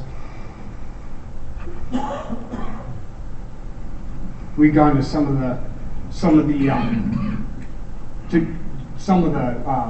main work or service line work, and they'd have like a 10 or 12 foot spoil pile right next to the ditch, and you essentially then you make it a 10 or 11 foot ditch as far as depth, and then the rules change a bunch when it's such. Trench accidents, number of failures, clay or mud, 32. I think this is out of 85 different collapses. It's an OSHA stat. Clay and or mud, 32 failures. Sand, 21. Silt clay, 10. We got 8 for the sand and gravel. Clay, rock, 7. Gravel, 4, and then 2 for the kind of a sand gravel mix, which is mainly what we have. We've mainly got a lot of the sand and gravel, and you've got a lot of layers of it. So you may have a real strong layer of 2 feet, then you've got the belly's got sand and small rock. If it falls in, then none of it's safe. So, and that's pretty much self-explanatory. The biggest thing is just what we do, and like I said, I've got these SOGs, and they're actually pretty informative. What we do is we're on a paging system. So when a ditch call comes in, we get dispatched along the fire department, the police department, and the utility company. So we go there, the police will keep everybody in what's called a cold zone, which is out 300 feet or more. And then they'll have the power company, they'll be there in case there's some utilities. And most of the time, the way they kind of switch utilities around, they're going to be in our ditch. And then we'll have fire department. And like I said, we'll do whoever's in charge with the captain of the fire, and then they'll have whoever with the water department's in charge. They'll be side by side, and they're the ones that make the decisions. So, and mainly what our job is kind of watch the dynamics of the ditch. We get in there doing a bunch of either bucket line or trench rescue, like with the vac system or something. Anytime you take that ditch down another foot, changes dynamics of it. So most of the stuff you'll see on the toe, like those fin forms, and even the boxes, they make them with 2-foot legs on them, so you can actually have them in there. Then you can have for your utility, say you're working on a main line, you got that 2 foot for the utility to go through. On that 3-foot trench box I was telling you about, it's all four sides are solid, but it's got little doors that kind of come up, so you can actually, if you're working on a service line or a main line, you can actually accommodate that. That's that utility. So at the end of the trench, without proper safety precautions, you just made the decision to kill and worsen the situation. Apparatus placement is key. First rescue unit on scene should park a minimum 250 feet from the accident. That's the thing we talk about too. Usually there's a backhoe or a trackhoe or something there. You want to shut all the equipment off right away, because vibration, you don't want that vibration. Same thing with if you're keeping everybody 250 feet away, then that's eliminating, any kind of vibration, from vehicles, whatever. One of our big things, and you'll see that kind of how we set the other truck up with pumps and stuff. Like I said, we have a lot of groundwater. We've got groundwater that's as shallow as 18 inches in some of these new areas. It's so bad. They'll actually dig like a 2-foot trench for utilities, and or for irrigation, they'll actually have groundwater in. So we're down, 6.5, 7, 8 feet. You can about imagine. I mean, even like a big pump, like sometimes they have a 3 and 4 inch pump to try and keep up the water. So there's just a fire that we had down by, it was off the Griffin. I'm not sure. Not a cool photo though. That was a total loss when we got there. My superintendent, he was part of the Central Valley Fire for a number of years, so he's got a few photos in there from that. Proper equipment, coffin box, and shoring sheets with braces. Like I said, we went from all that plywood stuff you carried on your back, and you'd end up with about 10 slivers. The new stuff's a finish. It's called fin form. It's a 12-layer plywood. That's what we use now. And there's a spec for OSHA too, as far as what size backer you have and where the bolts need to be placed, what size bolts, all that. So, but it's OSHA compliant. Like I said, we use that mainly for places that we can't get a trench box into. We use the shoring and the air shoring. Oops. There's a sheet. That was how we set them up, and that's a 4x8 sheet. That's a full sheet, and that's got a 12-inch background for a full sheet, and then you can drop down. I've got some that are 2x8, and those are for the skinnier trenches, and we can also use them horizontal too. So like I said, if you've got a 6-foot or 7-foot coffin box and you've got 9 feet, you can use that other, or I guess it'd be another foot, because air is supposed to be 18 inches above the top of the ditch, but you could use those horizontally with the jacks to compensate for the box not being tall enough. And then we've got the 4x4s. Mainly we use those for under curbs, just in small ditches, utilities. We've got gas and power underneath that, so we can run those side by side and then run some air shoring across to make sure that doesn't cave in. Trash pumps to pump potable water in the trench. Ladders every 15 feet.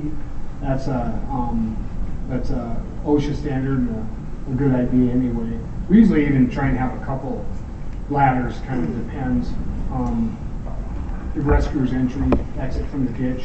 We always talked about that too. We told the fire department, if you get there, even before you start getting stuff in, might not be a bad idea to run a ladder across whoever's strapped there. If it's just the upper body thing, and maybe he can even pull himself out of there, give him something. And in hindsight, you could probably, if something comes in, some dirt, it might deflect some of it, you know. So like I said, all this stuff is always, you just never know. Vac truck, we've been using that for quite a while, and then I ended up researching and found the rescue vac system. I'll show you that. We've got a picture of it. Bucket brigade or hands and shovels, vac truck. First backwards have no business taking victims out, and there's some stories out there that I won't share, but some bad things can happen when that happens. So. That's a truck. I think when I first started it, put a new box on it, and then built a framework for it. It's kind of a dark picture. Okay, so this is that hydraulic shoring. We since got rid of that. This stuff here, you know, what I do is I have a separate area that's got expanded metal, and it's got all our screw jacks on it. But then again, that's also gone. So now we have the air shoring, and this is one of the pumps that was for that air shoring. Plus the maintenance on it was fairly cumbersome too. So this is, I think, this looks like 2 4x8 sheets, and this was kind of in the progress of doing it. And then we have the 2x8s, and then we got a bunch of stuff on there. We got pumps, we got blowers. Of course, we always have gas monitors. That's something you have to, every time you have a confined space, you have to monitor the gas. Had a ladder on there, expandable ladder. And right now, too, the fire department, we're probably going to retire this truck just because the fire department now has, you know, the stations are staffed 24 hours. So they've got 2 trailers. One's, I think, a 20-foot, and one's like a 17 or 18-foot that one of the local dealerships donated to them. But it's got every kind of shoring. We had a blast down there. I think it was, trying to think, I think it was 2009, and there was a gas leak, and about 3 or 4 of the buildings in our downtown went up. We were at the shops, the whole shop shook. My dad actually worked up there. So we started heading up there, and I hit what was Rouse and Main, and you look down the street, and then all the brick and everything had come in, and there was still 2 active fires. They were burning the whole time, which is actually a good thing. But that was something that we really didn't have to, as far as supporting floors, that kind of thing, because pretty much everything was gone. One of the guys that I knew, he was on the back deck on the alley, and when he heard the explosion, he actually went out and looked up, and the roof was about 50 feet above where the top of the building was, and it was suspended in the air. He jumped back up, and the whole roof came down. So, and there was a girl there, her name was Tara Reested, and she ended up passing away. She was the one that initially was there. She was on the phone, and she actually flipped on a light switch, and it went up. So, but those are the kind of instances too. If the fire really gets in it, like, you know, we lost a quarter of a city block, so all this trench rescue, they've got a lot of stuff. We're pretty much for horizontal, some vertical. We try and figure out. I've got some rough cut timber, so we could probably we could kind of do the ditch ends and stuff. But the fire department now, they've got a bunch of stuff for lifting cars, supporting cars, so they would have the equipment better suited for some of the trench rescue stuff. So we'll probably retire this truck, and they'll be the first ones on the scene probably, and then we'll just immediately being dispatched and bring pumps and trucks and the vac truck and that sort of thing. So use that to help out.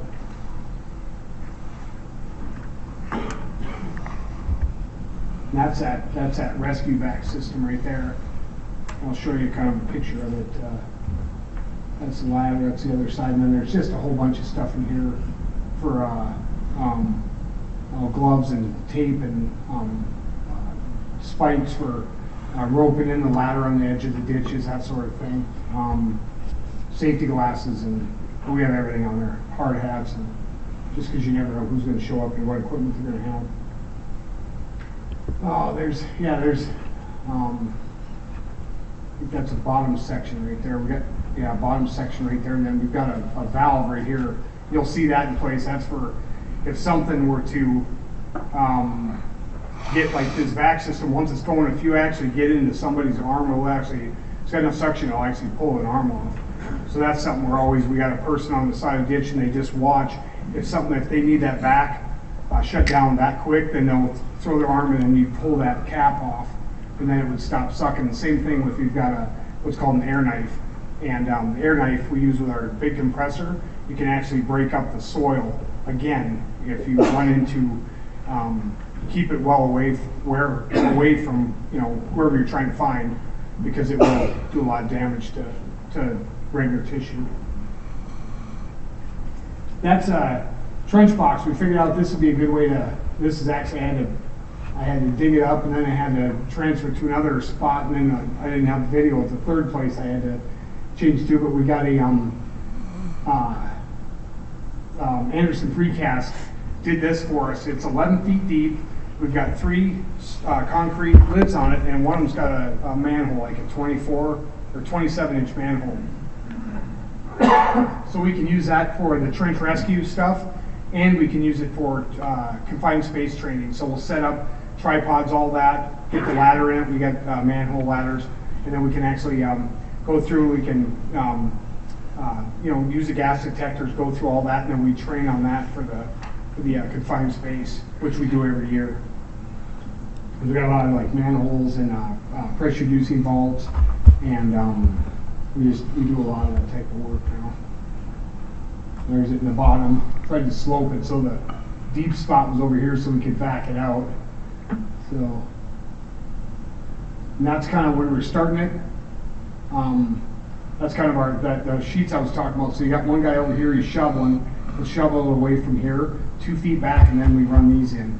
The other thing you really want to watch is you don't want to have any you don't want to have stuff that's on top of each other. You want to have it butted up and as flat as you can, because a lot of times you're looking down the ditch and you're not noticing exactly where your feet are at. You don't want a tripping hazard. And this thing is really deep. We usually put a little, like a foot or two of pea gravel on the bottom too, in case somebody accidentally did take a header in the ditch. It wouldn't be so bad. Any questions? Anybody got any questions so far? When did that explosion happen in 2009. March, no, it wasn't. It was in December of 2009. Yeah, I went up there and actually looked down the street, and there was like 2 trucks and a car that were kind of pushed out. And it was unbelievable, the amount of what that building threw out into all the windows. There was windows busted out for 5 blocks. It was too, and some of the stories, my dad, he ended up, to blow all the windows out where he worked. He ended up going home, and I ran into a coworker and said, "Yeah, your dad's fine," and he headed home. But it threw like these giant metal doors across the alley and through the building next door. Yeah, it was just unbelievable. But there was stories afterward. There's always the after story. But there was a lot of people that smelled gas. What it was is, from what I understand, it basically came through the alley and then just would come right through the basement wall, and it developed a leak, path of least resistance, got into the crawl space. But there was people that had come down that morning. They parked their truck in a certain other parking lot, and they could smell gas to the point where one person said it almost made them sick. And that happened, and the explosion happened about 45 minutes later. So if it would have been another hour, or even 45 minutes probably, it would have been horrific. I mean, it was bad enough that one woman had to, lost her life, but it would have been a lot worse. So, and you can get on YouTube, there's lots of the fire channel, police channel, just Bozeman Blast 2009 will have all kinds of stuff on it, but it was pretty spooky. We've never had to deal with anything even close to that, so. All right, so there's what we do too is we get all of our available equipment. I have a bunch of tarps on there. We put tarps out, we put everything on it, everything, ropes and screw jacks and everything, which we're not using anymore, but we would have different lengths of screw jacks, and I would color code them so that we could, like say, and of course you're in a septic tank, so you know that the width is not going to change, like unlike a ditch, but we would be able to One person, they'd be in there and they'd be measuring, and then the other ones, they could be putting stuff together, taping it up so you don't lose anything. And it was just, it seemed like it was a well organized. You'd have 3 or 4 people on a cut table. A lot of times you'd be cutting regular timbers, so we'd have a cut table. But everything would be as organized as we could have, and they'd probably be maybe 30, 40 feet away. So right here, we're getting to the point where we're about ready to put in a trench box.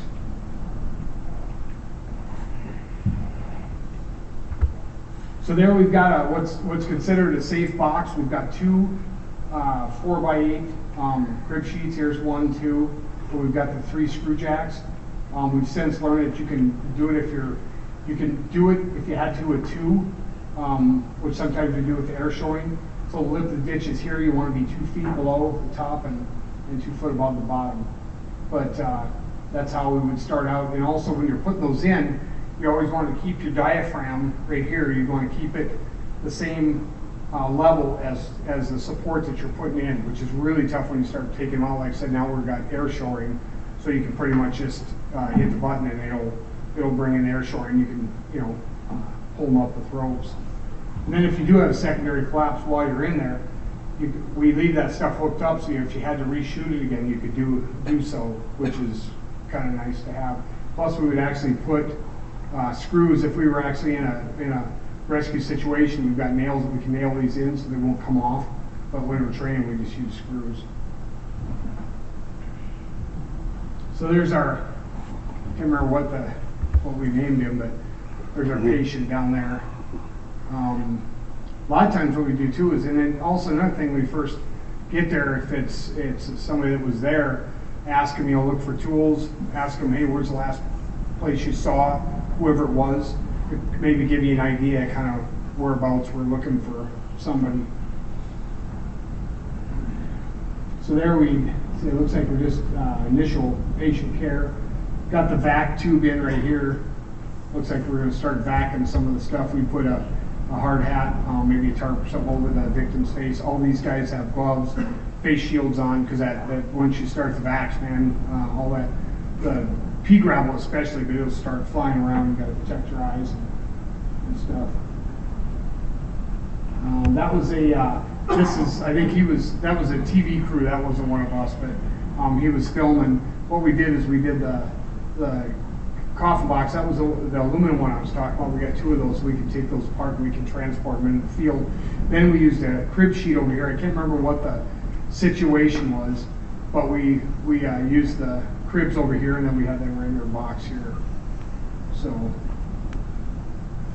a lot of times too, you want to make sure you don't have this crib sheet. It's X amount of width. Say if you do have a wall over here, you have to have this filled at some point, because if this collapses, like a shear wall collapse, it'll come over and it'll impact right here. And so you got to make sure that you've got this figured out.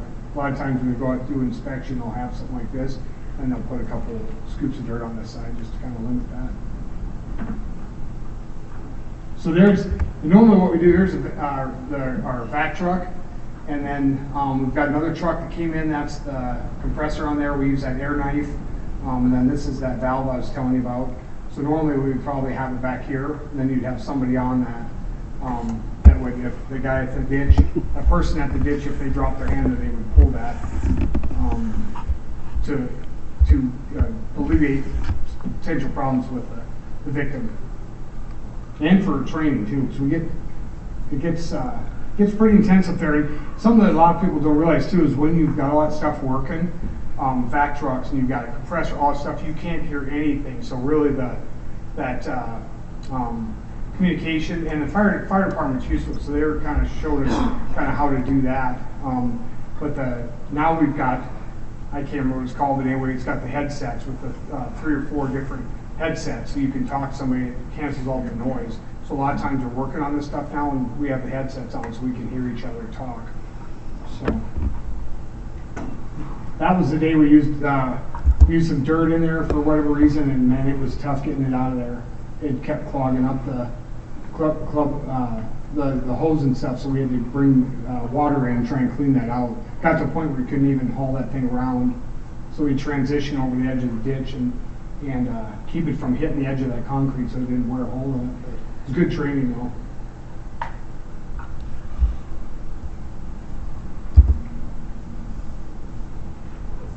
That's just one of our digs downtown. That was my old boss, Mike Sutalik. He was there when I first got there. And then he passed away a few years later. And John Alston was superintendent. So that's kind of what I see that as. I kind of asked John, I said, is this to show us what not to do? Because we've got a main leak here, and then we've got kind of a cavern here. You got one screw jack. This one's kind of jacked up at an angle. Looks like a sewer or something right there. That's not a legal ditch. So, but that was probably back in the, I don't know, probably 92 or 93 maybe. But just kind of showing you just kind of what we were dealing with that day.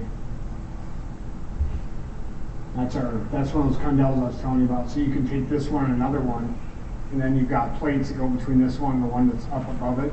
So we can go down 14 feet deep with that one. Then you got 4 plates to put in, which is kind of spooky. We had one job where we put the first one in, put the second one in, and I was down on the ladder, and all of a sudden the bank came in, and it didn't move much, only about a couple inches, but man, it just slammed. I was in there, I hadn't had the plates in quite yet, so, but there's no way we could lift. With the backhoes, we're looking at getting a big excavator now, because we've got some of these infrastructure that's 20 feet deep, and we can't dig that deep, so. Everybody everybody that works for us is trained, competent person. Street department, water department, park department, they all take the class. You always have to have one competent person on site at all times when you're doing an excavation.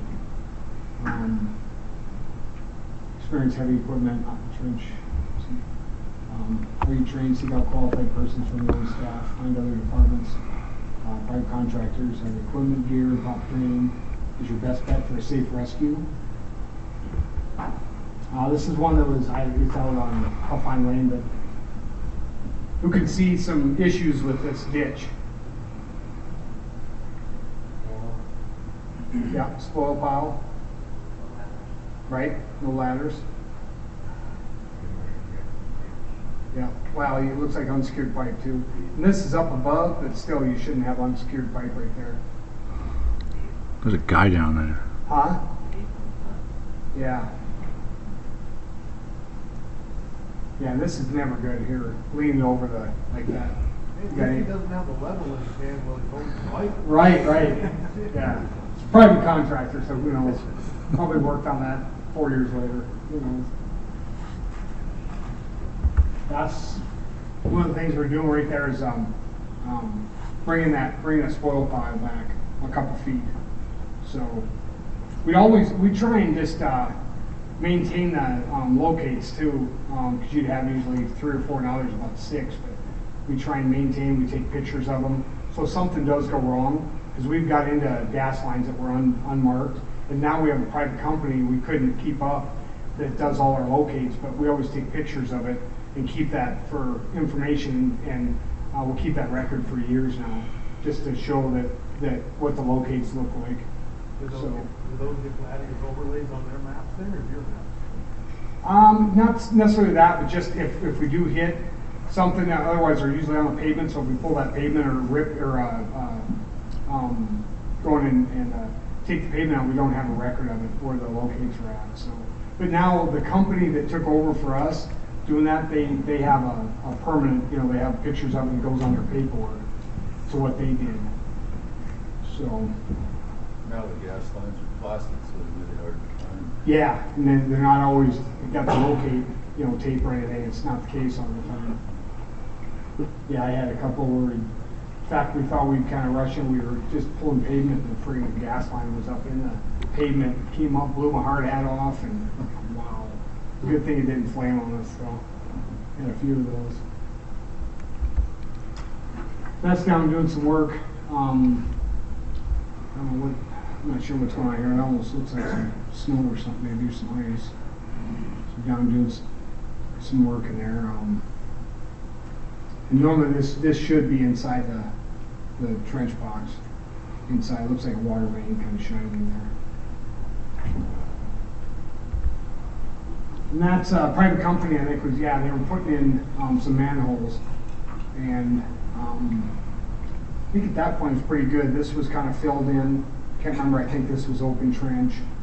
I can't remember if this was legal though, as far as this coming down in here. I don't think it was.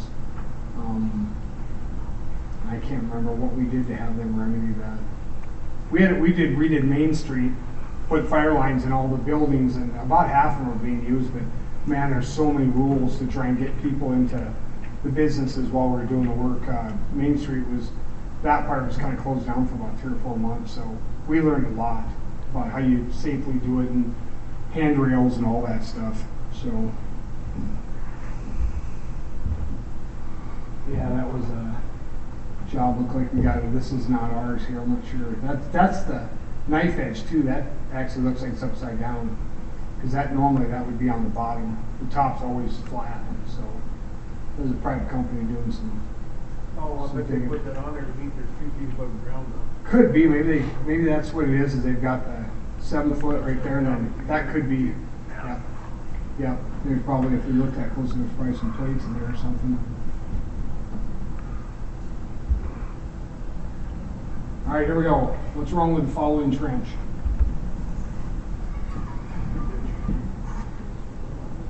Looks like a little spoil issue there. Not sure what's going on there. Good place to put some clothes. Don't really, the ladder, it's well short of where it should be. Don't have any shoring. You can tell they're in there working. This kind of stuff we walk up on. And we couldn't do much other than tell them it wasn't very smart. There was, like I said, every time it really improved, because we do a bunch of inspections. I mean, we'll have 6, 8, 10 of them a day, and we require a trench box. I keep wanting to say coffin box, but trench box. We require one every single job. So to us, I think it's helped a lot, because when we first started, you know, before some of these safety things for us personally got started, there would be a lot of sketchy things going on. Now there's really no excuse. You've got a trench box on site, use it. So. And that's not really that's the same ditch, I think, and that's, yeah, ladders not even closed. Spoil piles is falling in. The next one you're really gonna like, and that's up, I can't remember where that's at. It might be up by MSU. Normally with a ditch that deep, you're supposed to have physical barriers there. That's pretty much what you have to do now. It's changed from 20 years ago, but that's good practice now. That was a good one. Jesus. Yeah. Yep. Yikes. Somebody don't want to go home. So, yeah, there's all kinds of things bad with that.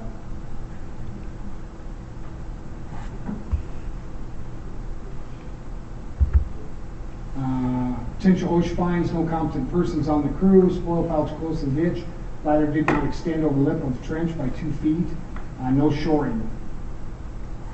Each infraction up 7,000, $28,000, and that is about 4 or 5 years old, so I'm not sure what it would be now, but it's substantial. Yeah, we've heard of some fines around Bozeman that are just mind-blowing. Suspicion, injuries treatment, high index of suspicion for head, neck, hypothermia, and crush syndrome. That's a big deal. We learned a lot about that with extremity. They get out and it seemed like everything was fine, but then things would shut down to compensate for that crushing. And then as soon as you're out of it, then your body would compensate for it, and stuff could kill you. And that happens quite often. So hypothermia, it's always that's why the fire department now, we got blowers and stuff, everything's heated. So we can actually almost build like a tent over the ditch if it's going to be a lengthy recovery, or not recovery, but a rescue, and we can provide heat to the ditch, which is a good thing. These are kind of the ABCs, rapid assessment, medical control, trauma team activation, treatment. It's kind of a summary.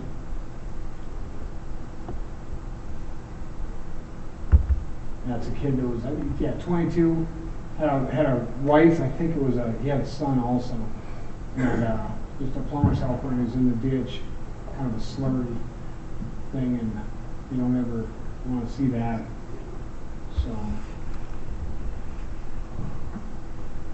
Is there a certain depth, like where you have to wear like a respirator or something? No, not a respirator. Or No. something, you know, like our plumbers do that, and there's a gray area because no one really knows how deep they can dig without having safety. It depends on the soil. Like up near West Yellowstone, it's a lot different because they've got a lot of gases coming up. Right. But everything we do, everything that's 5 feet or deeper is confined space, so we have to monitor to the gas stuff. So we've got the gas monitors with the hoses on them, filters, and we'll drop it down. And I think it's a foot every 10 seconds. We'll keep dropping it down, getting the readings. Then we'll make entry, but not until then.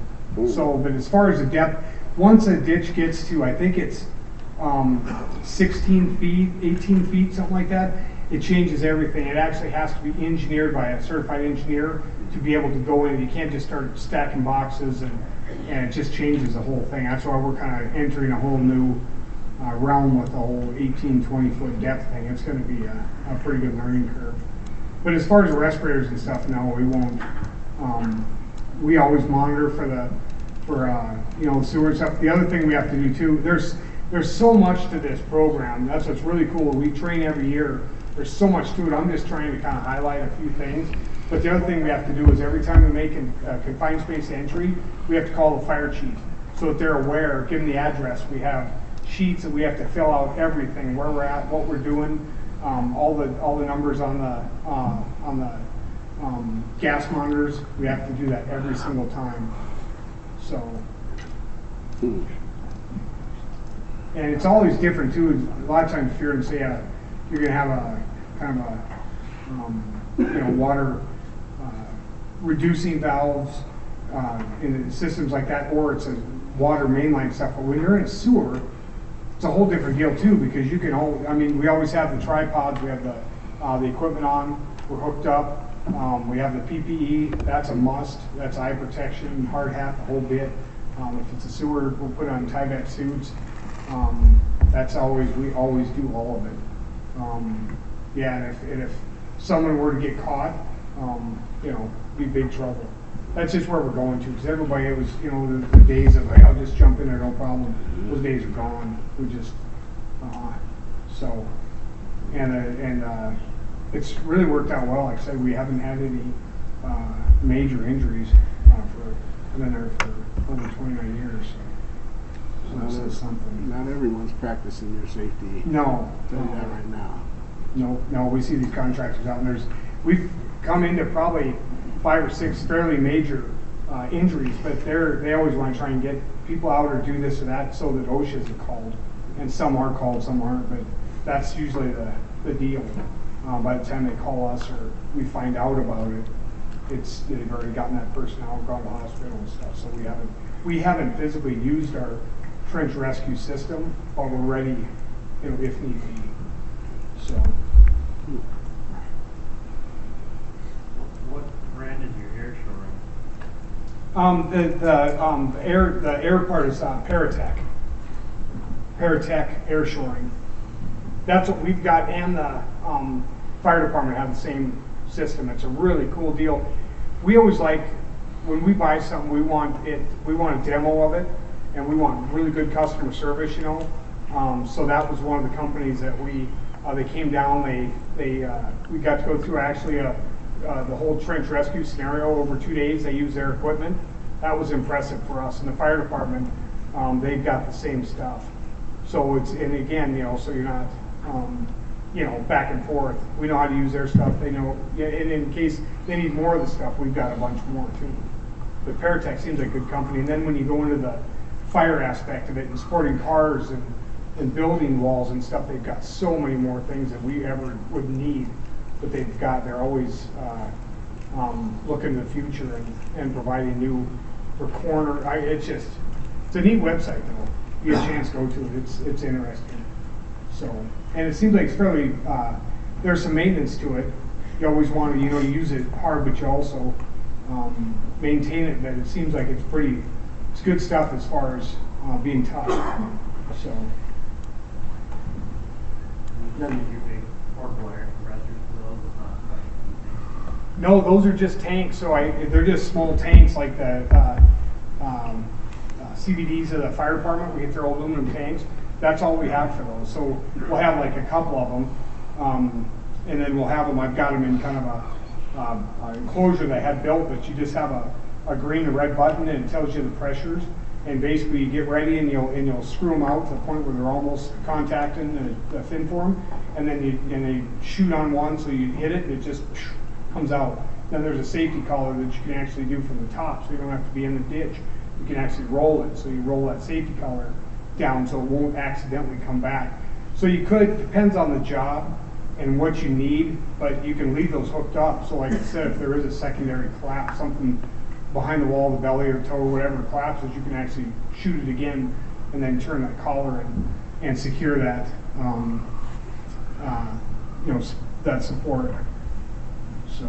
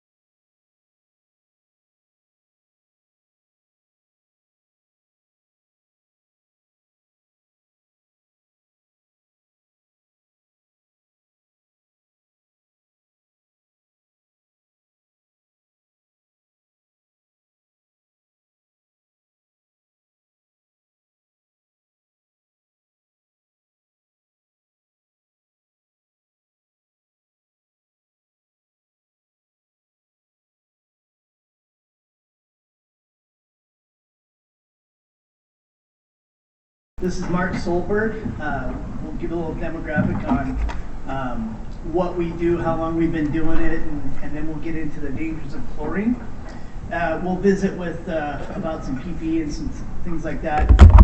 I'm sure you guys are all tired, been sitting all day long, so if you have to stand up, move around a little bit, I get it. We have to do continuing education as far as being paramedics too. You're not going to offend us, okay? This is pretty informal. If you guys got a question or a comment, we're okay with that being brought forward. So again, my name is Jason Banfield. I've been in EMS now for 29 years. That sounds scary, I know.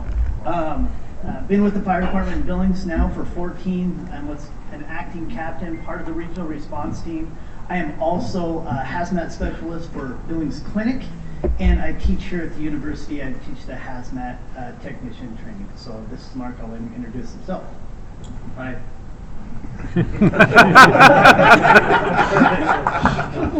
So Mark Solberg, been with Billings Fire for 5 years. Been a paramedic for 14 years.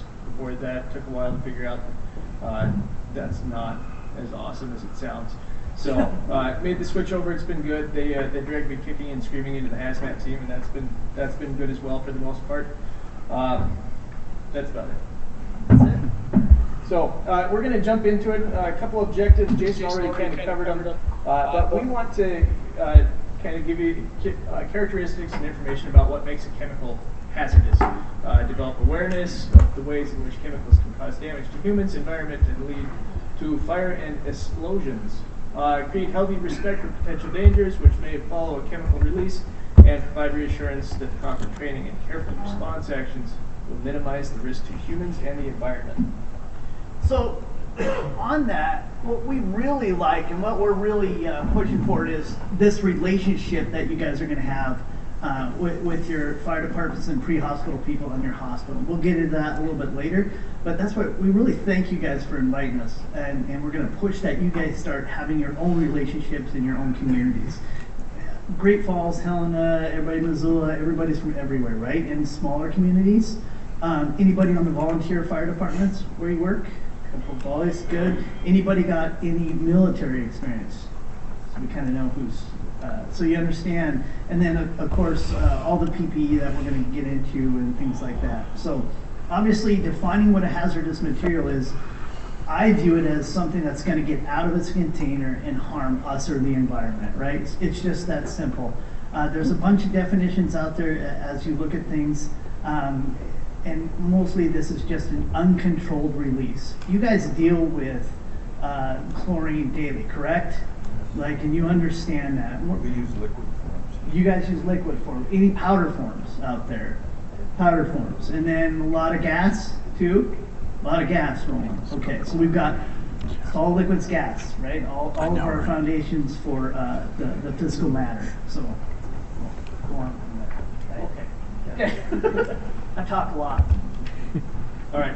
So what we want to talk about is how is a hazardous material in general, and we'll be talking specifically about chlorine for a lot of this, but hazmat in general, how is it dangerous to you? So it can affect human health. We have a term that we're going to talk about. It's called IDLH. It's immediately dangerous to life and health. We're going to get into that a little bit. But if you are familiar with the NIOSH guide, anybody seen this before? It's put out by NIOSH. And it has a lot of information about a lot of industrial chemicals that are out there.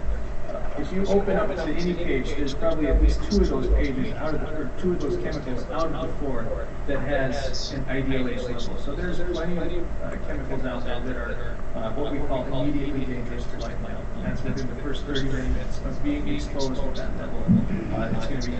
It's going to cause significant health consequences and death. Other things, chemical reactions, incompatibilities, fire, explosions, chemicals in the environment, how they can affect the environment, whether it's water or on land, in the air, things like that. And finally, we're going to touch a little bit on terrorism, which, that's the state of our world today, is that no matter what you do and where you live and what industry you work in, terrorism is something that should be at least in the back of everybody's mind. So chemical and physical properties of chlorine, it's a greenish yellow gas, it's got a pungent and irritating odor. You guys probably know that better than I do. We don't deal with a whole lot of chlorine, and when we do, it's in quantities that are high enough that you don't want to breathe it, you don't want to smell it. It's got a boiling point of minus 29 degrees Fahrenheit. So what that tells me is that at room temperature, which is 65 to 70 degrees, it's going to be a gas. As a gas, it's 2.5 times heavier than air, which means that it's going to settle out of the air. It's going to be close to the ground. If you're in a fixed facility, it's going to find the low point. If you're outside, it's going to find the low point, which usually involves things like stream beds or rivers. So if there's manhole access, confined space type stuff, you can expect to find chlorine in those areas too, because it sinks down quickly. So one, that makes it easy to find out where it's going to be at, but two, it causes some dangers if you find yourself in those places. And finally, we know it's not a flammable gas. All right, so we all understand where chlorine came from, right, and how it works. Just a little aspect of home theory kind of stuff on chemicals. Has anybody ever gotten Clorox on their fingers? Yeah, what's it feel like? It's slimy. Is that the Clorox? It's not. It's your skin. That's what's slippery. The Clorox isn't. So how we look at chlorine and Clorox and those kinds of things, that is actually affecting that phospholipid bilayer. Remember chemistry in high school and organic and all that stuff? That's the fatty tissues around each cell. That's the melting. That's what's going on. So and when it comes to bacteria and those kinds of things, every small cell has a phospholipid bilayer. So that's how we kill bacteria, is the use of the chlorine. As you guys know, that's what the process is for, is to decrease that bacterial load in the water supplies. Click. All right, so some of the hazards that are associated with chlorine specifically. The number one thing is that it is a toxic inhalation hazard. It is a toxic inhalation hazard. Good? All right. All right, sorry. We can back up for the last 10 minutes if you didn't get it. Okay. No. So chlorine has an IDLH, that immediately dangerous to life and health, of 10 parts per million. For those of you who are familiar with some of the geography around Billings, the distance between downtown Billings and Laurel is about 16 miles, or 1 million inches is about what that comes out to. So if you go 10 inches from downtown Billings towards Laurel, you have reached that immediately dangerous to life and health concentration. Just to give you a little bit of perspective on it, because that's not very much. But aside from being a toxic inhalation hazard, it's corrosive. It likes to mix with water. That we know that, right? That's why we use it in this industry. But when it does that, it forms a hydrochloric acid. So if you, as human beings being about 70% water, inhale this, what do you think is going to happen? It's going to turn into hydrochloric acid inside your lungs, and then you're going to have a hard time breathing because it's going to eat your lungs from the inside. It can cause scarring and a lot of times death. It does not take a whole lot of exposure to that chlorine to reach that point. And finally, it's an oxidizer. What does that mean? There you go. So oxidizer, it reacts with the oxygen in the environment. It creates more oxygen, and it speeds up reactivities. We all know about oxidation. This is a screwdriver that's been sitting out in my backyard for however long, nice and rusted, but it took a long time to get to that point. Other oxidizers can speed things up, so it's just a matter of how oxidative it is. Okay, yeah. Okay. So this would be an example of a slow oxidative process, right? Slowly rusting. Whereas steel wool, and we add just a little bit of to the thing. There we go. All right. So this is a much faster oxidative oxidative reaction. All right. So that's what we're talking about when we talk about oxidative. Chlorine is a rapid oxidizer, and it speeds up this process a lot faster than just like the normal oxygen in our environment. Careful.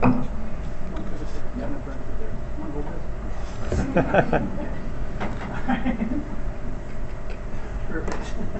As far as incompatibilities, you guys work with this stuff every day. Anytime you look in your NIOSH pocket guide,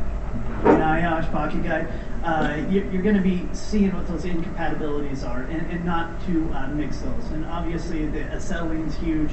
Ammonia. As a kid, I thought it was super important to mix chemicals to be a better cleaner for my mom. It didn't go well when I mixed some ammonia and some chlorine product for the bathroom. That didn't go well for me. So also finely divided metals such as silver, things like that, you're going to get these fires and explosive type of salts that are going to be made as far as the chemistry down the line. So again, keeping that out of your work environment, of course, is going to be one of the most important things. Right. We forgot that out. Okay, so when you talk vapor density and 2.5 times, and we're going to show a video of what's called the jackrabbit model testing here in a minute. But vapor density basically will affect the air you breathe. So if something's more than its the atmosphere, like 1 atmosphere, then that is going to obviously sink. Well, it also changes your voice if you have something. So this is called sulfur hexafluoride.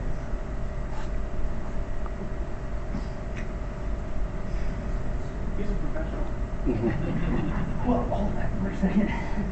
I gotta go get the other one. That one's empty. We're gonna come back to that in a second. I'll go down the classroom, grab the one that's full. We've used that one up too many times. I think some of the students got a hold of it. So when we talk releases, the highest risk for you guys, of course, is the occupational release.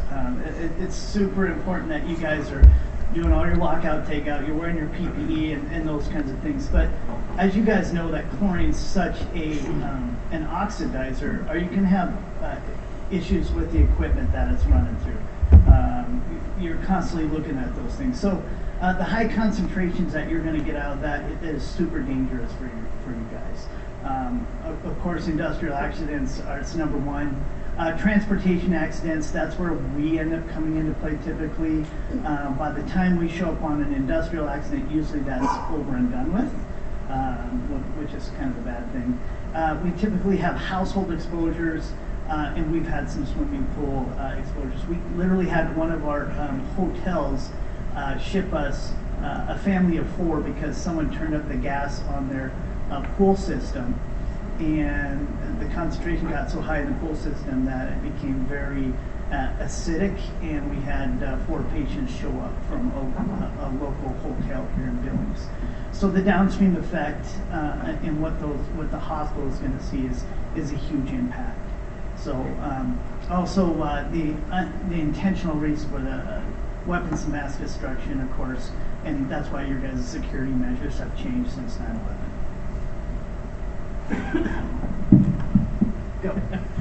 So going back to the inappropriate mixing of household chemicals, everybody know what we're talking about there. Bleach and ammonia, when mixed together to be a super cleaner, actually creates chlorine gas. And so if you mix those two together, you're in a confined space like a bathroom, it's pretty easy to be overcome by chemicals. Halfway funny story, I didn't think it was very funny at the time, but I've got twin boys who are currently potty training. And because of that, everything that I have is covered in a thin layer of urine. My wife decided that she was going to up it a little bit and went after the bleach cleaner, and so she's in the bathroom scrubbing away, and she sprays it, and then like 30 seconds later she's just coughing uncontrollably. So in my head, being an emergency responder and hazmat technician and paramedic and all these things, I thought, if you're breathing something that makes you not want to breathe it, you should stop breathing it and get out of that space. She disagreed because she wanted to finish cleaning, so she kept cleaning it. Well, it turns out the bleach was mixing with the ammonia from all the pee that's around the toilet, and she basically gassed herself, and so I was a little unhappy with her, but she was happy that it was. So it's cool, we got it clean for like all of 10 minutes. Anyway, we got rid of the bleach cleaner. So intentional releases, we're going to talk about, there's a history of this. There's a long history of intentional releases of chlorine with the intent to do harm to other people.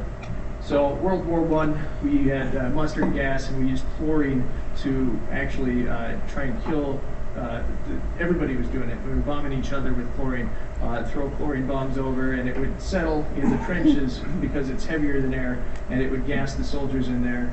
And so, you know, World War I, not a good time to be around. But that just lends to the history of it. There's conventions and treaties and stuff now that say we don't do it.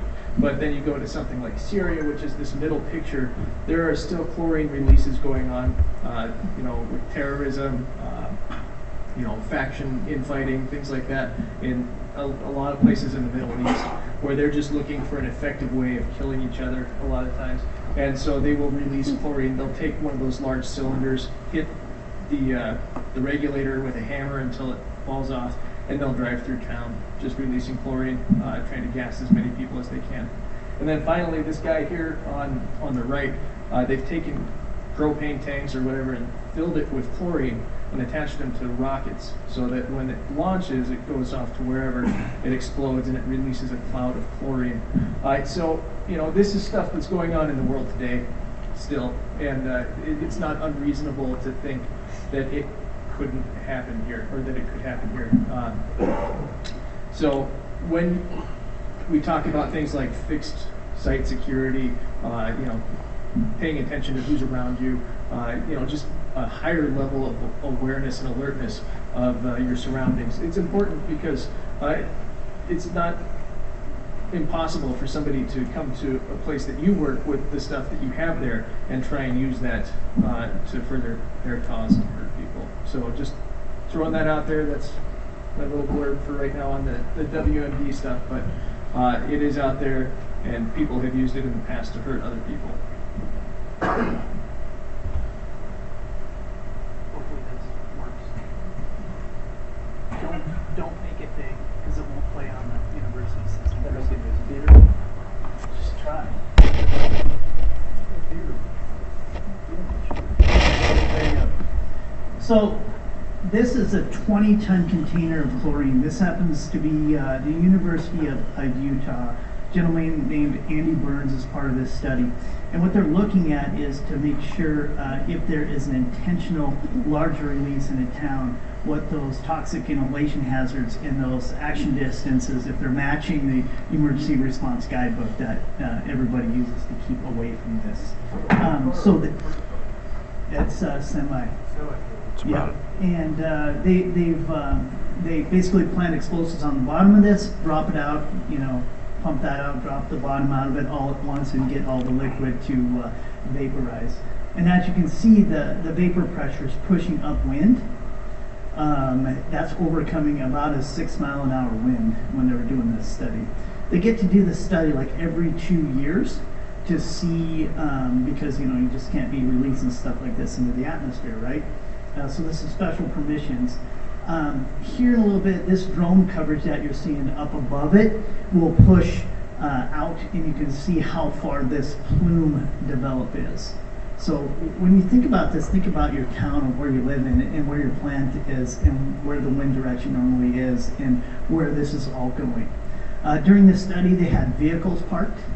They had containers parked. They put mannequins in full SCBA for the volunteer firefighters in the group and looked at that protection and those gas levels. So the study's out there. It's called the Jackrabbit 2. If you guys want to Google it on your phone and you get super bored at work. Not being on Facebook, do something constructive, right? So the other part of this is what they figured out was the vapor pressure is so high, and once it reaches ambient temperature, that you would think that this chlorine gas would still stay settling. What it does is it pushes back and rolls up on itself. And what they found was at about 42 feet, they were still getting IDLH, which means if it's a release in Billings, Montana, and we're down on the railroad tracks or someplace like that, we are looking at the 4th floor of all buildings having an IDLH. Is that going to be a mess for us? Yes. So then the other portion of this is we obviously talk about sheltering in place. You have nursing homes, hospitals, places like that, that you are not going to be able to move those patients and people fast enough, right? And they're non-ambulatory. And there's a crossover point at about an hour and 22 minutes where the outside air is going to be more clean than the inside air as those things start hitting the HVAC systems. So when you're thinking about that, that's your preparatory time to involve the emergency management systems and get those people out of that building. And of course, when we talk about some gas monitoring here in a little bit, you'll see the super importance of being able to do that consistently to see what your plume modeling is doing and what your release is. Look how far away this goes. Pretty impressive, huh? Love the trails behind the park stuff. What's that? The trails behind the park stuff. Yep, absolutely. So then topography is going to change that, right? Buildings are going to change that. So gases are the hardest things to control when we're looking at releases if we have a large release like this. What's interesting about this study, because it's one of the largest chlorine releases, single-site chlorine releases ever, but they, like Jason said, they found that it actually created waves. It displaced itself upwards, which is not something that they expected. But at the end of it, they had puddles of chlorine. We talked about the boiling point of chlorine is negative 29 degrees Fahrenheit. It got so cold there that it actually turned into a liquid chlorine from the release, and then there was even a chlorine rock sitting there in the middle of that puddle because it got so cold that it froze. So I thought that was neat.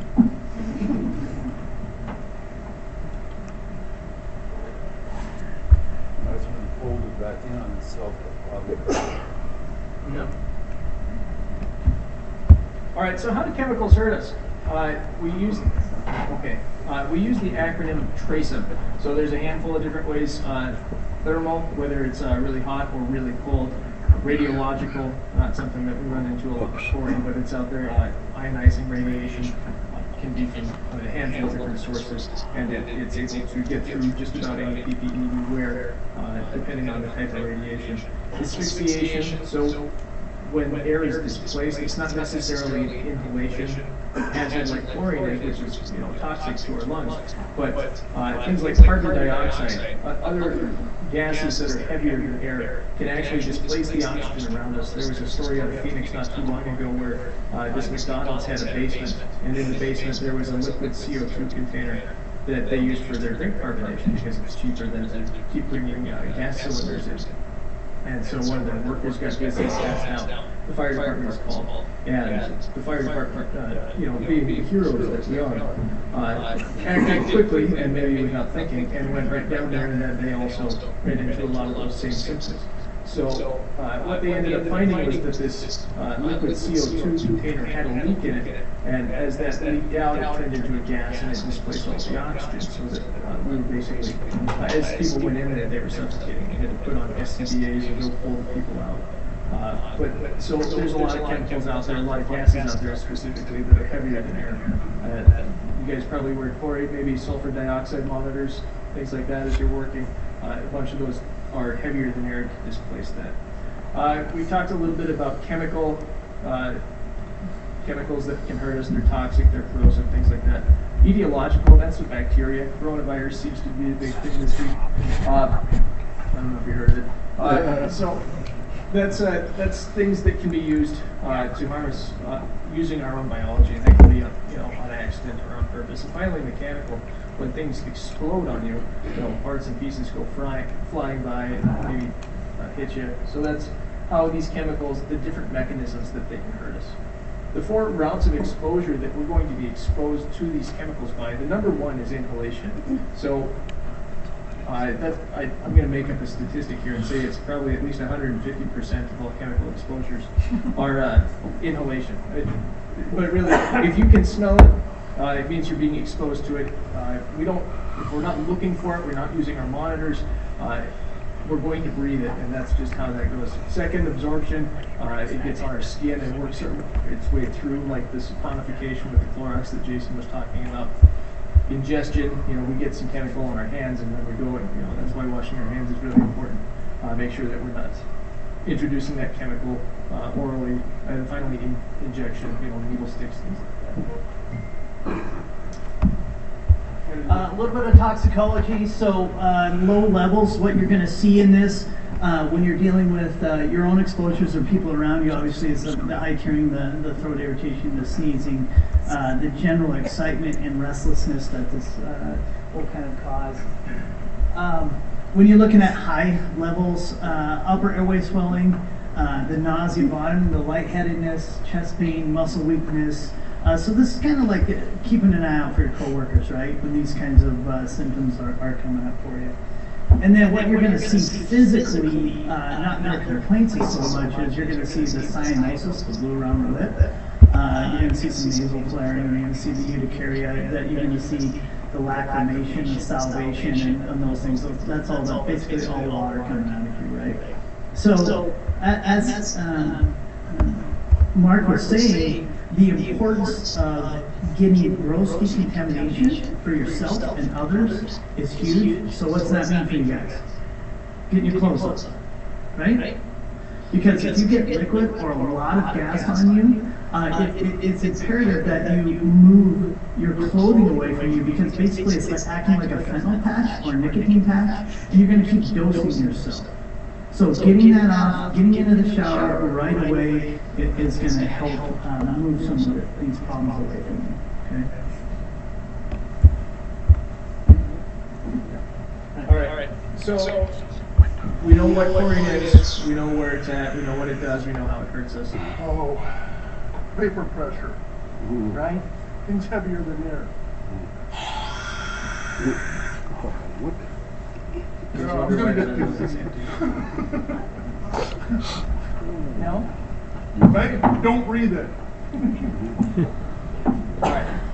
So how do we protect ourselves? When it comes to selecting PPE, the first one that we're going to worry about is respiratory protection. Like we talked about, inhalation exposure is the #1 way that we're going to be exposed to these chemicals. And so we select our respiratory protection first.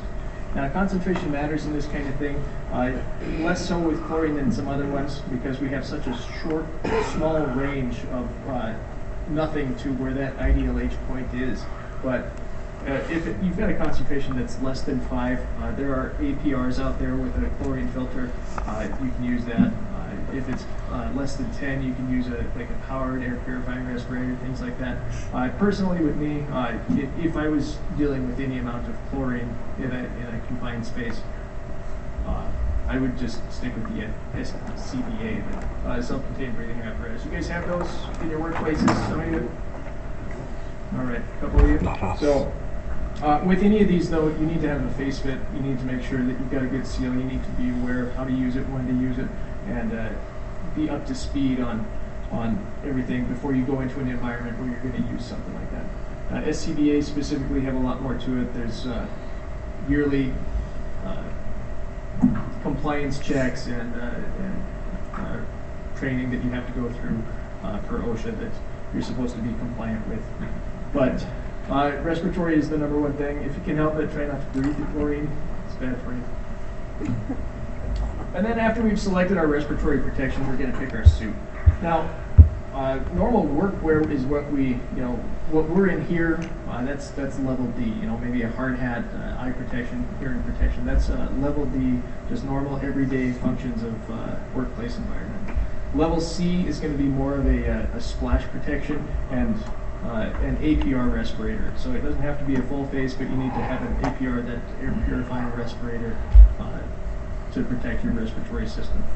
Level B is going to be a little bit more advanced. Same thing, splash protection. It might be, there's a bunch of different kinds of chemical resistant suits that you can wear, and we'll talk about that here in a second. But we're bumping up our respiratory protection to an SCBA level. And finally, level A is the fully encapsulated chemical protective clothing. That guy, if anybody wants to come try it on, feel free. with a level A, your SCBA is actually inside your suit with you. And this is the type of suit that you're going to wear in environments where whatever that chemical is a corrosive gas like chlorine. Because chlorine can affect your SCBA if it's exposed to it. It can start eating away and causing problems for your respiratory protection, which, like we talked about, we don't want to do. So if you refer to your NIOSH guide, there's actually a spot in here that talks about incompatibilities and reactivities. And then there is also 2 sections, one for personal protection and one for respirator recommendations. And so it will tell you the types of respirators, air purifying respirators, suits, things like that, that are compatible with the chlorine or whichever chemical you're working with. So that way we know that you're going to stay safe. If you're not using the right type of suit or you're not using the right type of respiratory protection for that chemical, it's going to speed up the rate at which that chemical is going to be able to get into the suit and get to you. Good. Good answer. Good answer. Thank you. Of course, this is for all the volunteer firefighter guys or regular firefighter. The emergency response guidebooks is going to give you the access in the first 15 to 20 minutes how to deal with this situation. Obviously, everything's done by the UNID number. What's chlorine? You guys deal with it all the time. 1017, right? Inhalation hazard. So using that book is going to give you your first isolation distances that you're going to create, and I'm assuming most of you have SOPs or SOGs defining that, and if you don't, that's probably something to work towards, right? How far are we going to get away from this? Because obviously you saw during that video the expansion of chlorine, and when it does from a liquid to a gas, you need to figure out how far you guys need to be away from that environment and establish that. Okay. Obviously, these are the 9 hazard classes we've kind of been talking about. Chlorine fits into a couple of them. It's the inhalation hazard. It's also corrosive. It's non-flammable, but then it has an oxidative portion of it. So, as you guys understand, DOT only picks the worst one for the placard level. So all the other ones apply that we've been talking about. Again, fixed facility, and this is super important for us. If you're in your community and you don't have one of these on the wall of your facility so that your fire department EMS people know what they're getting into, that should probably also be something for some work that should be done. And the respiration, or the relationship that we're gonna, that you want to form with your local responders. So real quick on this is something that is supposed to be on the outside of any fixed facility. Hazardous chemicals inside of it. Pretty self-explanatory, but we've got so here we go. So blue diamond is going to be our health hazard. All right, 0 is no hazard. It goes up to 4. 4 is a really big hazard. So breathe it. Don't get it on your skin. Don't get it. Whatever. Red, handy for firemen because we associate well with colors. Red is flammability. Again, 0 is going to be no flammability hazard. 4 is going to be all the way up there. It's going to set on fire just by looking at it. Instability is yellow, so this is things like oxidizers, reactivity hazards, things like that. 0, totally stable. 4, super unstable. And then finally, that white one down at the bottom is our special hazard. And so we've got a couple different things in there, whether it's an alkaline, an acid, corrosive, oxidizer, radiological. There's some things that, if you put water on them, they explode on you, and then we're kind of out of options at that point for us. That's what we know how to do. And some other things. There's things like simple asphyxiants, like the CO2, which is what we talked about earlier. So this should be. Every building is really good about it, and I think it kind of depends on what area of your jurisdiction that you operate in. But ideally, this is on any facility that's got different chemicals in it. So we talked about evacuation distances from the ERG. That's it. Cannot locate internet server. So, So we talked about evacuation distances in the ERG. That's that orange book that I'm sure a handful of you at least are familiar with. It gives us the how to handle an incident from a first responder perspective for the first 30 minutes or so. It's got tables in the back that give you isolation distances for small chemicals, big chemical releases, and things like that. But going back to our jackrabbit video, clearly if there is a large release, we're going to have to really think about how we're going to evacuate up to 9 miles, I think, is what a large chlorine release is. It's 9 miles downwind, and that's evacuate. So from a public safety standpoint, that is certainly a daunting task. All right, Wiser is another app that you can use. It's the wireless information system for emergency responders. There's a lot of good information in there for first responders, but also for people who are working in industry. You can look up chemicals by their UNID number. You can look up chemicals by their CAS number. You can look up chemicals by placard.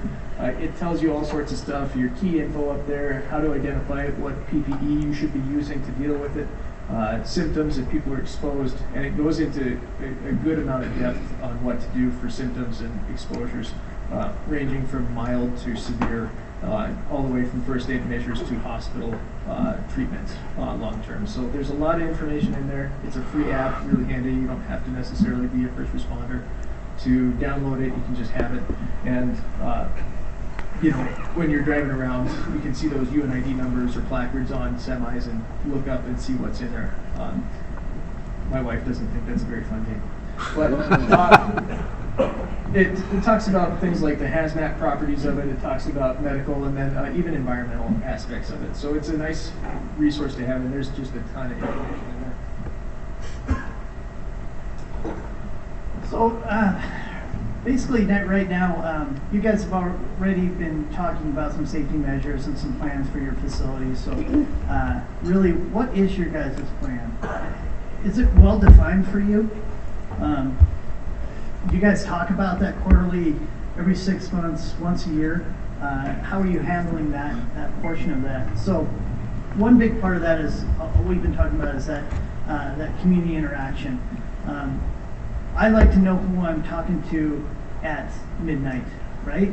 And I don't want to meet you at midnight. I want to meet you beforehand. So that relationship needs to really start before that.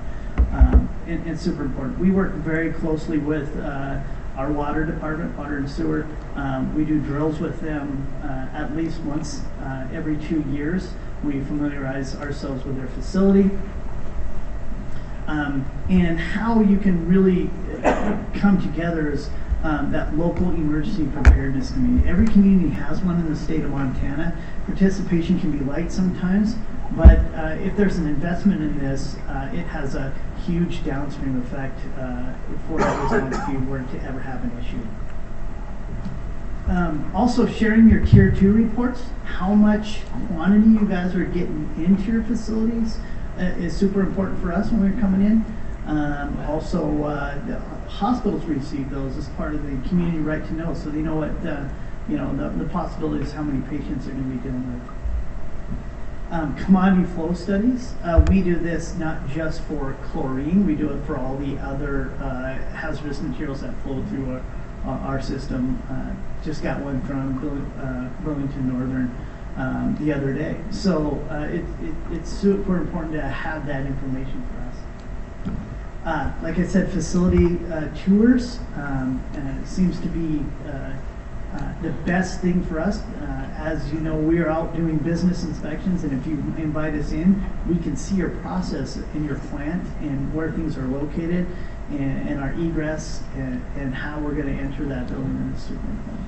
That's going to be really important for us to know as emergency responders, because this is not likely going to kick off on a Tuesday at 10 a.m. in the morning. This is going to be Christmas at 1 in the morning in the middle of a blizzard, and whatever factors go into these things that complicate it. So if we can see your facility when things are going the way they're supposed to be going, that's going to give us that frame of reference for what we're looking at when we get in there. So being able to get your fire departments, your EMS people, your police officers into these places so they know what's going on and what right looks like. It's going to give us a better chance to get ahead of an incident when something does go wrong.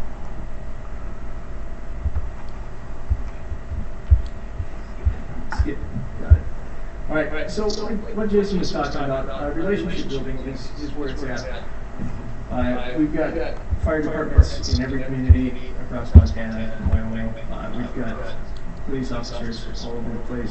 We've got hazmat teams that are stationed around the state. And we don't want to meet you for the first time when things are going wrong. We want to be able to train with you. We want to be able to know what you have in your facility. We want to know what your emergency response plans are so we can incorporate our response into that. We don't want to come in and take over everything and box everybody out. We want to work with you because this is going to be the best way for things to get back to what right is the quickest. You know what I mean? So if you can plan these drills, if you can talk to your LEPC or your supervisors or whoever is in the community that has the, you know, kind of has the reins or the finances to facilitate that kind of thing, that's where it gets really important. Just building a preparedness culture before there's an incident that actually kicks off that we're going to need to respond to. So talking about those hazmat teams, there are 6 regional teams throughout the state. If you look at this map, you might see on like the top and towards the east a little bit, it's a little bit empty.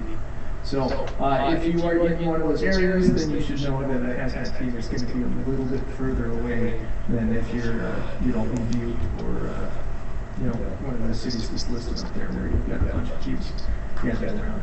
But we all are trained to the same standard. We're all hazardous materials technicians. We have the ability to deploy a team within, you know, probably like six to 8 seconds, maybe not that quick, but you know, within an hour of an incident kicking off, we can have a hazmat response team coming to you with all the equipment that they're going to need to sustain themselves for a full 24-hour operational period. We have hazardous materials, toximetics we call them. There's a 2-week class that these guys go to the National Fire Academy in Maryland, and they get all schooled up on all the different types of chemicals, how it affects people, and different treatments that we can provide for the team members and to the public that might be exposed to these chemicals.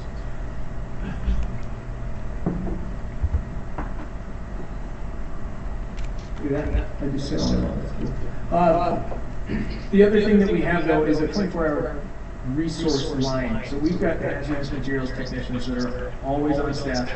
Most of these places have a designated hazmat station, and we're available for what we call consultations. If you have a problem, you're not sure what it needs a full-on hazmat response, you can call up your DES officer. They'll put you in touch with the closest hazmat team, and we can work through the problem together and see if it's something that is easily solvable or if it's something that needs a team to respond to it.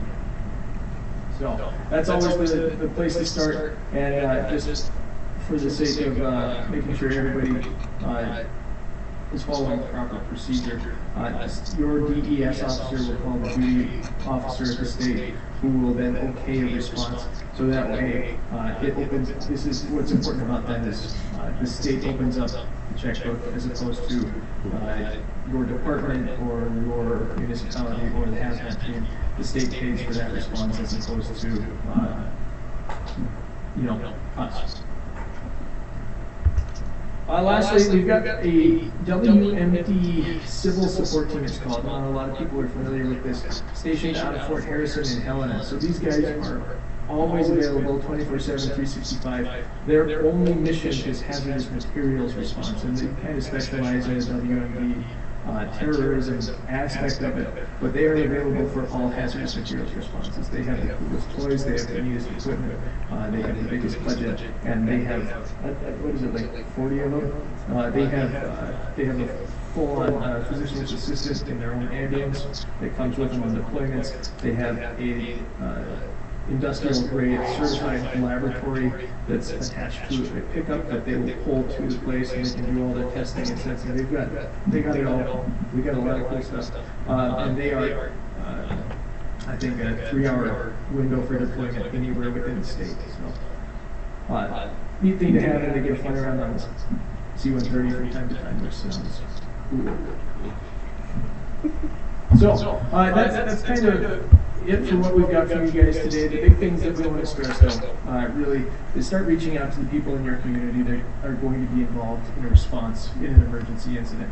Make sure that your plan is ready to go, make sure that they know what it is, and make sure that you guys can practice this, because this needs to be in the back of your brain for when something does actually go on. We'll open it up for questions. Go. No questions? No comments? Anybody want to try on the suit? Can I get a picture? Sure. Who should we put in it? We got 15 minutes to go. Yeah. Also, just the equipment that we carry. Also,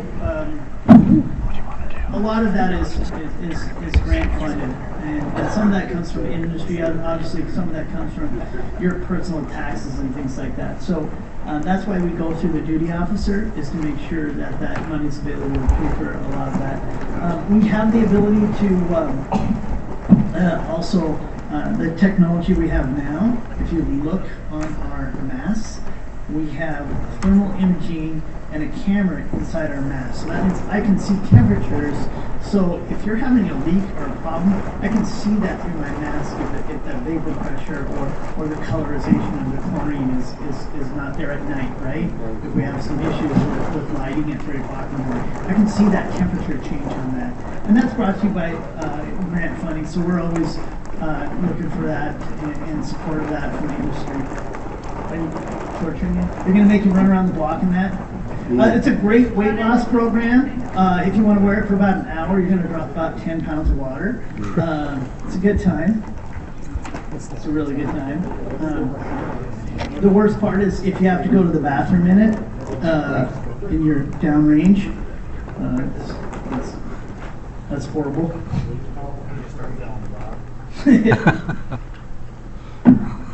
Absolutely.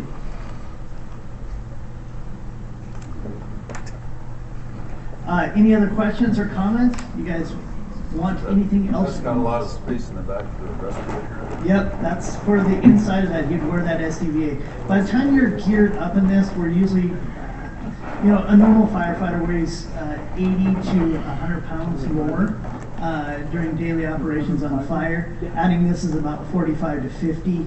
We have work duration times, obviously, in these plastic suits.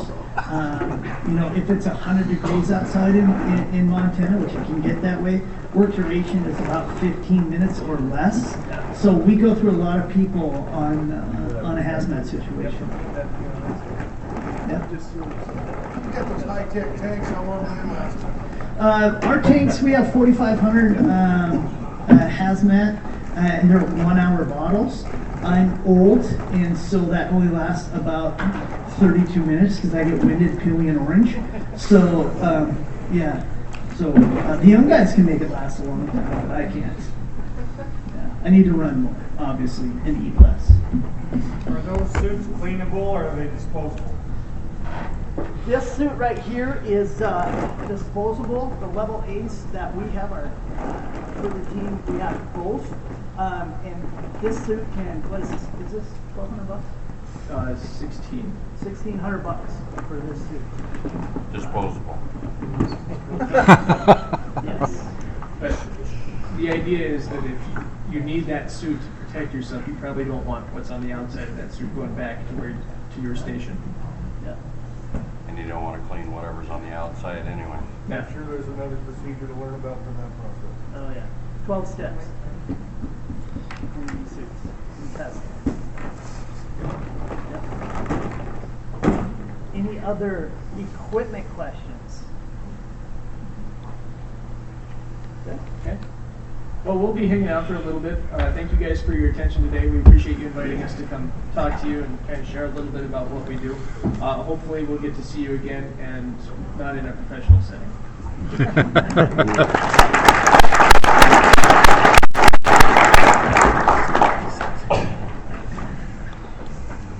Take a break. We will start back up at 4:15. Next guy will get set up. Yeah,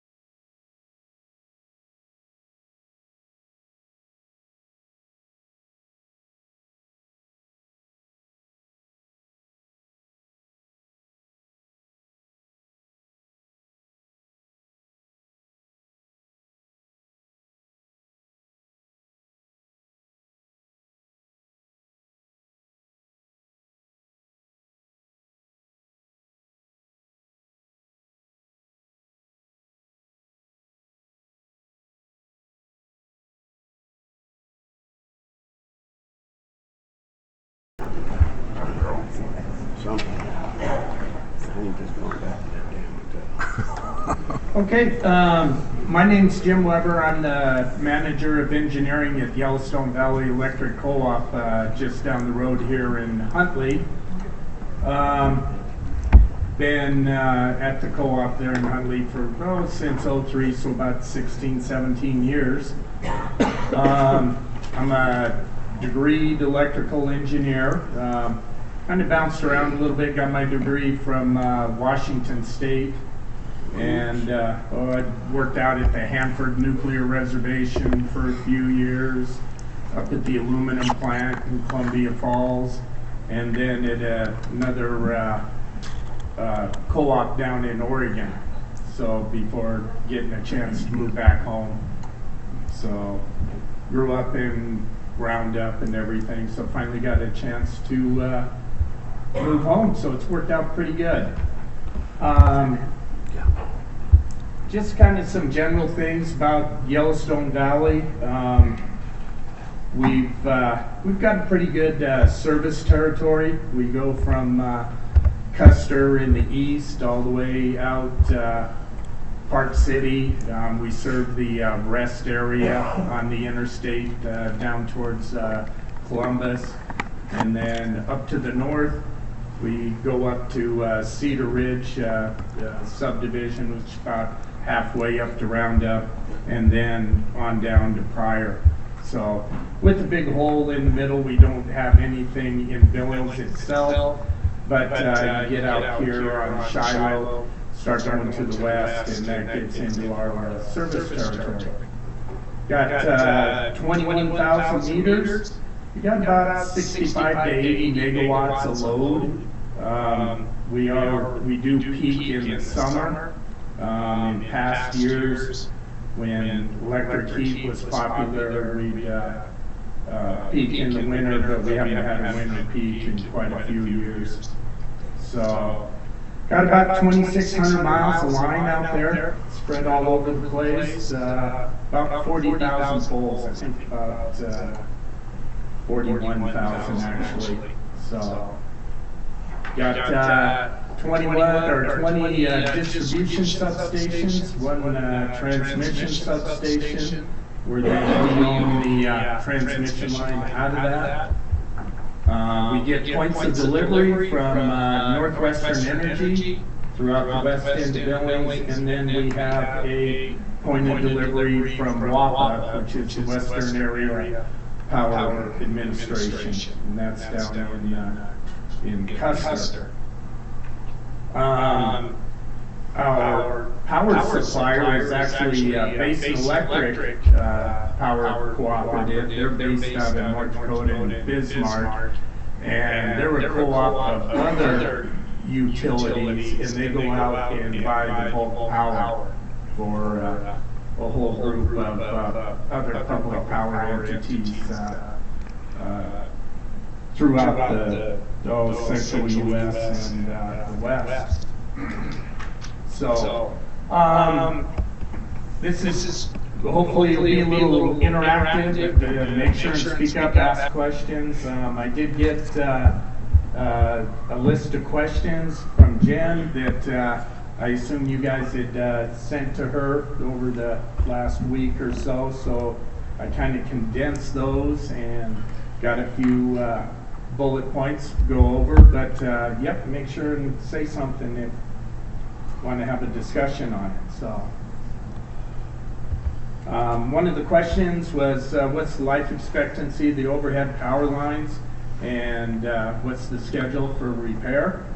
Actually, the first thing I'd say, when you're out there and driving around and you see a pole, those aren't telephone poles, those are power poles. So as everybody says, you don't see any telephones hanging off of them. So usually all the communications attached to the power utilities poles everywhere you see. But you'd expect to get about 40 years out of a power pole.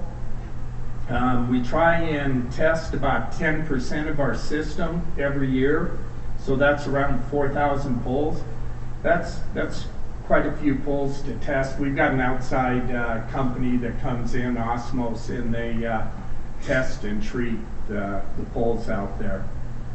So we get a rejection rate somewhere, it's about 3 to 4% of the poles tested that they'll say need to be replaced. That's usually around the ground line. You get a little bit of rot at the ground line, water sits, snow, everything, moisture at the ground line, and that's where they go bad. So we replace somewhere between 300 and 500 poles a year. So, but we've got a lot of poles from the 60s still out there, old lodgepole pines. Most of our poles now, we replace them with cedar poles. So a western red cedar.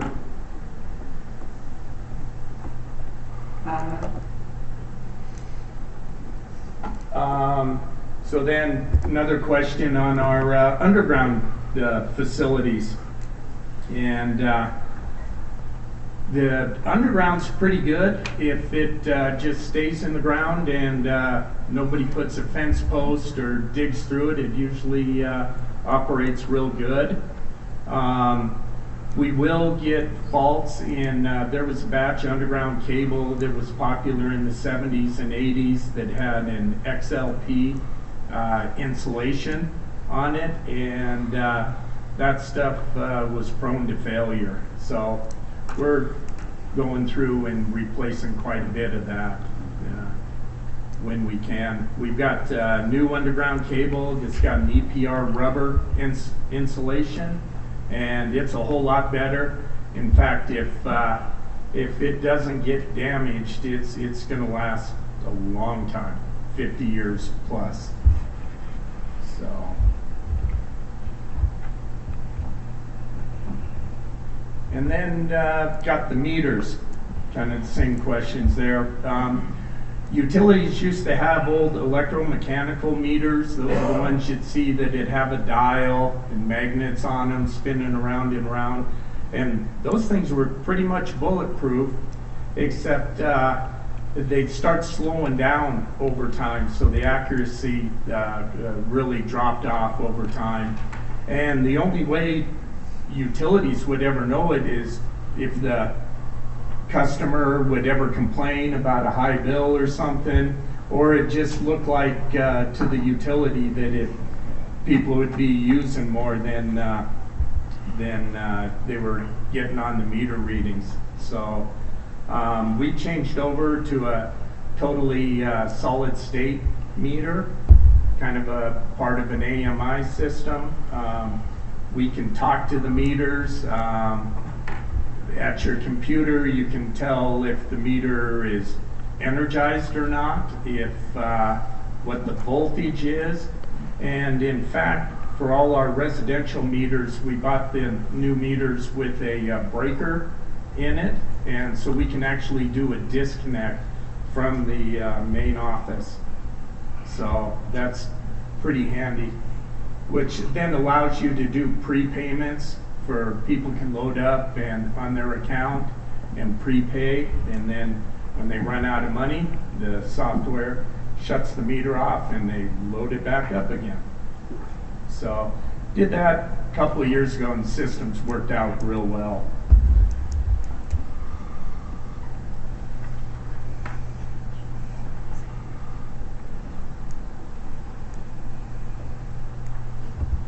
There were some questions on outages and stuff. So restoration times and things. Our outages, they'll vary widely. If we get a tree branch in the line, like we did today quite a bit, earlier this morning. In fact, even ended up with a guy's shed in the line down in Shepherd. So caused a little bit of an outage today. But usually we're less than 2 hours and stuff. But I think about 5, 6 years ago, we had an ice storm come through. We got most of our system back on, and it hit the heights and out towards Shepherd pretty hard, and had most of the people back within a couple days. But I think in some of the outlying areas, they were out for 5, 6 days. So it tore down some line, and it took a while. So yeah, you always want to be prepared, because you could have a decent outage. Excuse me. You know, with outages, make sure to report any outages you got. At our co-op, we probably know the power's out at your place before you do, because we've got an outage management system with the new meter reading. So as soon as meters start showing up lost, we've got software that then will tell you where the outage is, and it tries to predict what protective device, what fuse recloser opened up for the outage. So, but if you do see something, a tree in the line, whatever it is, don't try and help out. Let the lineman get there and get the tree off the line or whatever else, because there are times when lines are hanging pretty low and might not be making good contact with the ground, and they still can be energized. So our system, our overhead single phase is 7,200 volts. It's 12,470 phase to phase, and you don't get too many second chances with that. That really is not a good thing to come in contact with an energized line. So there's a question on outage prevention and stuff, some things that can be done. Like in your homes, and stuff, call the utility to have the trees trimmed. Don't worry about trying to trim them yourself around the power lines. Most utilities either one have tree crews of their own, or they contract it out to other companies. So definitely give your utility a call. That's big cause of outages is trees in the line and stuff. So that's a good thing there. Don't build anything underneath the power line. Out in more rural areas, the underneath the power line against fence line is always a great place to put a haystack. Don't put a haystack under the line. I've been to places that have had big old haystacks underneath the line and have like 4 feet, 3 feet to the line. That's really not a good thing. So that, and then just having equipment and stuff stacked underneath in case we need to be able to get into a pole. It'd be nice to be able to get a truck to it, and a lot of times there's people have old parked cars or anything. Or if you notice, if you've got underground and you've got the pad mount transformers, landscaping, stacking your wood up on top of them, things like that, don't do good there. It takes a little bit of time to get into that equipment and to get the power back on. Is there a size limit of how much power you can carry? Size, our distribution lines can be varied. So the primary 7,200, or 3-phase 12,470, that's the same thing. But we don't vary any of our transmission. There are other utilities that have varied 69 kV, 115, I think is about as big as they go for varying that. That's some big cable. That's a lot of insulation. It is a lot of insulation. You think of that the inside core of that cable is 115,000 volts, and the outside of the cable is 0. So there's a lot of voltage to radiate across the piece of cable.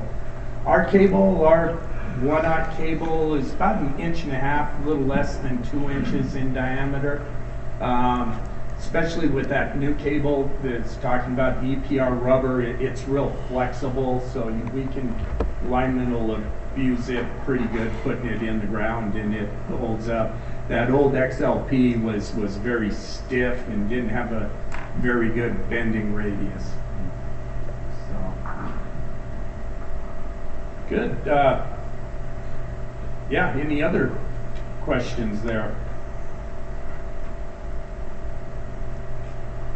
Well, I mean, along the same things. Why are some divisions have buried power and some don't? It's mostly up to the developer, and that's just the way it's kind of migrated over the years. We've got stuff up in the heights that has to old subdivisions, you know, on Mary Street and Christ, and we've got overhead going down the back lot lines. And just can't wait for the day that we got to replace those poles, because how do you get in somebody's backyard, you know? And they've got backyard machines and stuff, and they've got attachments for skid steers that have worked out pretty good. I think we're going to get one, but still having a skid steer in somebody's backyard, you know, spinning around and pulling a pole out, it's going to tear things up. So, and it's good. We used to go back lot line with underground and direct bury it. Well, I can't wait for the day that cable's going to go back, because we're going to have to get in people's backyards and dig it all up. So that's not a good deal now. So what we're doing now is all front lot line in conduit, and then if it ever goes bad in between transformers, we'll just pull it out and pull in new cable. I was curious, because I live on Hidden Lake subdivision. Oh, yep, yep. I thought the electrical was buried in conduit. Yep. No. I know it's all of our numerous little water Yeah. systems, well houses. Oh yeah, and the water system up there, exactly. That was written up on the back of a napkin. I think we've got it out there. Honestly, I think we've pretty much filled in all the lots up there. But I remember 10 years ago, you know, we were still getting power into places, and knowing where the water lines were was a little challenging at times. It's still a work in progress. Is it? Yeah. But yeah, I'm pretty sure that's all direct buried out there. But it is out front, I believe. Yeah. And the only poles we have are running to the pump house, the velocity house. Mm-hmm. Yep. We need a 75 horse irrigation pole. Yeah. Now they have those pusher machines that. Oh yes. They don't even have to go on your property to push in, and I mean they're back in the alley, and they push the new fiber optic lines up to my house from out there. Yeah. And you can bore through hard stuff with those, and then they push a conduit in. Right, it drags a conduit in behind. So you can use a little larger version of that to do everything you want to do underground. Yeah, we do contract out for boring for when we do cable replacements in some areas. We've done a lot in Briarwood subdivision south down here. That was that old crappy XLP cable, and it's all starting to fail. So we'll have one section get bad between two transformers, but we'll try and do a good stretch of the whole street, you know, just get the contractor in and bore in between transformers and stuff. Yep. And we do a 2-inch conduit is what we put in, and then pull our underground primary within that. So if we do 3-phase, we used to put all 3 phases in like a 4-inch or a 6-inch conduit. That didn't work very good, because if you failed one cable, it'd fail another, and then you're pulling out all 3 phases, all 3 cables, and pulling in. So we'll do 3 individual 2-inch cables for all of that.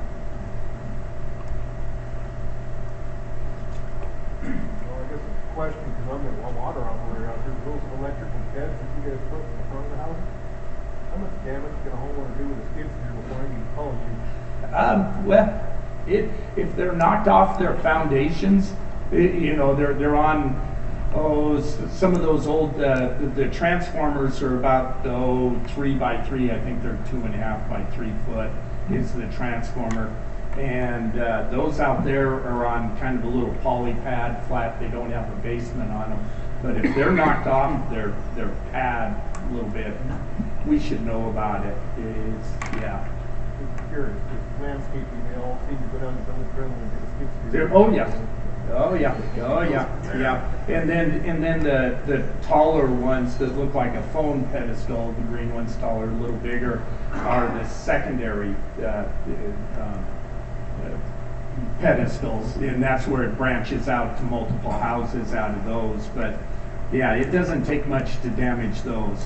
I wasn't sure. I'd seen a couple that called and they said, "Oh, we'll go look at it." Yeah, well, if they looked at it, yeah.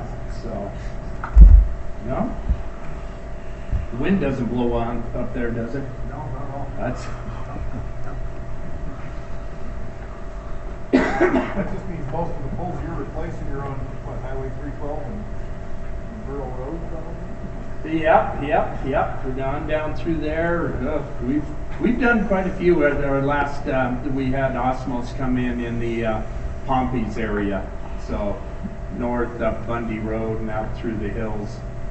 So when they do the Mary Street improvement, are you guys going to have to move poles? I do not believe so. Yeah, I think because they're going to put that bypass in actually north of Mary.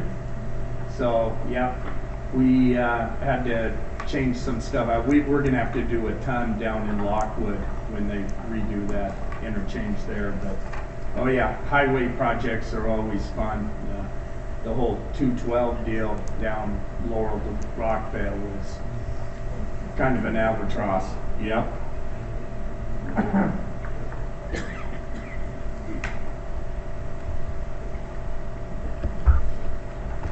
So, operating around utility lines, to the overhead lines, you want to stay 10 feet away from the conductors. So on the single phase, our conductors are on the top of the pole and then 4 foot down on the side. But if it's a 3-phase line, it's going to have an 8 or a 10 foot cross arm, so you're going to want to stay 15 feet away from the poles.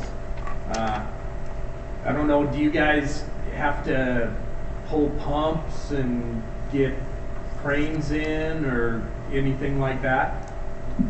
So are they next to the overhead or out in the overhead?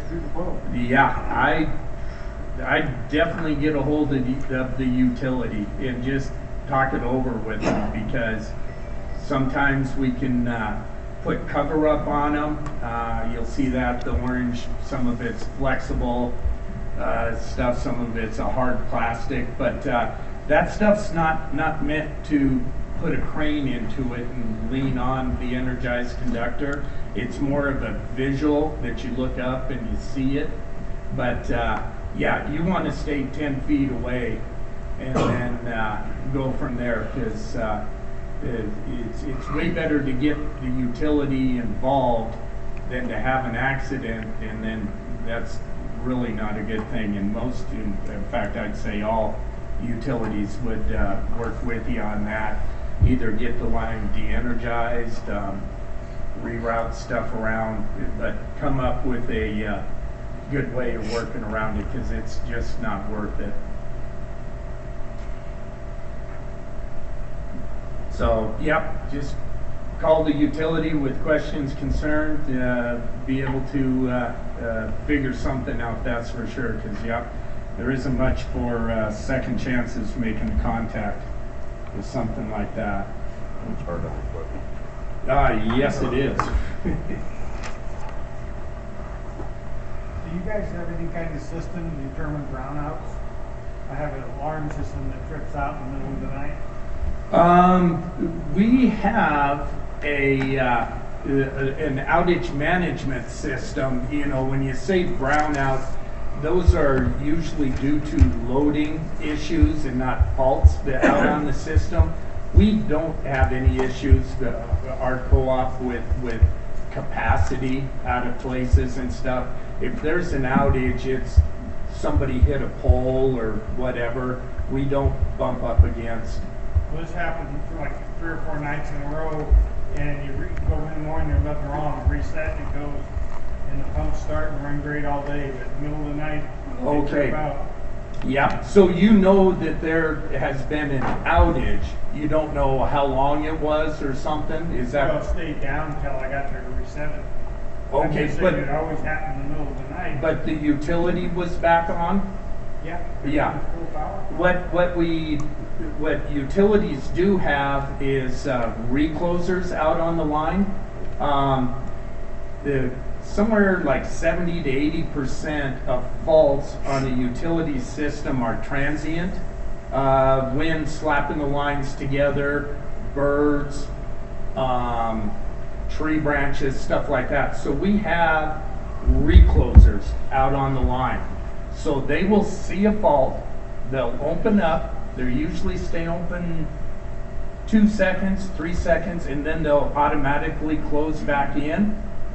And then if the fault's gone, lights are on, everything's okay, but it's already tripped to your equipment.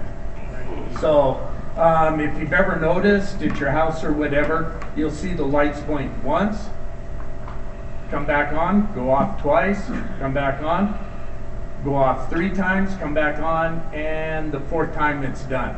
And that's a very common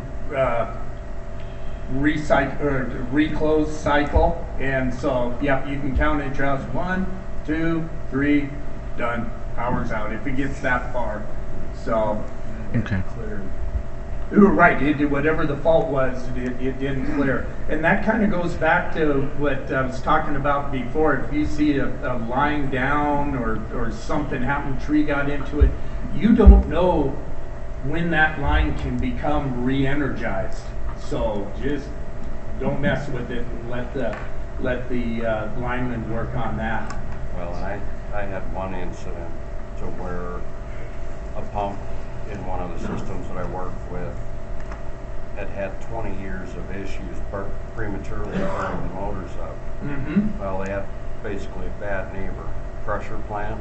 Okay. And the operators of the crusher plant would basically throw the master on. Yep. Which would drive the voltage the 240 down. all the way to 160, and it wasn't until they put a VFD in it that would tell them what the issue was. Yep. But I say when they showed up at 4 a.m. to start the plant. Yeah. So would you kick out, or would the motor just drag down, drag down, and the standard old pumps, it'd burn the motors up. Yeah. But when they put the VFD on it, it sensed it, and it would shut down and give the alarm. I mean, give what the trouble was. Yeah. Now, and that's a good point, because we've had issues with farmers or pumping stations and stuff that with the new technology and VFDs and everything, and if they see the voltage drop a little bit and they kick out and say done, or they'll have a phase balance. That's something very few utilities will ever have all 3 phases within 5% of nominal. You know, you're always going to have the one phase that is lower than the other, something like that. You kind of got to work with the utility on that, because there's sometimes we can do some things to try and balance between the phases, but if you've got one phase that has a bunch of single phase load on it, you know, and the other 2 don't really have a lot, it's tough to get all 3 phases to balance out. And utilities have, through the IEEE standard, a plus 5% and a minus 10% operating range. So if you think about it at your house, they always think of things on a 120 volt basis. So if the utility, if we're within on the 5% high at 126, or 10% low, which is 12 volts low from 120, so that's 108.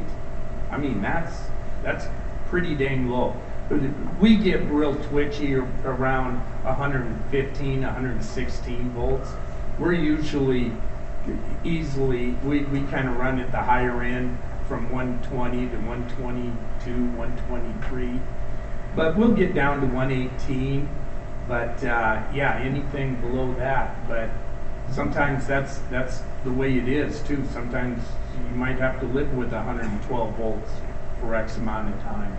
So it's a little rough. Now your guys' pumps and stuff, motors are rated at what? If they're on the 240, they rated 220? Is that what they're rated at? Good. So that's 110 volts, on a 120 volt basis. So that's way less than what we'd like to be at. So we should definitely be above that. And then 480, it's 460, correct? 460, yeah. So, and that's a good thing, because if we give you 480 on a 460 motor, it's going to draw less amps and it'll stay cooler and it'll last longer.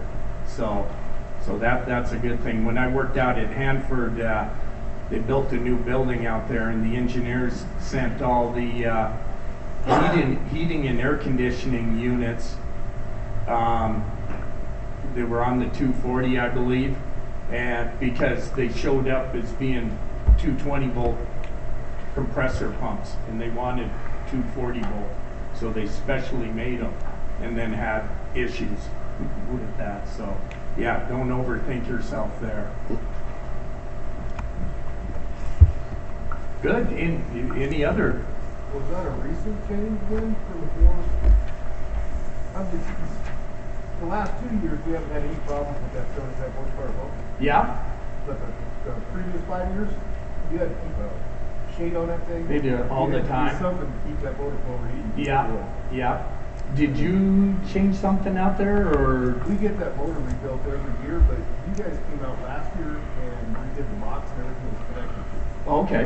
You came out and put some type of meter in the Yeah, we do have a logger, data logger, and get some information off of it, and then be able to see what's going on. And what we've started to do now with our, especially on the 3-phase, whether a 3-phase pad mount, or if we have 3 single-phase transformers on a pole, we've gotten them with taps where we can actually boost that secondary voltage. I've got farmers down there in Custer on their 480. I'm giving them 504 volts, and they're loving it. So, They use yeah. capacitors for that? What's that? They use line capacitors? Yeah, don't really want to say soft start, but yeah. Line capacitors are energy storage device.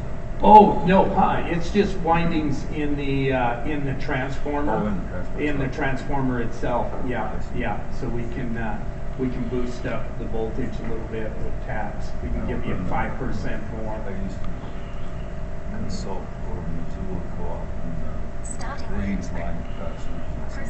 Okay, yeah. Long line. Right, we do have them on the lines, and they counteract the inductance in the windings of motors and stuff. And capacitors out on the line hold the voltage a lot better.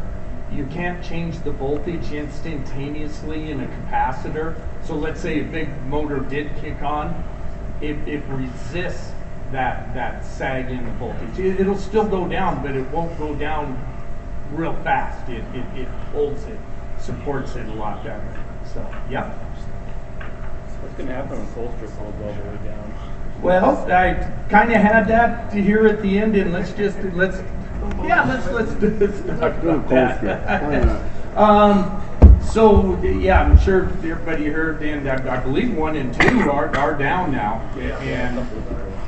and 3 and 4 are still up and running, but God knows how long that's going to last. So 1 and 2, I believe, were around 250 megawatts each, and I think 3 and 4 is 350, 360 megawatts.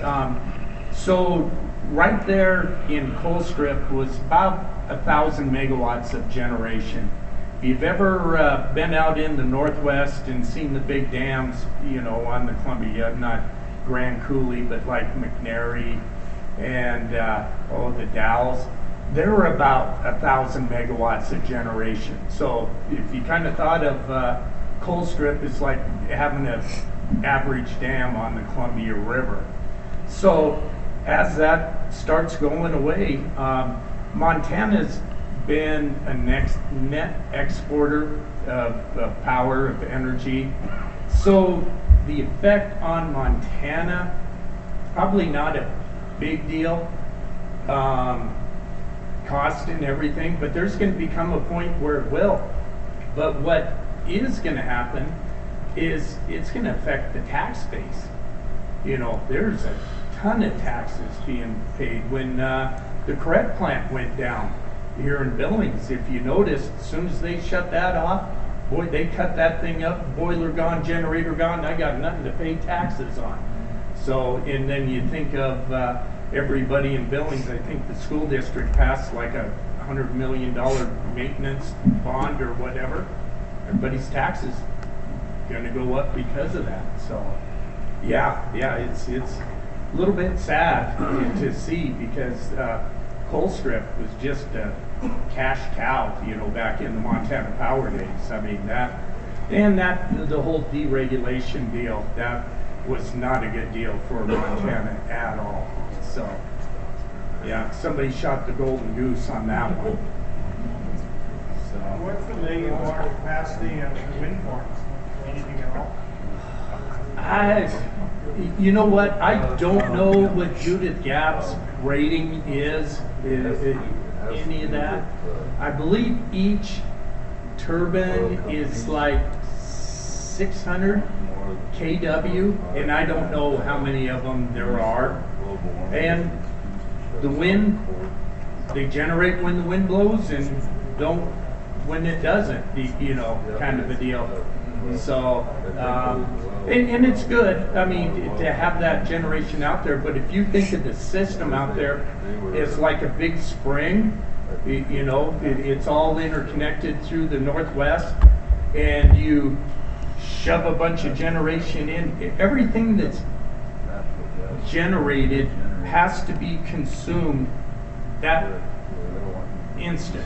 There's very little capacity out there, battery storage, whatever. So if wind and solar jump up because the sun came out, wind started blowing, well, somebody else has got to ramp down, you know, and it causes the system to kind of bounce around a little bit until it finds a happy medium, you know, and then the wind stops. Well, then somebody's got to kick back up again to pick that up. So system stability over time is going to be a big issue. Real big issue. The only one that can chase that is a hydro.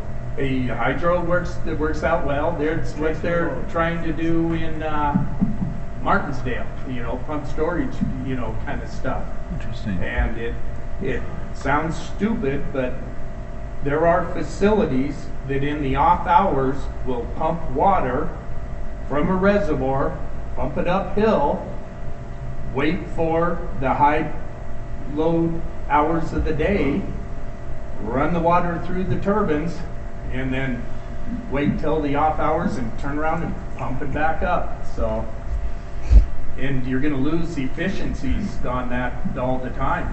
So, yeah. Is there anything new going to come to Montana, like being they shut down, like anything?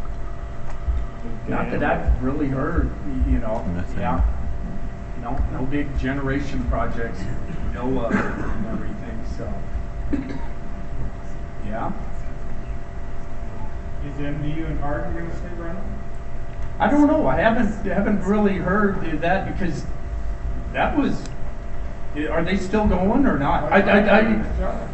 Yeah. So right, that's a little iffy down there also. So yeah. But no, it's interesting. Well, Hawaii has gone to.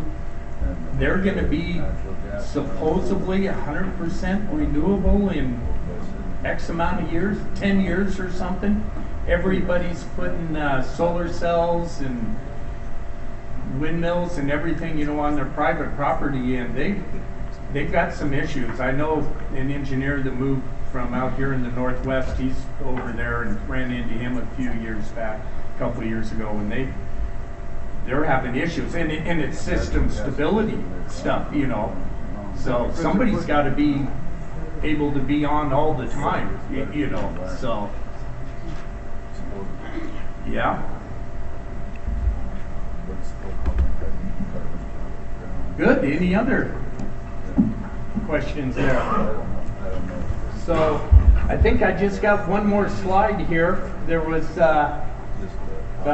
questions on backup generation.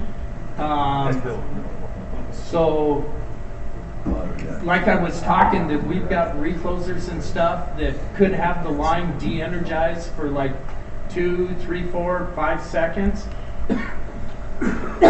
If you've got backup generation, I'd have in the settings kind of a longer wait period before the generator starts up.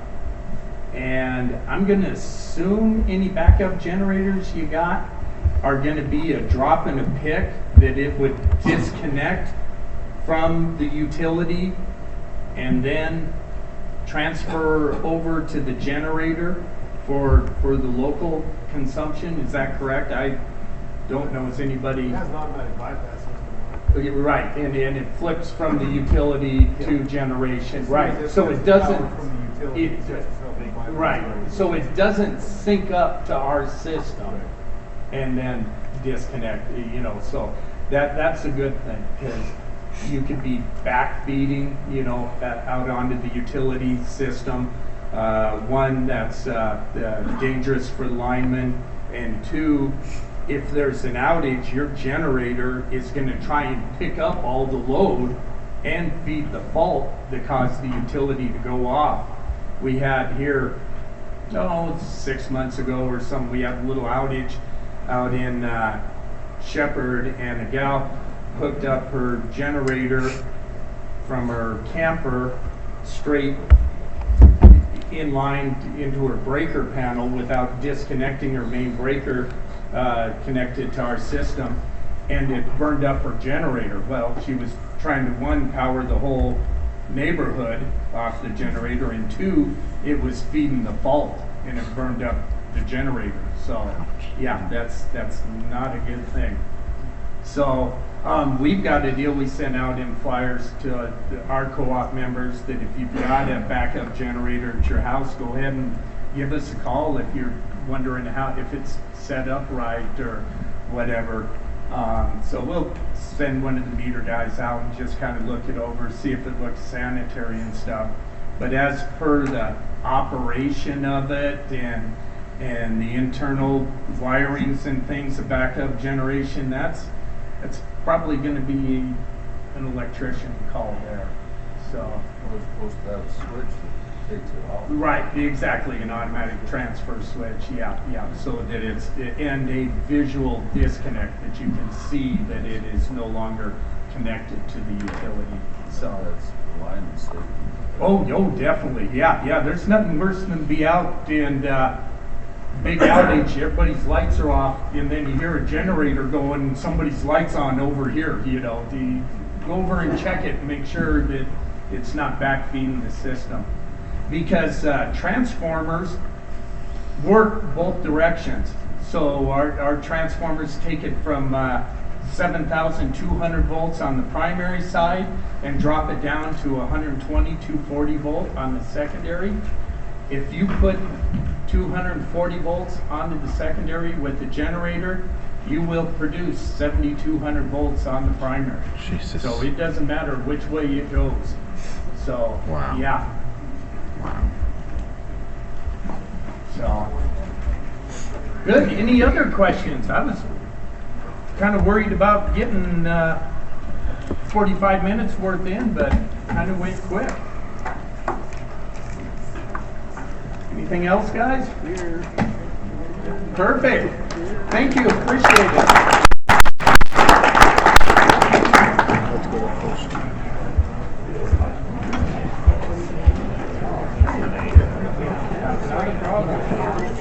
We'll start back up at 8 o'clock tomorrow.